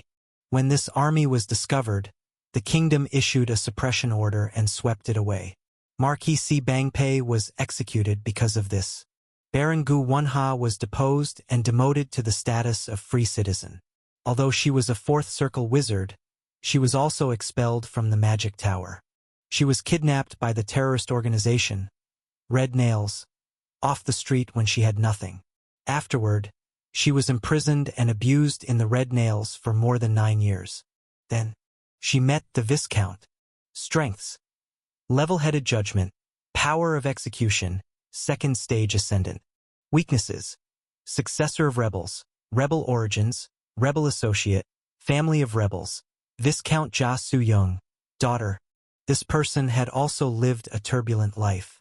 She was originally from a noble family, but 3 people were involved in rebellion? Ah, you must be looking at the information book that the advisor made. Yes, that's right. Uncle, father, daughter. All 3 of them were involved in a rebellion. It's funny that they were all different revolts, but do you know what's funnier? What? Does the information say the advisor has a daughter? Originally, she was the daughter of a rebel leader, but she was forced to accept her at Marquis Si Bangpei's request. That child eventually grew up to lead a rebel army. The hell? The expression House of Dogs fits perfectly in this situation. I've never heard of a family like that before. It's like the entire family has a rebel fetish. If her father was a rebel, her daughter was a rebel, and even she herself was involved in a rebellion, how can she still keep her noble status? Are you surprised? It doesn't make sense. Ooh. Kim Gongja, there are only 2 people in the world who think what doesn't make sense makes sense. 1 are fools and 2 are the powerful. Because this one is powerful, I could offer a noble title to Viscount Jia Su-young. Understand. Asterisk. Konglish. Viscount, you can speak English. Yes, I can roughly speak German, English, French, Korean, and Japanese. In the outside world, the custom of going to another world is a trend, isn't it? Conversely, in this world, the trend is to accept people from other worlds. I learned a few languages from foreign tutors. Oh, then French and English people are living in this world. No. Snap. Viscount Jia Su-young closed her hand mirror. At the same time, the letters fluttering in front of my eyes disappeared. They're all dead, except for one. The moment you have fun and jump on the trend saying, I'm going to adventure in another world, you realize that whichever world you go to is still a world, and death is still death. Outsiders from another world. If that is known, they will be imprisoned or killed, wouldn't they? There are so many things that this one has to protect. Well, let's stop talking about the dark stuff. Yap. Instead of putting her hand mirror away, Viscount Jia Su-young took out a cup instead. Where did it come from? I couldn't help but wonder what were the laws of physics of the space in Viscount Jia Su-young's bosom. Kim Gongja, please spread your arms for a moment. I would like to look at your body. L-. Like this? Yes. Now, this isn't a regular cup, but a cup made out of medicinal stone. That's why it can do something like this. For some reason, Viscount Jia Su-young pushed the cup into my body. Puk. The cup went into me. Ha! Ha! Viscount Jia Su-young's cup stirred around inside me. After a while, Viscount Jia Su-young pulled the cup out, and it was filled with water. How is it? Don't you feel refreshed? This. What is this? By the way, it's incredibly delicious. This water. It's so refreshing that I could slap myself on the cheeks. Viscount Jia Su-young drank the water that came out of my body. Oh my God. My brain was broken by the incomprehensible scene that I witnessed. Pohaha, how cool. This is why this one couldn't help but bring the advisor. Advisor Gu Wonha is an ascendant. Ascendant. In this world, there is something called the law of ascension. Whoever can overcome the trial can become a human who can do a bit more. More importantly, they receive the grace that, if they die once, they won't die. If they die once, they won't die. What does that mean? Literally that, if an ascendant dies, they get smaller. If they die one more time in that state, then they will really die. There will be no more miracles, and they will die like a normal person. However, to the kingdom's surprise, there is ascension beyond ascension. A sky beyond the sky. There are only a few people who have stepped into the second sky. Viscount Ja Soo-young grabbed my hand in a playful manner. And that's you, Baron Gu Won-ha. In this vast world, you are Baron Gu Won-ha, a second-stage ascendant wizard, the number of which doesn't exceed 12. I understand that she is a great human. But why? When you push a cup into my body, water flows out. Second-stage ascendants gradually escape the limits of humanity. You can even say that they are closer to divine beings. For example, this one's first advisor has a core of fire, so if he wanted to, he could burn an entire city like a phoenix. On the other hand, this one's second advisor's core is water. It is also very clean and very cool water. Ja Soo-jun patted my cheek with her index finger as she continued. The two staffs that support this one are fire and water. Wasn't this one born with a blessed life? Ja Soo-young rubbed water from her fingertips onto her lips. My water dripped from her pink lips, making them glossy. This one's personal lip balm. This one's personal washroom. This one's personal sink. Baron Gu Won-ha followed this one so that this one could keep my fresh scent as if I always just stepped out of water. Unfortunately, this one won't be able to use the bathtub today. Because of Kim Gongja. That's right. I definitely understood. Baron Gu Won-ha is Viscount Ja Soo-young's vassal, advisor, and a second-stage ascendant of which there were no more than 12 in the world.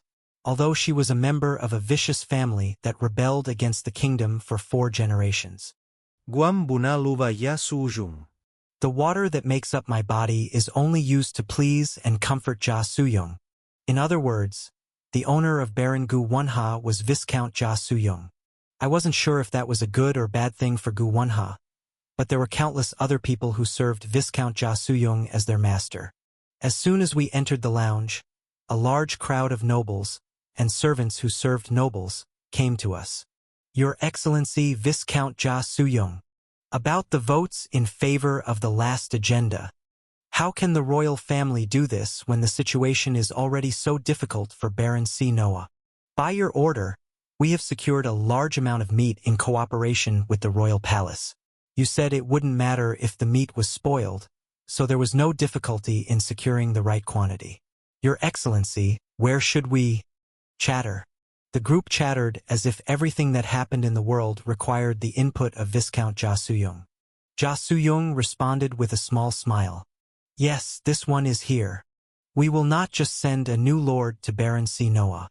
The kingdom is deeply interested in the territory and the empty areas around it.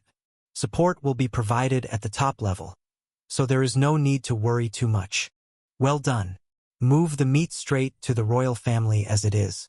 Don't take it inside, instead, keep it in a nearby place so that you can bring it to the conference hall at any time. This one has already told you what to do. If you go there, the royal courtiers and attendants will assist you. All of the petitioners said, "Thank you" or "I'm sorry," and then ran elsewhere. Viscount Ja Soo-young is busy saving the kingdom today again. Amazing. Anyone seeing this would think you are a duke, not a viscount. You care so much about people with a compassionate heart. Your Excellency Count Aruho. Before I knew it, Viscount Sun Hyuk-sin was back in the lounge. Dozens of nobles sat down around Viscount Sun Hyuk-sin and drank tea. They were Viscount Ja Soo-young's faction. No matter what anyone says, Viscount Ja Soo-young is the noble who has attained the most splendid achievements this year. She deserves the compensation and treatment that goes with that. In a war zone, the person who kills the best is the best. Don't nobles know even that? Ha! Since the leader is shallow, those below are shallow as well. How dare you interrupt the Count's words when he is talking to Viscount Ja Soo-young? What? Do you want a duel? Is that it? I checked the information of everyone in Ja Soo-young's faction that opened their mouths. I waited around for 13 hours in that meeting room. 13 hours. You're tired? I'm tired, we're all tired, so why are you aiming for our party leader who's having an even harder time? Do you want to get hit? Daeharan. Identity, noble. Viscount. Relationship, Ja Soo-young's disciple. Danger rating, white. Remarks, former platinum general of the Royal Army. 60 years ago, when a major rebellion broke out, they led the army to suppress the rebels. At that time, the death toll was 60,000. When the civilian deaths were included, the number reached as high as 210,000. However, when it was discovered that the rebellion was actually contrived by the royal family, the royal army was disbanded, and De Haran became unemployed. De Haran argued that it wouldn't make sense that there wasn't a royal army in the kingdom, and that if the security of the kingdom was left solely to the armies of nobles, only doom would await. Viscount Jia Suyong accepted De Haran as her youngest disciple, but he is suffering because he cannot understand her words. Ally. Can kill. Strengths. Survival. Martial arts. Combat. Warfare. Weaknesses. Butcher. Plunder. Impatient. Stupid apart from warfare. Notes. Scavenging off of Marquis Bexioltu. And I slowly started to notice. What, you want to hit me? Come on then, fish egg bastard. Today I will teach you bastards. Wait, isn't everyone too hot-headed? With a sharp sound, a gentle-looking noble ripped a musical instrument apart. Today is the first day in 60 years that His Majesty has personally attended a council meeting. If it is known that nobles dueled in the lounge on this day, what would that do to His Majesty's honor? Even if you don't care about that, Jia Suyong will be sad. Hae Meong Sum. Identity, noble, baron. Relationship, Jia Suyong's associate. Danger rating blue. Remark, former master of Ocean Sound Gate. Ocean Sound Gate was an elite group with very few members. They mainly carried out special operations like assassination, base destruction, arson, and farm poisoning, and had a high reputation backed by outstanding performance. They were one of the 6 major mercenary groups in the kingdom called the 6 Heavenly Gates in the past. When Viscount Jia Suyong devoured the 6 Heavenly Gates, he followed her and was made a baron. Ally. Can kill. Strengths. Survival. Speed. Defends without fail. Ascendant. Weaknesses. Arsonist. Poisoner. Wanderlust. Notes. Starting to regard Viscount Jia Suyong as a special person. After gathering so much information, it was hard not to see the common point of all the people who loved Jia Suyong as their master. Every person who spoke in the lounge, regardless of their different appearances, lives, or personalities, had a strong, unerasable red line. I'm a rookie who only received my baron title today, so if you want to fight, send me instead. The rumors will end as a bunch of newcomers being rude to each other. Baron Gu Seju, the Viscount's slave. He became the right hand of the rebel leader and directly killed and tortured hundreds of people. Is it really necessary to fight? I think the reason Count Arujo is like that is because he feels that he can't do anything and is getting pushed back by teacher. So if he just accepts the loss, it won't be a problem.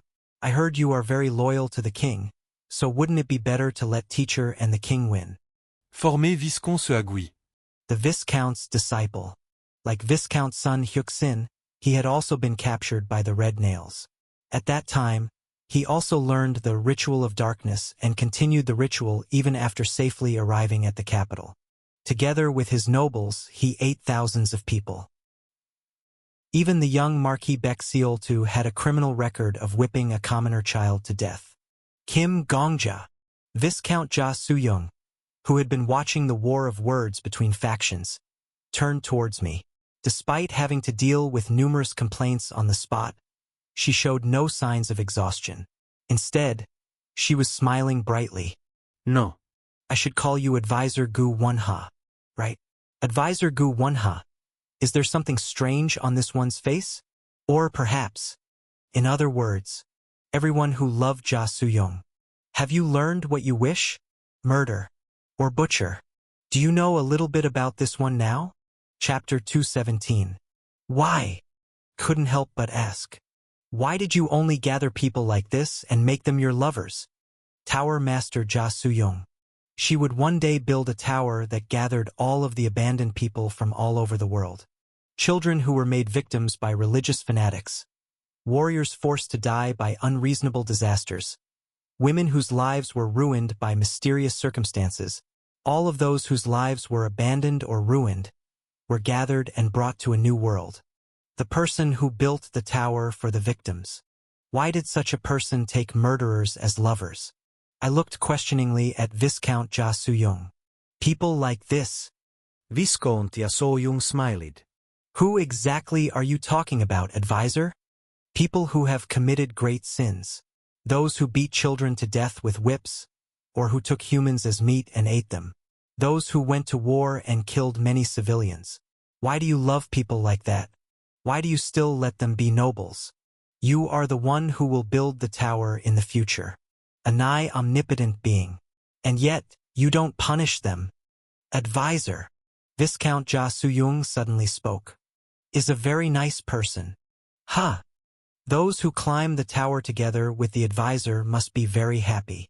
I tilted my head as if to say, what do you mean? But Viscount Ja Soo-young didn't explain. Instead, she simply sat on a chair and looked ahead. I, too, was drawn by her gaze and looked at the sight in front of us. It is ridiculous for someone who isn't even 20 yet to become a duke. A heated discussion was currently ongoing in the lounge.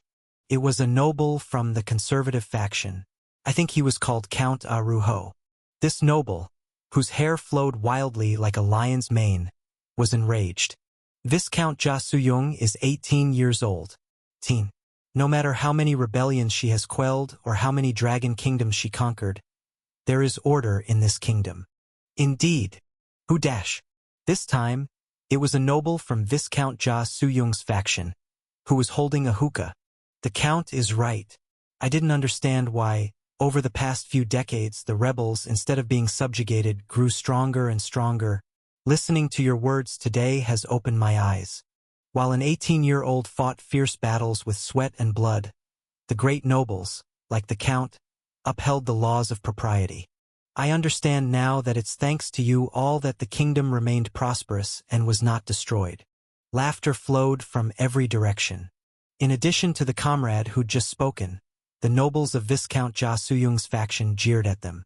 Seriously, I used to blame myself for leaving all of our burdens to a young girl, but now I see that she deserves to be punished for daring to build an army at such a young age. That's right. If our party leader didn't step forward, there probably would have been another 200,000 casualties in this time's Gold Dragon subjugation. No, if the red nails hadn't been eradicated, millions would still be groaning in pain. However, what does that matter? Even if she saved hundreds of thousands of soldiers and ensured the safety of millions of civilians, that child is only 18 years old. It would be ridiculous to make her a duke. Exactly. The virtue of Count Aruho, who cares about the kingdom's laws so much, is truly beautiful. The nobles were bombarded by wave after wave of verbal attacks. They were all Viscount Ja Soo-young's lovers. The child killer Marquis Baekseal looked around with a cautious expression. The eater of human flesh Viscount Sun Hyuk-sin backed up her comrades. The butcher De Haran giggled openly. Their reactions were all different, but they had gathered in one place for Viscount Ja Soo-young. Ah! Count Aruho's expression became distorted. It was disgraceful to be pushed around so much in a debate. The Count muttered out loud. The courtesan's dogs. You're all quite good at barking. At those words, the lounge became silent. The expressions of the nobles who had all been mocking the Count before became cold simultaneously. Their smiles disappeared from their faces. But despite their expressionlessness, their eyes burned with rage. What do you think, Kim Gongja? Visconti Ja Soo-young whispered. It was a voice so low that only I could hear it. Isn't it interesting? As Kim Gongja said, all of those who side with this one are murderers, butchers, sinners. But look at their faces now. Viscount Ja Soo-young lifted her butt and leaned over towards me. They are suffering. Her lips came closer as she whispered. Just because this one was cursed as a courtesan. That's not exactly wrong. This one has enticed many nobles and even royalty with music, dance, and sweet nothings. It wouldn't be a lie to say that this one used all kinds of art to captivate people. In other words, a courtesan. In fact, Count Aruho still restrained himself. Cook. Viscount ja Soyung pulled on my sleeves. Look, Kim Gongya. I was forced to bend by the influence of gravity. As my face came level with her shoulders, Viscount Ja Suyung whispered in my ear. The person who killed a child with a whip, the noble who eats humans, the general who slaughtered civilians, they are all suffering like that just because this one was called a courtesan. It's really interesting, Viscount Ja Suyung whispered in my ear as she wrapped her arm around my right arm.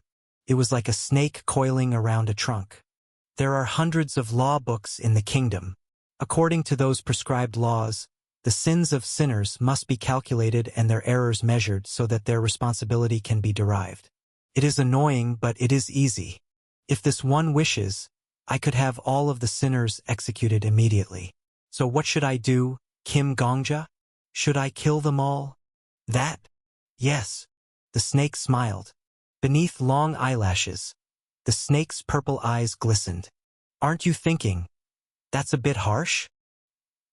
As far as this one can see, Kim Gongja is such a person. A good person. From the moment you thought that executing those who have done wrong is harsh, Kim Gongja was already completely different from this one. What do you mean? Killing them wouldn't be such a bad thing. Viscount Ja Suyung grabbed my cheeks and forcefully turned my gaze. Our eyes locked onto a noble with white hair like a rabbit. It was Marquis Baek Seol-tu, who was looking at the people of both factions with a flustered expression. Marquis Baek Seol-tu murdered a minor when she was a minor. The Marquis family delivered settlement money to the bereaved family. On one side was one of the great noble families of the royal capital. On the other side was a normal commoner family of 3. While it was called settlement money, wasn't it really an ultimatum? That was probably true. The criminal at that time was a minor. There was also the fact that the victim's bereaved family had come to an agreement with the nobles. In that case, Marquis Baek Seol-tu would have been sentenced to, what do you think? No matter how hard she's hit, would it really be that bad? Tajda. That's the punishment by the law. Viscount ja Soyung said playfully. On the other hand, the bereaved family was ruined. Unlike noble families, commoner families are easily destroyed. That family, a granddaughter, grandfather, and grandmother lived together. The granddaughter, who was killed by Marquis Baek Seol-tu, was the only descendant. Their only granddaughter had died. Viscount Ja Suyung continued to whisper in my ear. Do you see, Kim Gongja? That family was ruined, broken, destroyed. What was the point of receiving billions in settlement money? Could they put that child's body back together with gold? If, under the laws of this great and dignified kingdom, under the dignity of the good and fair presiding judge, Marquis Baek Seol-tu was miraculously deposed, would the bereaved family feel better? The sinner who ruined my life and the life of my family.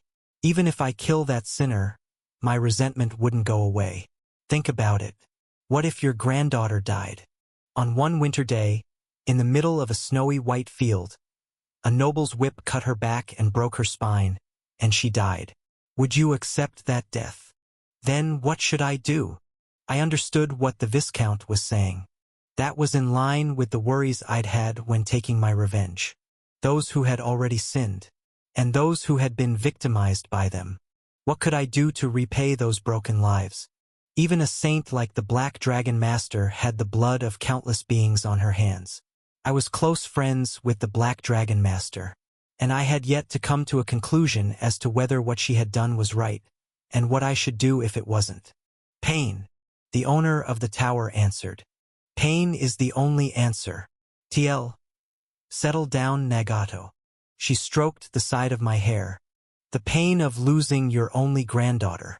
The pain of the past 6 years that you had to live with after your granddaughter disappeared. The pain of never seeing your granddaughter again for the rest of your life. To return all of that pain, the exact same pain, to the sinner. That is the law that is needed in this world. And that's what this one wants to do in this kingdom. Viscount Ja Suyung spoke like a senior giving advice to their treasured junior. However, her eyes, regardless of how gentle their gaze was, those purple eyes seemed to have a magical power that made them shine with the evil of youth. That's why Viscount Jia Suyong seemed both like a senior who cared about her junior, and a demon seducing and innocent at the same time. This one will refound this kingdom under the law of pain. Not only this kingdom, but this entire world.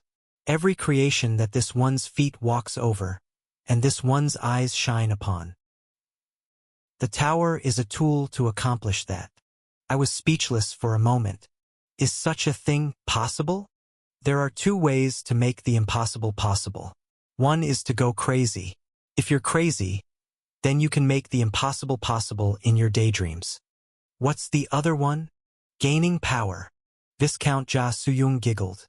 Power is a possession. Dominates. This one bewitched the 6 dukes, seduced his majesty, and captured 3 dragon emperors. Viscount Jia Suyong raised a finger.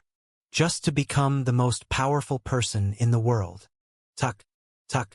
Viscount Jia Suyong tapped the arm of her chair twice. The nobles of Viscount Jia Suyong's faction turned to look at the same place as one. The people who were staring coldly at Count Arujo stopped what they were doing and what they were going to say as soon as they heard the tuck-tuck sounds. They turned their heads at the signal from their master. The same was true for the opposing faction. At first, they kept talking, but when they say their opponents look away at the same time, they couldn't help but feel strange. Thus, the nobles on the other side also looked at Viscount Jia Suyong.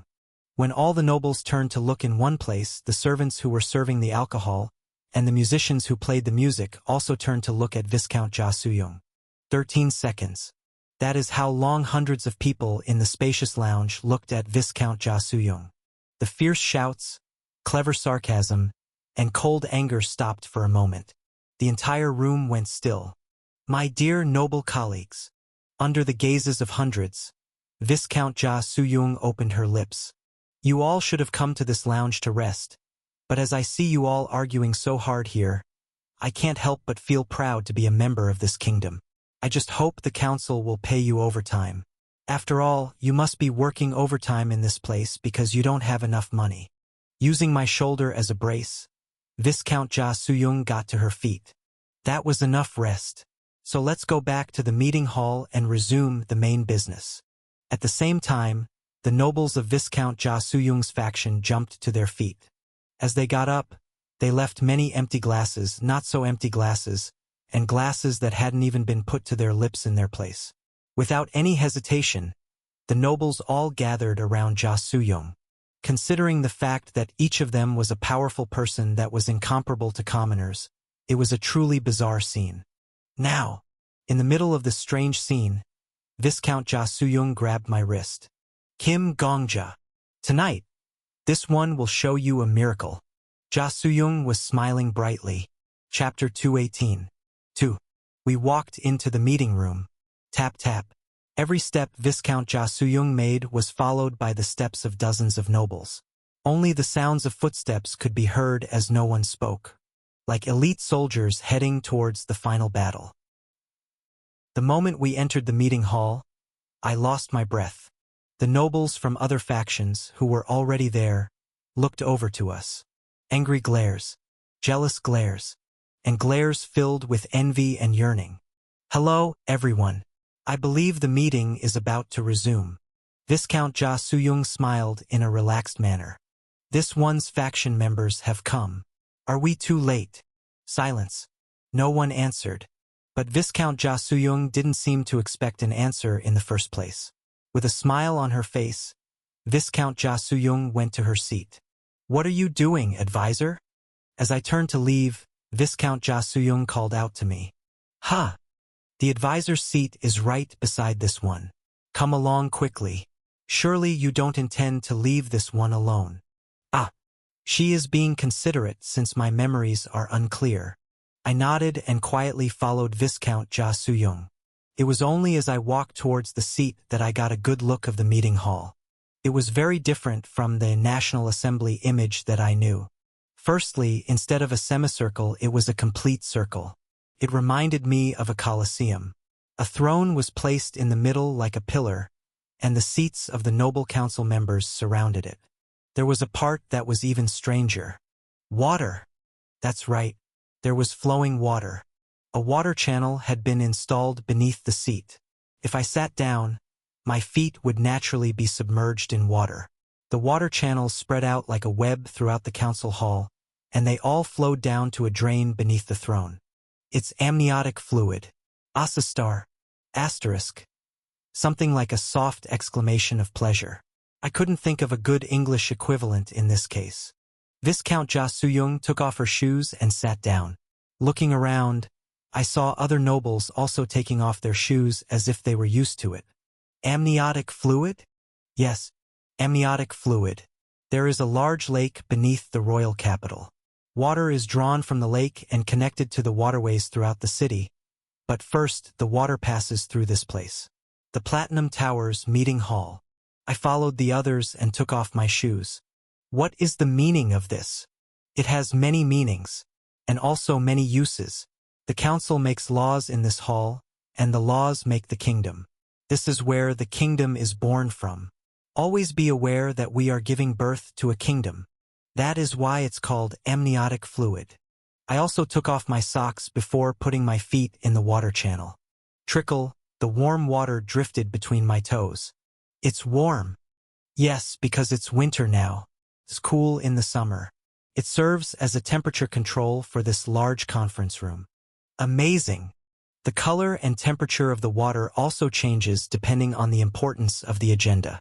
For example, if the council decides to invade a dragon kingdom, the amniotic fluid will become red like blood. The waterways throughout the city will also become red. This serves to tell the populace that there is an emergency. Heh. In other words, the water the populace uses in their everyday life had to first run across the feet of the nobles. It seems to give some kind of fetish satisfaction to the nobles and subjects. Isn't it really practical in many ways? No, that was a bit. Seeing my disgusted expression, Viscount Ja Soo-young snickered. Kim Gong-ya. You're not being the advisor at all. Ha! This one's advisor would never make that kind of expression. It would be interesting if Kim Gongja's identity is revealed, but this meeting is more important for now. I'd appreciate it if you were careful so that other people didn't notice. The manner of speech of the person called Gu Won-ha. What was it like? Huh? You don't remember? Yes, the memories are faint. I feel like this is my first time seeing the amniotic fluid. Ja Soo-young glanced at me from the side. Well, it's simple, generally polite, usually expressionless. If you act indifferent and speak in a stiff manner, that's advisor Gu Won-ha's tone. I furrowed my brows slightly. Like this. It's fine, but it's not perfect. Viscount Ja Soo-young held her chin as she looked at me. It would be better if you could make your face a bit more expressionless. This one's advisor didn't really value the world. Didn't value the world? Yes, regardless of whether it's a person, the public, or the kingdom. The only people that matter to the advisor are this one and her daughter. Everything else is meaningless background noise. All of a sudden, I remembered the information spell that the original owner of this body had created. What she'd written about Viscount Ja Soo-young. Plus, my lord, my heart, my blood, my everything in this world. Plus, a bump. As I recalled those words, my heart thumped loudly for some reason. Viscount Ja Soo-young looked at me with an interested expression. Your facial expressions are pretty good. Have you learned acting before? I have. I had the chance to act in a play while climbing the tower. You are quite versatile, Kim Gongja. Right now, you're very much like advisor Gu Won-ha. Viscount Ja Soo-young Greve. Is it okay for me to call you advisor instead of Kim Gongja from now on? Why, was my heart pounding again.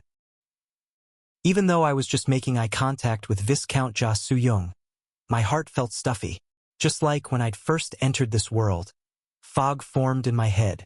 Fortunately, a voice called for attention just as I was about to be enveloped in fog. Presenting His Majesty the King.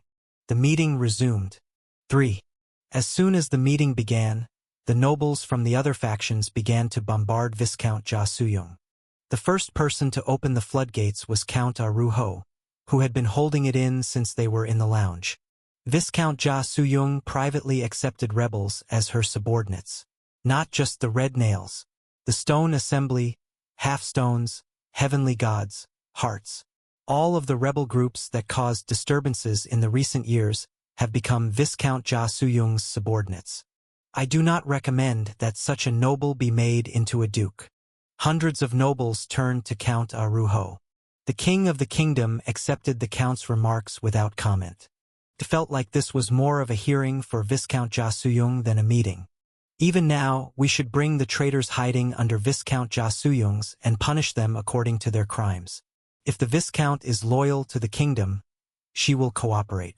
Is that not so, Viscount? Why would you hide traitors if not to rebel? Count. All of the people that this one accepted were captured by this one. Viscount Jia Suyong responded with a smile. Every prisoner captured on the battlefield belongs to the general. What is wrong with this one doing as I like with my belongings? Even if they are traitors who pointed their swords towards the kingdom, there is nothing wrong with that. An excellent warrior's sword has tasted the blood of thousands of people. But no one blames the sword. It is the warrior's fault. This one simply collected a few bloody swords. Are you now saying that these living people are objects? Yes. They are this one's property. If the count wanted to do things to them, then you should have captured them. Or you can abolish slavery. Viscount Jia Suyong blinked slowly, naturally. Aren't there a large number of slaves in Count Aruho's county? It's a pity that the territory's finances rely heavily on the slave economy. I'd advise you begin to renovate your territory's economy immediately. How dare you talk about a count's management? It's the same. The prisoners this one captured are also this one's private property. I don't know what right the count has that lets you interfere with this one's family affairs. Wouldn't it be better for the count and this one to draw the line there? Count Aruho asked. What if it was a crime committed not by your property, but a living subordinate Viscount Jia Suyong? Your Majesty. Count Aruho turned to the throne. There is something I'd like to tell your Majesty. Go ahead. The birth of a new duke is a serious, without precedent in the 2,000-year history of our kingdom.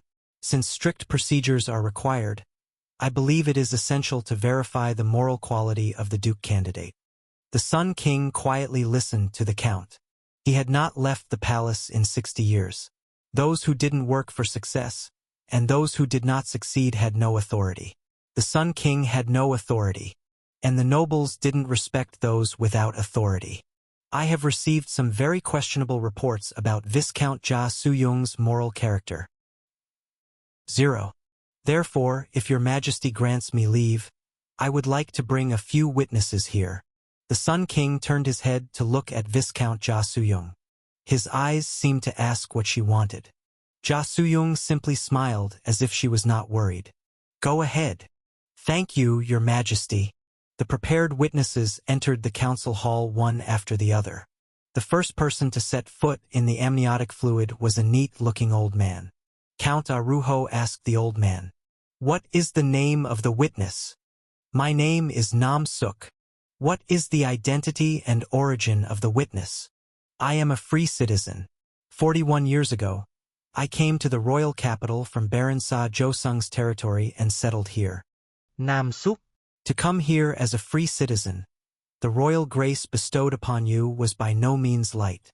The old man knelt and pressed his forehead to the ground. This unworthy one is eternally grateful for your grace. This is an appeal for the nobles who have treated you unfairly. My world felt like it collapsed when I lost my granddaughter, who was my only descendant. That is why this unworthy one dares to dirty your precious eyes and ears. Upon hearing that, I turned my head. In the seat next to me, Marquis Bexioltu's face turned blue. It is truly unfortunate that you lost your granddaughter. But the loss of human life is a matter that's determined by the heavens. You are not the only one who lost a family member. What is so unfair that you decided to make an appeal here? The death of lowly people is as natural as cutting weeds. But this unworthy one's granddaughter was not taken by the heavens. Oh! Count Aruho pretended to be a merciful lord. How did your granddaughter die? My granddaughter was whipped to death by someone called Bek Seoltu. A murmur rippled in the amniotic fluid. Bek Seoltu? That is a familiar name. Do you perhaps know the identity of that person? When my granddaughter died 6 years ago, I only heard that it was done by young Lady Bek Seoltu. If it's Bek Seoltu, it should be the Marquis sitting there right now. The nobles turned to look at Bek Seoltu. The Marquis was not only blue in the face, she was also shaking. Marquis. Yes? This person is saying that his granddaughter was killed by the Marquis 6 years ago. Is that correct? That. Aye. At that moment, Viscount Ja Soo-young stood up. As the Viscount got up, the water splashed under her feet. Your Majesty. Speak. Marquis Bek Seoltu's family is under this one's protection. Since this one is the main gate of the family, the Marquis would be the side gate. As such, this one should be reprimanded instead of my subordinates. I'm saying that it's not right for Count Aruho to question this one's subordinates. What do you think, Count? Viscount Ja Soo-young has a good heart. I would also like to question Viscount Ja Soo-young instead of Marquis Bek Seoltu. Count Aruho had a triumphant expression as though that was what he wanted. Viscount. Yes, Count. Did you know what the Marquis had done? I did. A murmur rippled through the amniotic fluid once again. Since when did you know? I already knew what Marquis Bek Seoltu did before making her a subordinate. The Marquis directly confessed to this one. No. Does that mean that you accepted the Marquis despite knowing her sins? That is correct. Bang! Count Aruho slammed his hand on the table. Why? The Marquis whipped a child to death. How could you accept such a cruel noble? Viscount Ja Soo-young smiled. Looking at that smile made me uneasy. I'm not sure if you know. At that time, the Marquis family's young miss was known for her recklessness. Retarded young miss, stupid young miss, brainless young miss. She heard sarcastic remarks like this every day. After meeting the Marquis, this one decided to raise her properly. Raise her properly? The young miss grew up in an abusive family. Bek Seoltu flinched, her shoulders shaking. Marquis Bek Seoltu's grandfather, Marquis Bek Mitu, was a genius. But he was a genius in a bad way. He couldn't understand people who weren't as smart as him, and he couldn't understand his granddaughter who wasn't smarter than him. Rebukes, verbal abuse, physical abuse. Marquis Bek Seoltu's childhood was tainted by her grandfather's evil disregard. Count Aruho furrowed his eyebrows. So? Are you saying Marquis Bek Seoltu should be forgiven because she's pitiful? No. Viscount Ja Soo-young covered her mouth with her sleeve as she smiled. If I had left her alone, Marquis Bek Seoltu would have continued being the brainless young miss forever. She would have also died peacefully at the hands of assassins sent by someone without a chance to repent for her sins. This one doesn't think that's right. What are you talking about? This one took Marquis Bek Seoltu on a trip for a month. Viscount Ja Soo-young hummed. It felt like she was reminiscing about a pleasant memory. I showed the young miss, who had never done anything for herself, what the reality of life was. I forced her to experience the lives of those who couldn't eat if they didn't work, and I forced her to understand the reality of the outside world where it was difficult to eat even if you work hard. Thanks to this, Marquis Bek Seoltu was able to understand. Even if she is unhappy, it is still tolerable misfortune. Then this one regularly gave the young miss classes. Sometimes we went to the northern port to take a look at the lives of merchants, and sometimes I took her to subjugate bandits. Like this, I showed her how the lives of people could be ruined. Viscount Ja Soo-young breathed heavily, almost as if she was intoxicated. Viscount Ja Soo-young spoke in a low, breathy voice. Did you know? Marquis Bek Seoltu is still 15 years old. Although she is only 15, she had already experienced the deaths of ordinary people, the deaths of merchants, and the deaths of bandits.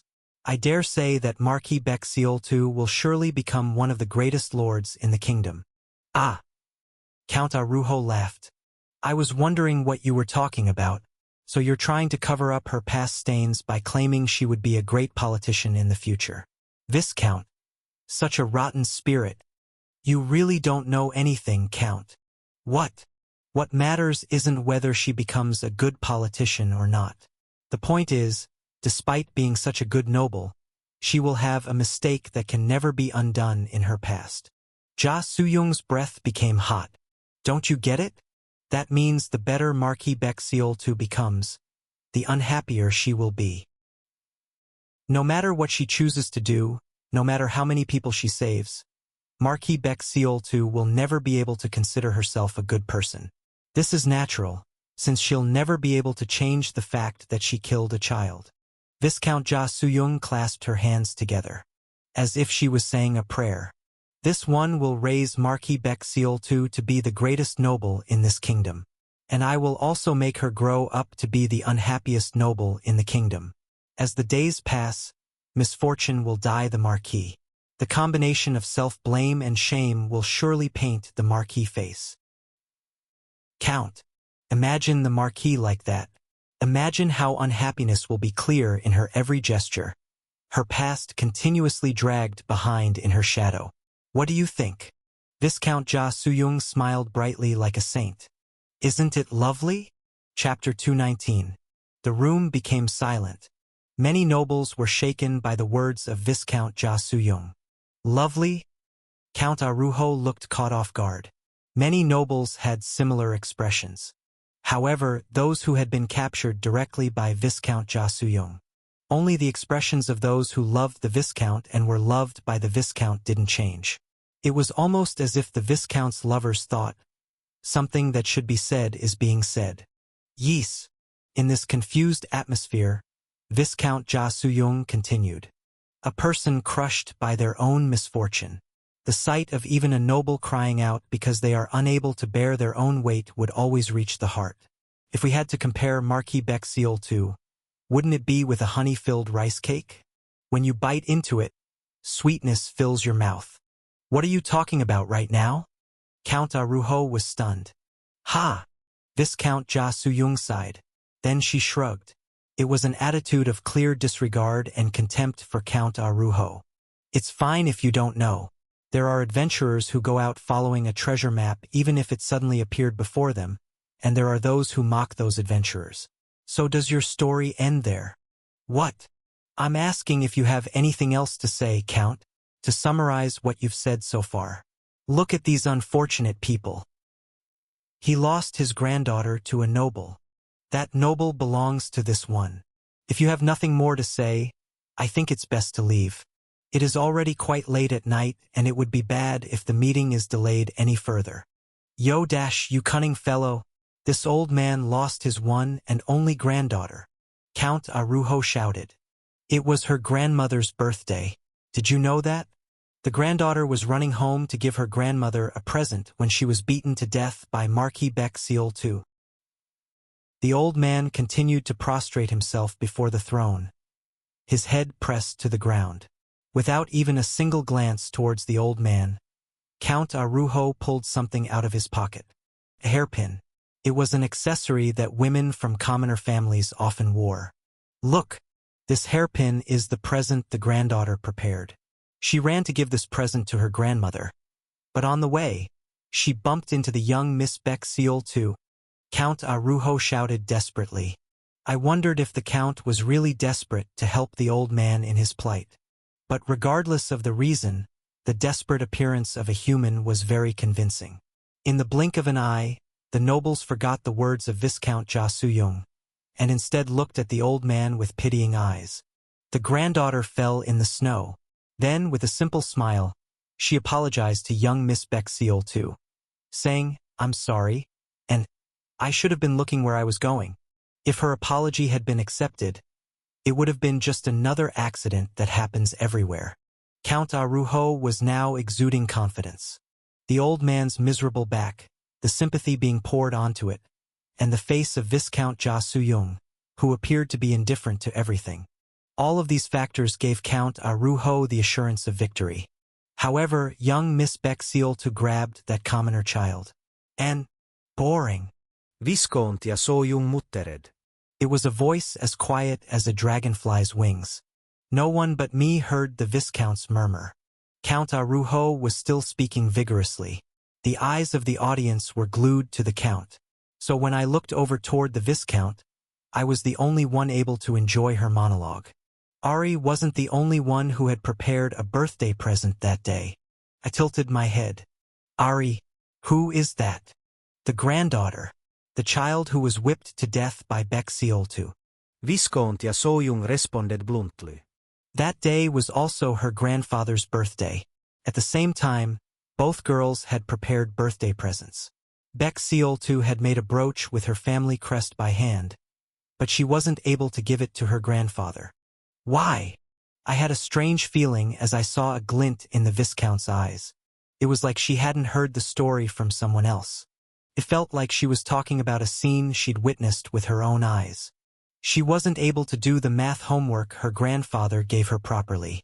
She was scolded. The young miss couldn't show the brooch then. Which child would give a gift to an adult that just scolded them? When the commoner and the noble girls bumped into each other on the road, the brooch fell to the snow. It didn't just fall, it also happened to be stepped on by the commoner girl. It broke. Viscount Ja Suyung spoke with a face that seemed devoid of warmth. The brooch wasn't expensive looking. In fact, it's hard to even call it good. It was a flimsy item that wouldn't be surprising if it suddenly broke. But the young miss picked up the broken brooch and shoved it towards the commoner child. And said, "You broke it." Startled, the commoner child hurriedly lowered her head. "I'm sorry, miss. I'm really sorry." However, while young children know how to apologize, they don't know how to accept an apology. In addition, the young Miss Marquis Bexcioltu was often called the brainless young miss and was ignorant. So there was no way her response would be good. "It shouldn't be broken, you broke it." The young miss had guards assigned to her. Well, in reality, the young miss was the only heir of the Marquis. The guards who followed her were also deeply loyal. So when then young miss stretched out her hand. "Guard. Whip." The guard handed a whip to the young miss without any hesitation. The young miss grabbed the whip, whining slightly as the handle was too thick for her to properly grasp. Then the child's whip struck the child's back. One whipped with all her might and the other convulsed as she was whipped. "I'd rather break you." "Ha! Ha! How is this? Ha! It hurts, Mississippi. It hurts." "Young miss, I'm sorry it hurts." "Stupid. You're all fools." Grandfather is an idiot." No one stopped the young Mississippi. It was said that the snowfield was covered in blood.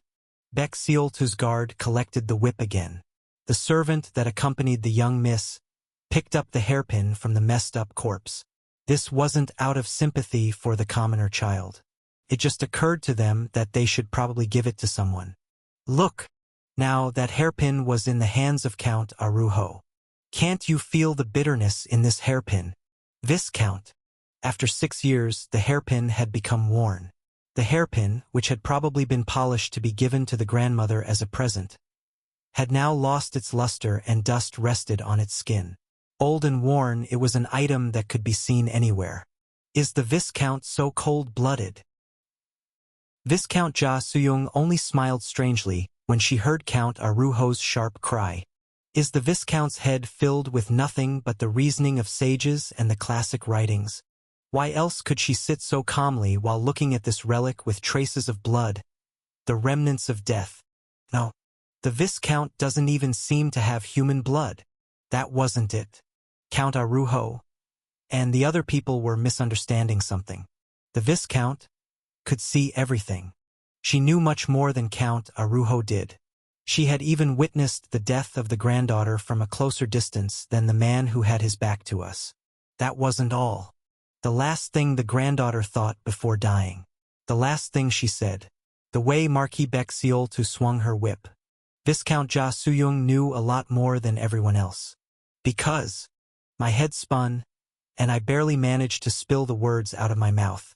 Viscount, you have the gold dragon's eyes. TL. Not gaze like the skill. I'm not sure if this is an error with the Ross or intentional. Viscount Ja Suyung turned to look at me. What are you talking about, advisor? I gulped. In the distance, Count Arujo continued to stir up a storm. He cursed at her that she didn't have human nature, and even went on to say that she was an illegitimate child without proper roots. He slandered her as a tyrant that did not show mercy, and he affirmed that it was outrageous for such a person to become a duke. The room erupted, and thanks to that, it created the perfect environment for the two of us to exchange stealthy whispers. The gold dragon's eyes. Yes, the gold dragon's eyes? Is there something wrong with them? The gold dragon's eyes can see everything. From an omniscient viewpoint, you have one body but you can see the entire tower. It gives you the ability to see all things at once. That's not wrong. So, in addition, you have Ice River Dragon's Breath. My heart pounded in my chest. Ice River Dragon's Breath allows you to go to any time you wish. Eyes that can see anything. Breath that lets you go anywhere. You have both. If you wished, if this one wished, it would be possible to watch the very moment when the granddaughter was whipped to death. I said, "That's your omniscience." That was what gave the Tower Master the power of omniscience. Using Gold Dragon's eyes and Ice River Dragon's breath, you could personally witness all of the death and despair in this world. Those two powers allow you to watch everything that happens in the tower. At that moment, right answer. Acknowledged that you have overcome the second gateway. Gold Dragon's eyes and Ice River Dragon's breath form the tower's observatory. There was a moment of silence. Purple eyes admired my face. That's right. Viscount Ja Suyung slowly opened her lips. A smile gently hung off of her soft lips. Not bad. The information given to the advisor wouldn't have been much. You were able to put all of that together on your own and guessed a project this one planned to use. You! The warrior should receive a reward for finding the correct answer. Viscount Ja Suyung reached out and grabbed my wrist. Now, I'll show you the death of the granddaughter. Trickle. I felt something crawl up my leg. It was cool like the skin of a snake. Surprised, I looked down and found darkness on the surface of the water. Darkness that I could only describe as a shadow, slowly climbing up my skin. Follow me. In the next moment, I was consumed by the shadow. For, schwack, the snow splashed as it was struck by the whip. The balls of snow were heavy with blood. They leapt into the air, but didn't sail very far. In clumps, they plummeted towards the pool of blood that had dyed the ground red. It's your fault. Please, spare me. You dash. It's all your fault. You. Because of you. If it weren't for you. The whip struck the air. The balls of snow sitting on the surface of the pool of blood melted. Ah! The little child convulsed. The last bit of the child's body temperature flowed down her body into the snow beneath. A small puddle of water, created by the child's body heat, spread. That is the child. Ja Suyung raised her finger. The two of us stood in a dark alley. There were pedestrians on the street, but perhaps they were scared by the aura the Marquis guards as they all ducked into alleys to avoid them. Marquis Beck Seoltu. Now, she is young Miss Beck Seoltu. The child the young Miss killed when she was 10 years old is laying there. I instinctively tried to run out, but I couldn't. A hand with strength surpassing my own was wrapped around my wrist. No.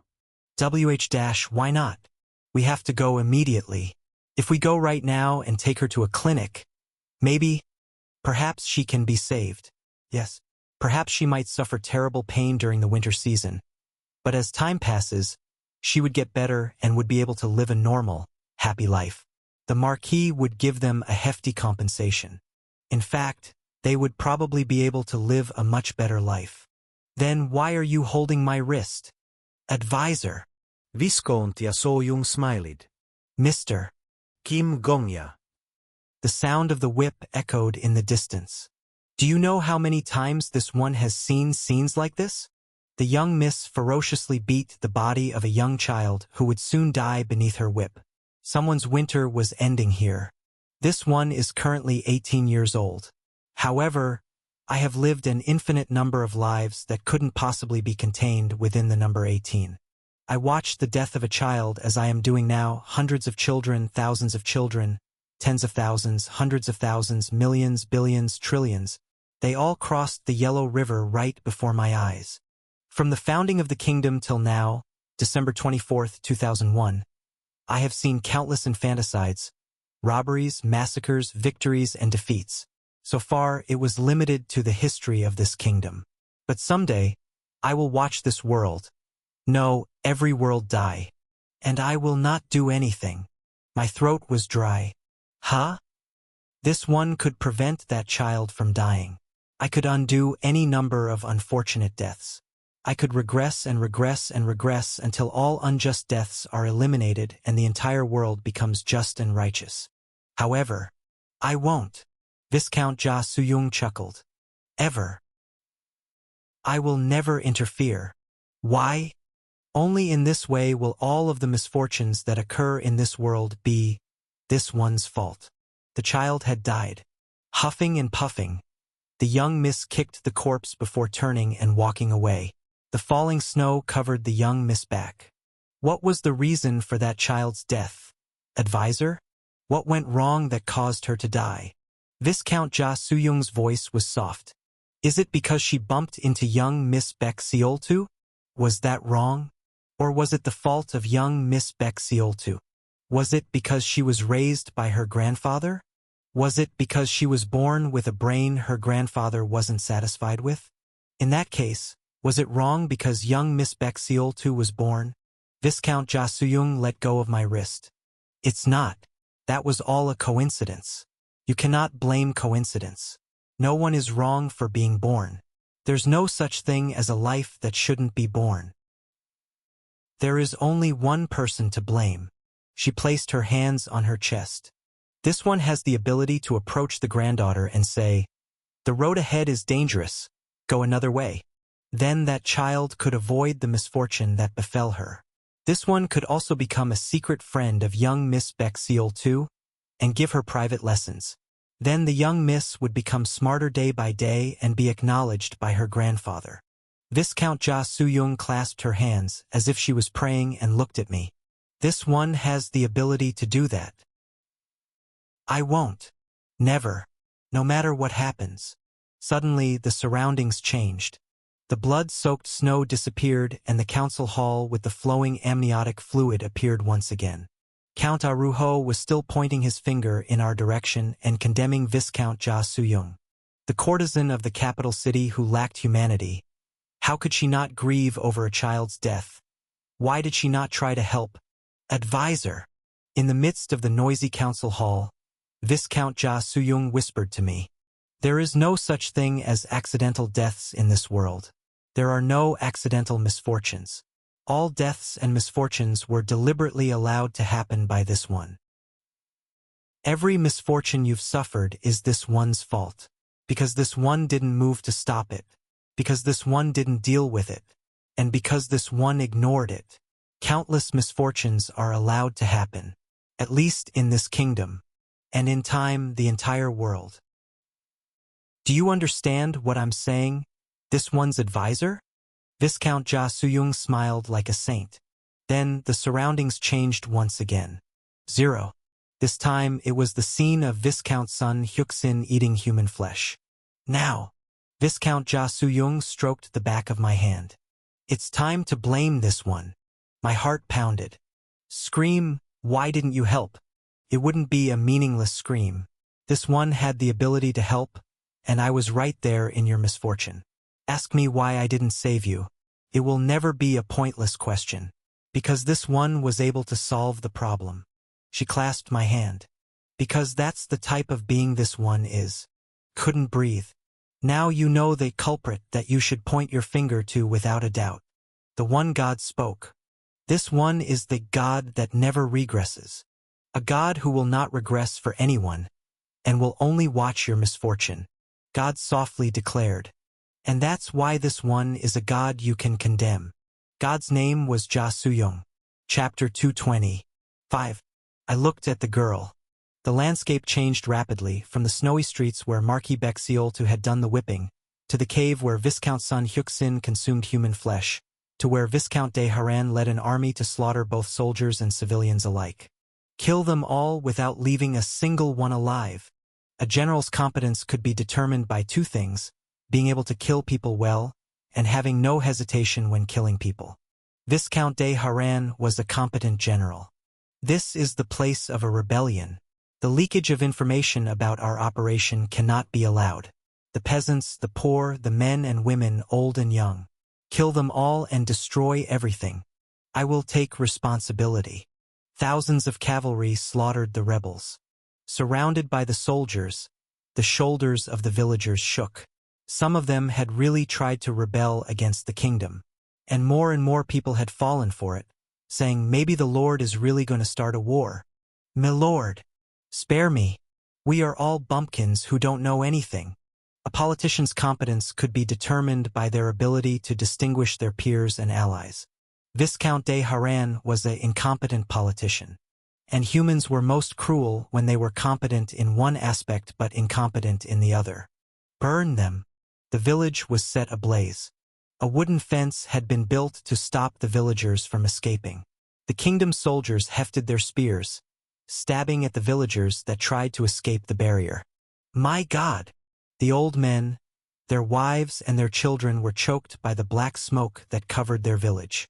Soot settled in the lungs of the old chief.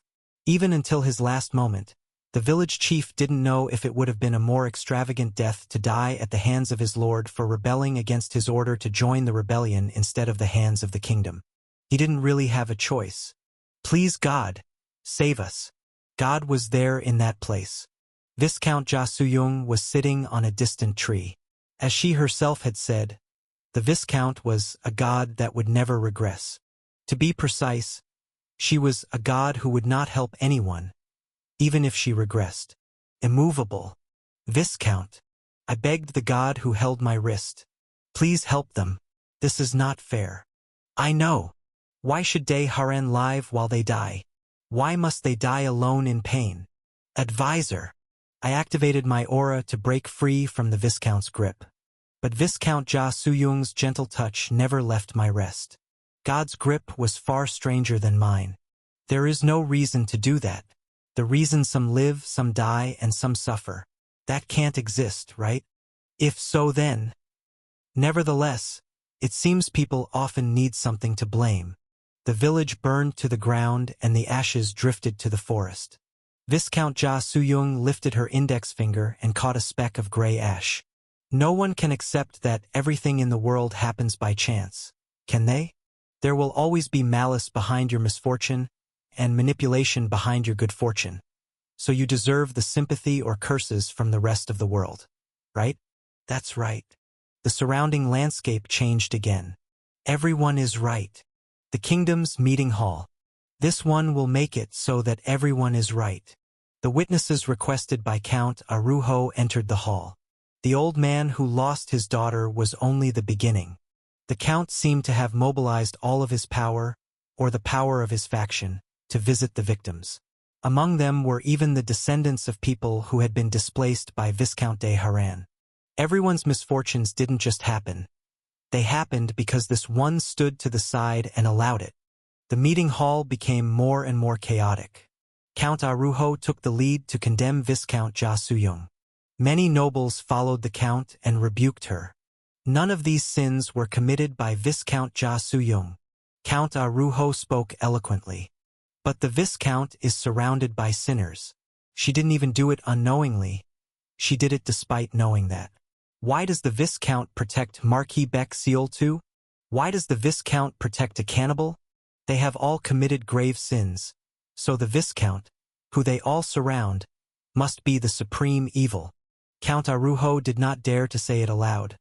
But that list of sinners also included the Sun King sitting upon the throne. A monarch who had imprisoned himself for 60 years. Under the Sun King's rule without politics, landowners exploited peasants without restraint, and nobles squeezed those with intellect without hindrance. During his 60 years of indifference, civil unrest and rebellion had been cultivated throughout the kingdom. The Sun King sat upon the throne and endured in silence. It wasn't just the king. The dukes, who were ascendants that had lived for over 1,000 years, had carried out numerous slaughters during those 1,000 years. None of the 6 dukes hadn't committed murder. Out of the hundreds of nobles in the meeting hall, the beings who represented the kingdom, there was not a single one without a victim.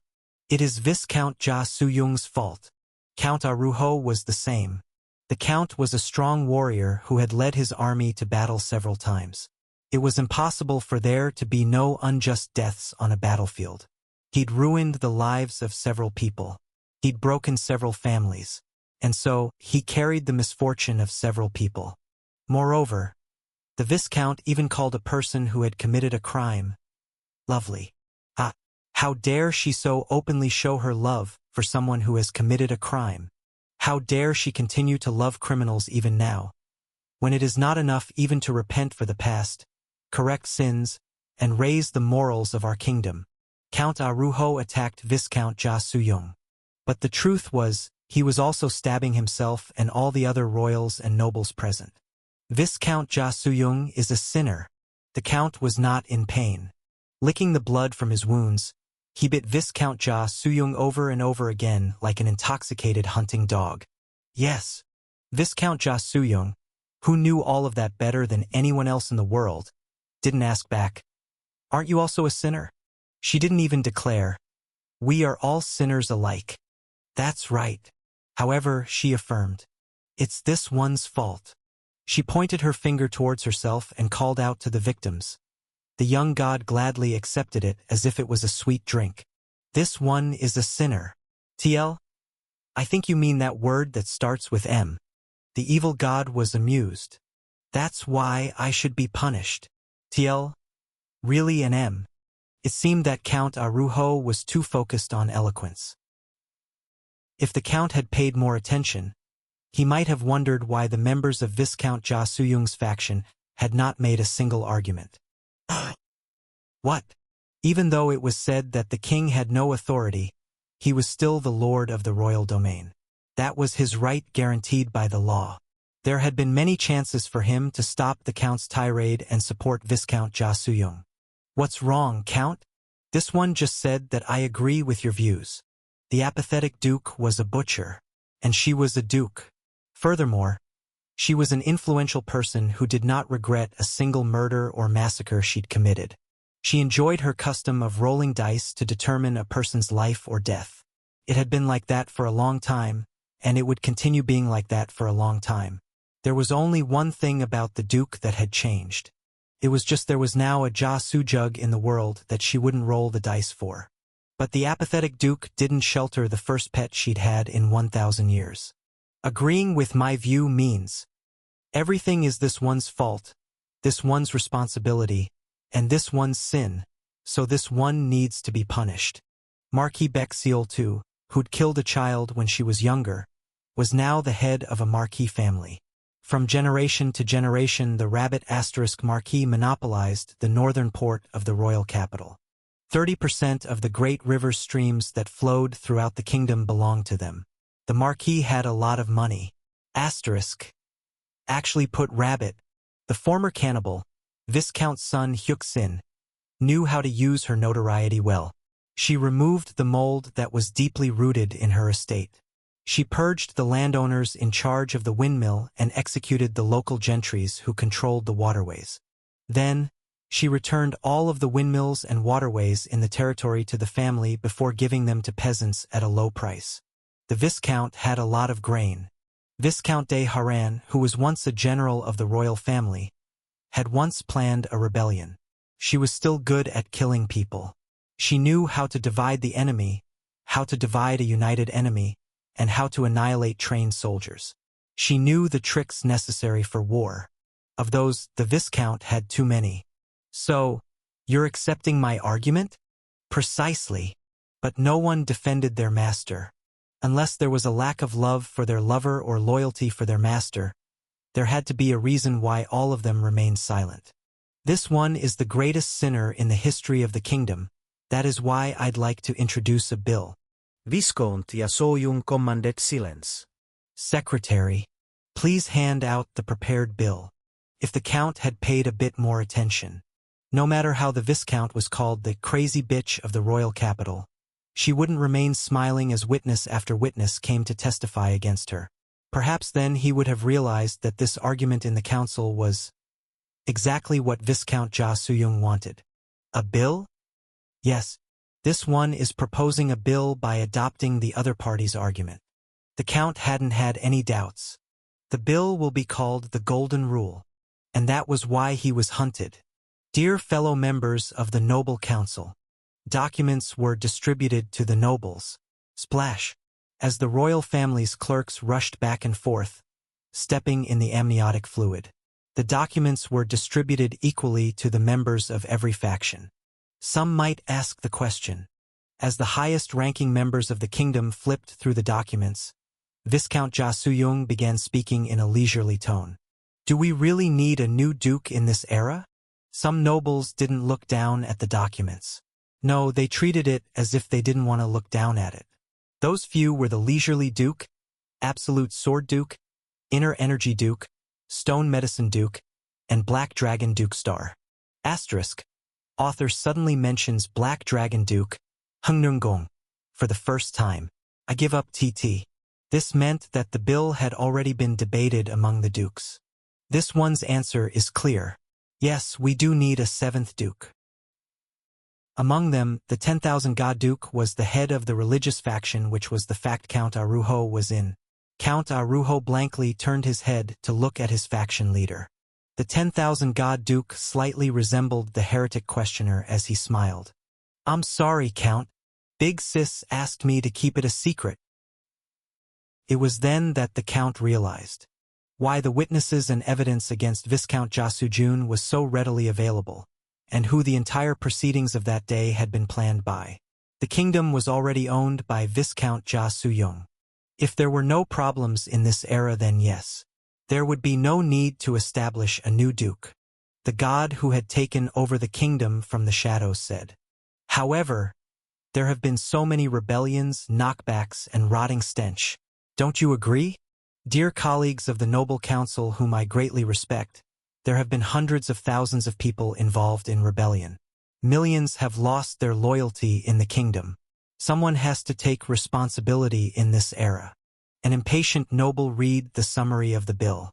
Taking responsibility is easy, and didn't understand it, so he went back to the first page.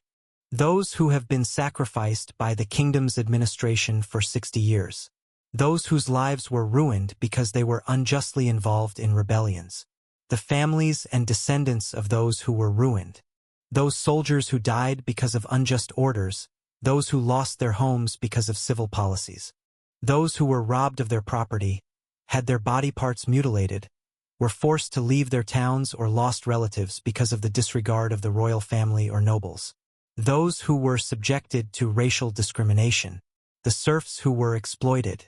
To give specific examples of the chaos in the past 60 years, there have been 2 failed Gold Dragon subjugation orders in the past, 1 civil war, 3 rebellions by nobles, and another by the Red Nails.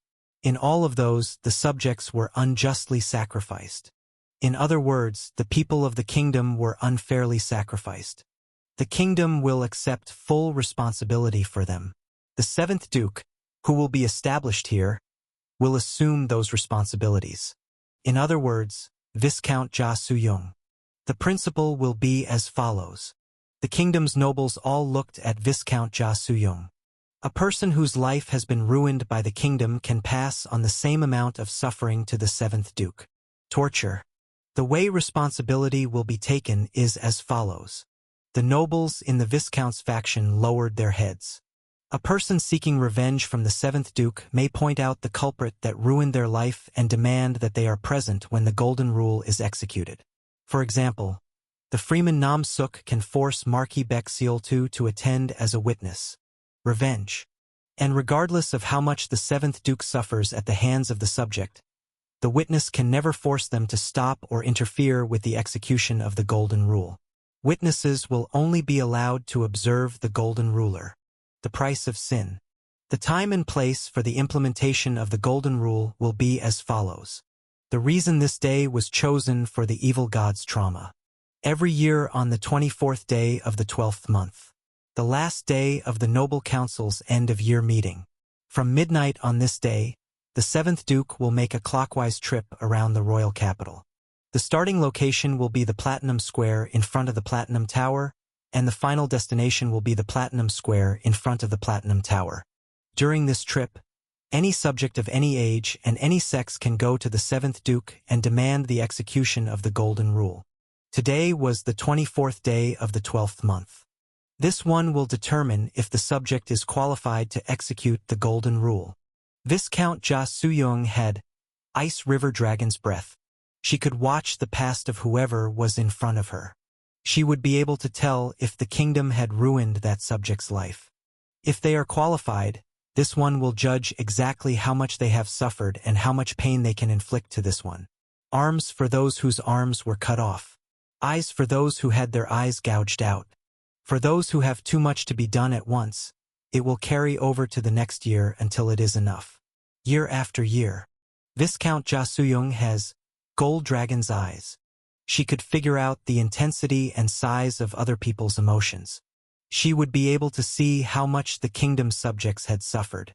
While the Golden Rule is being executed, this one's body will be damaged and I will probably not be able to walk properly, so this one will need someone to support me.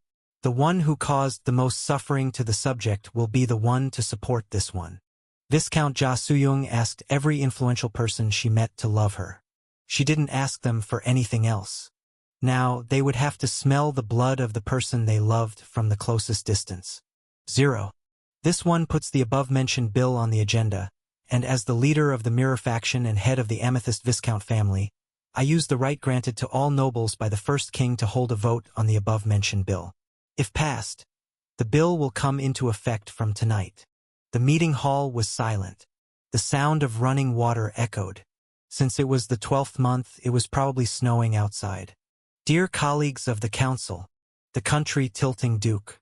The noble who was about to become the 7th Duke smiled brightly. It is now time to punish the sinner.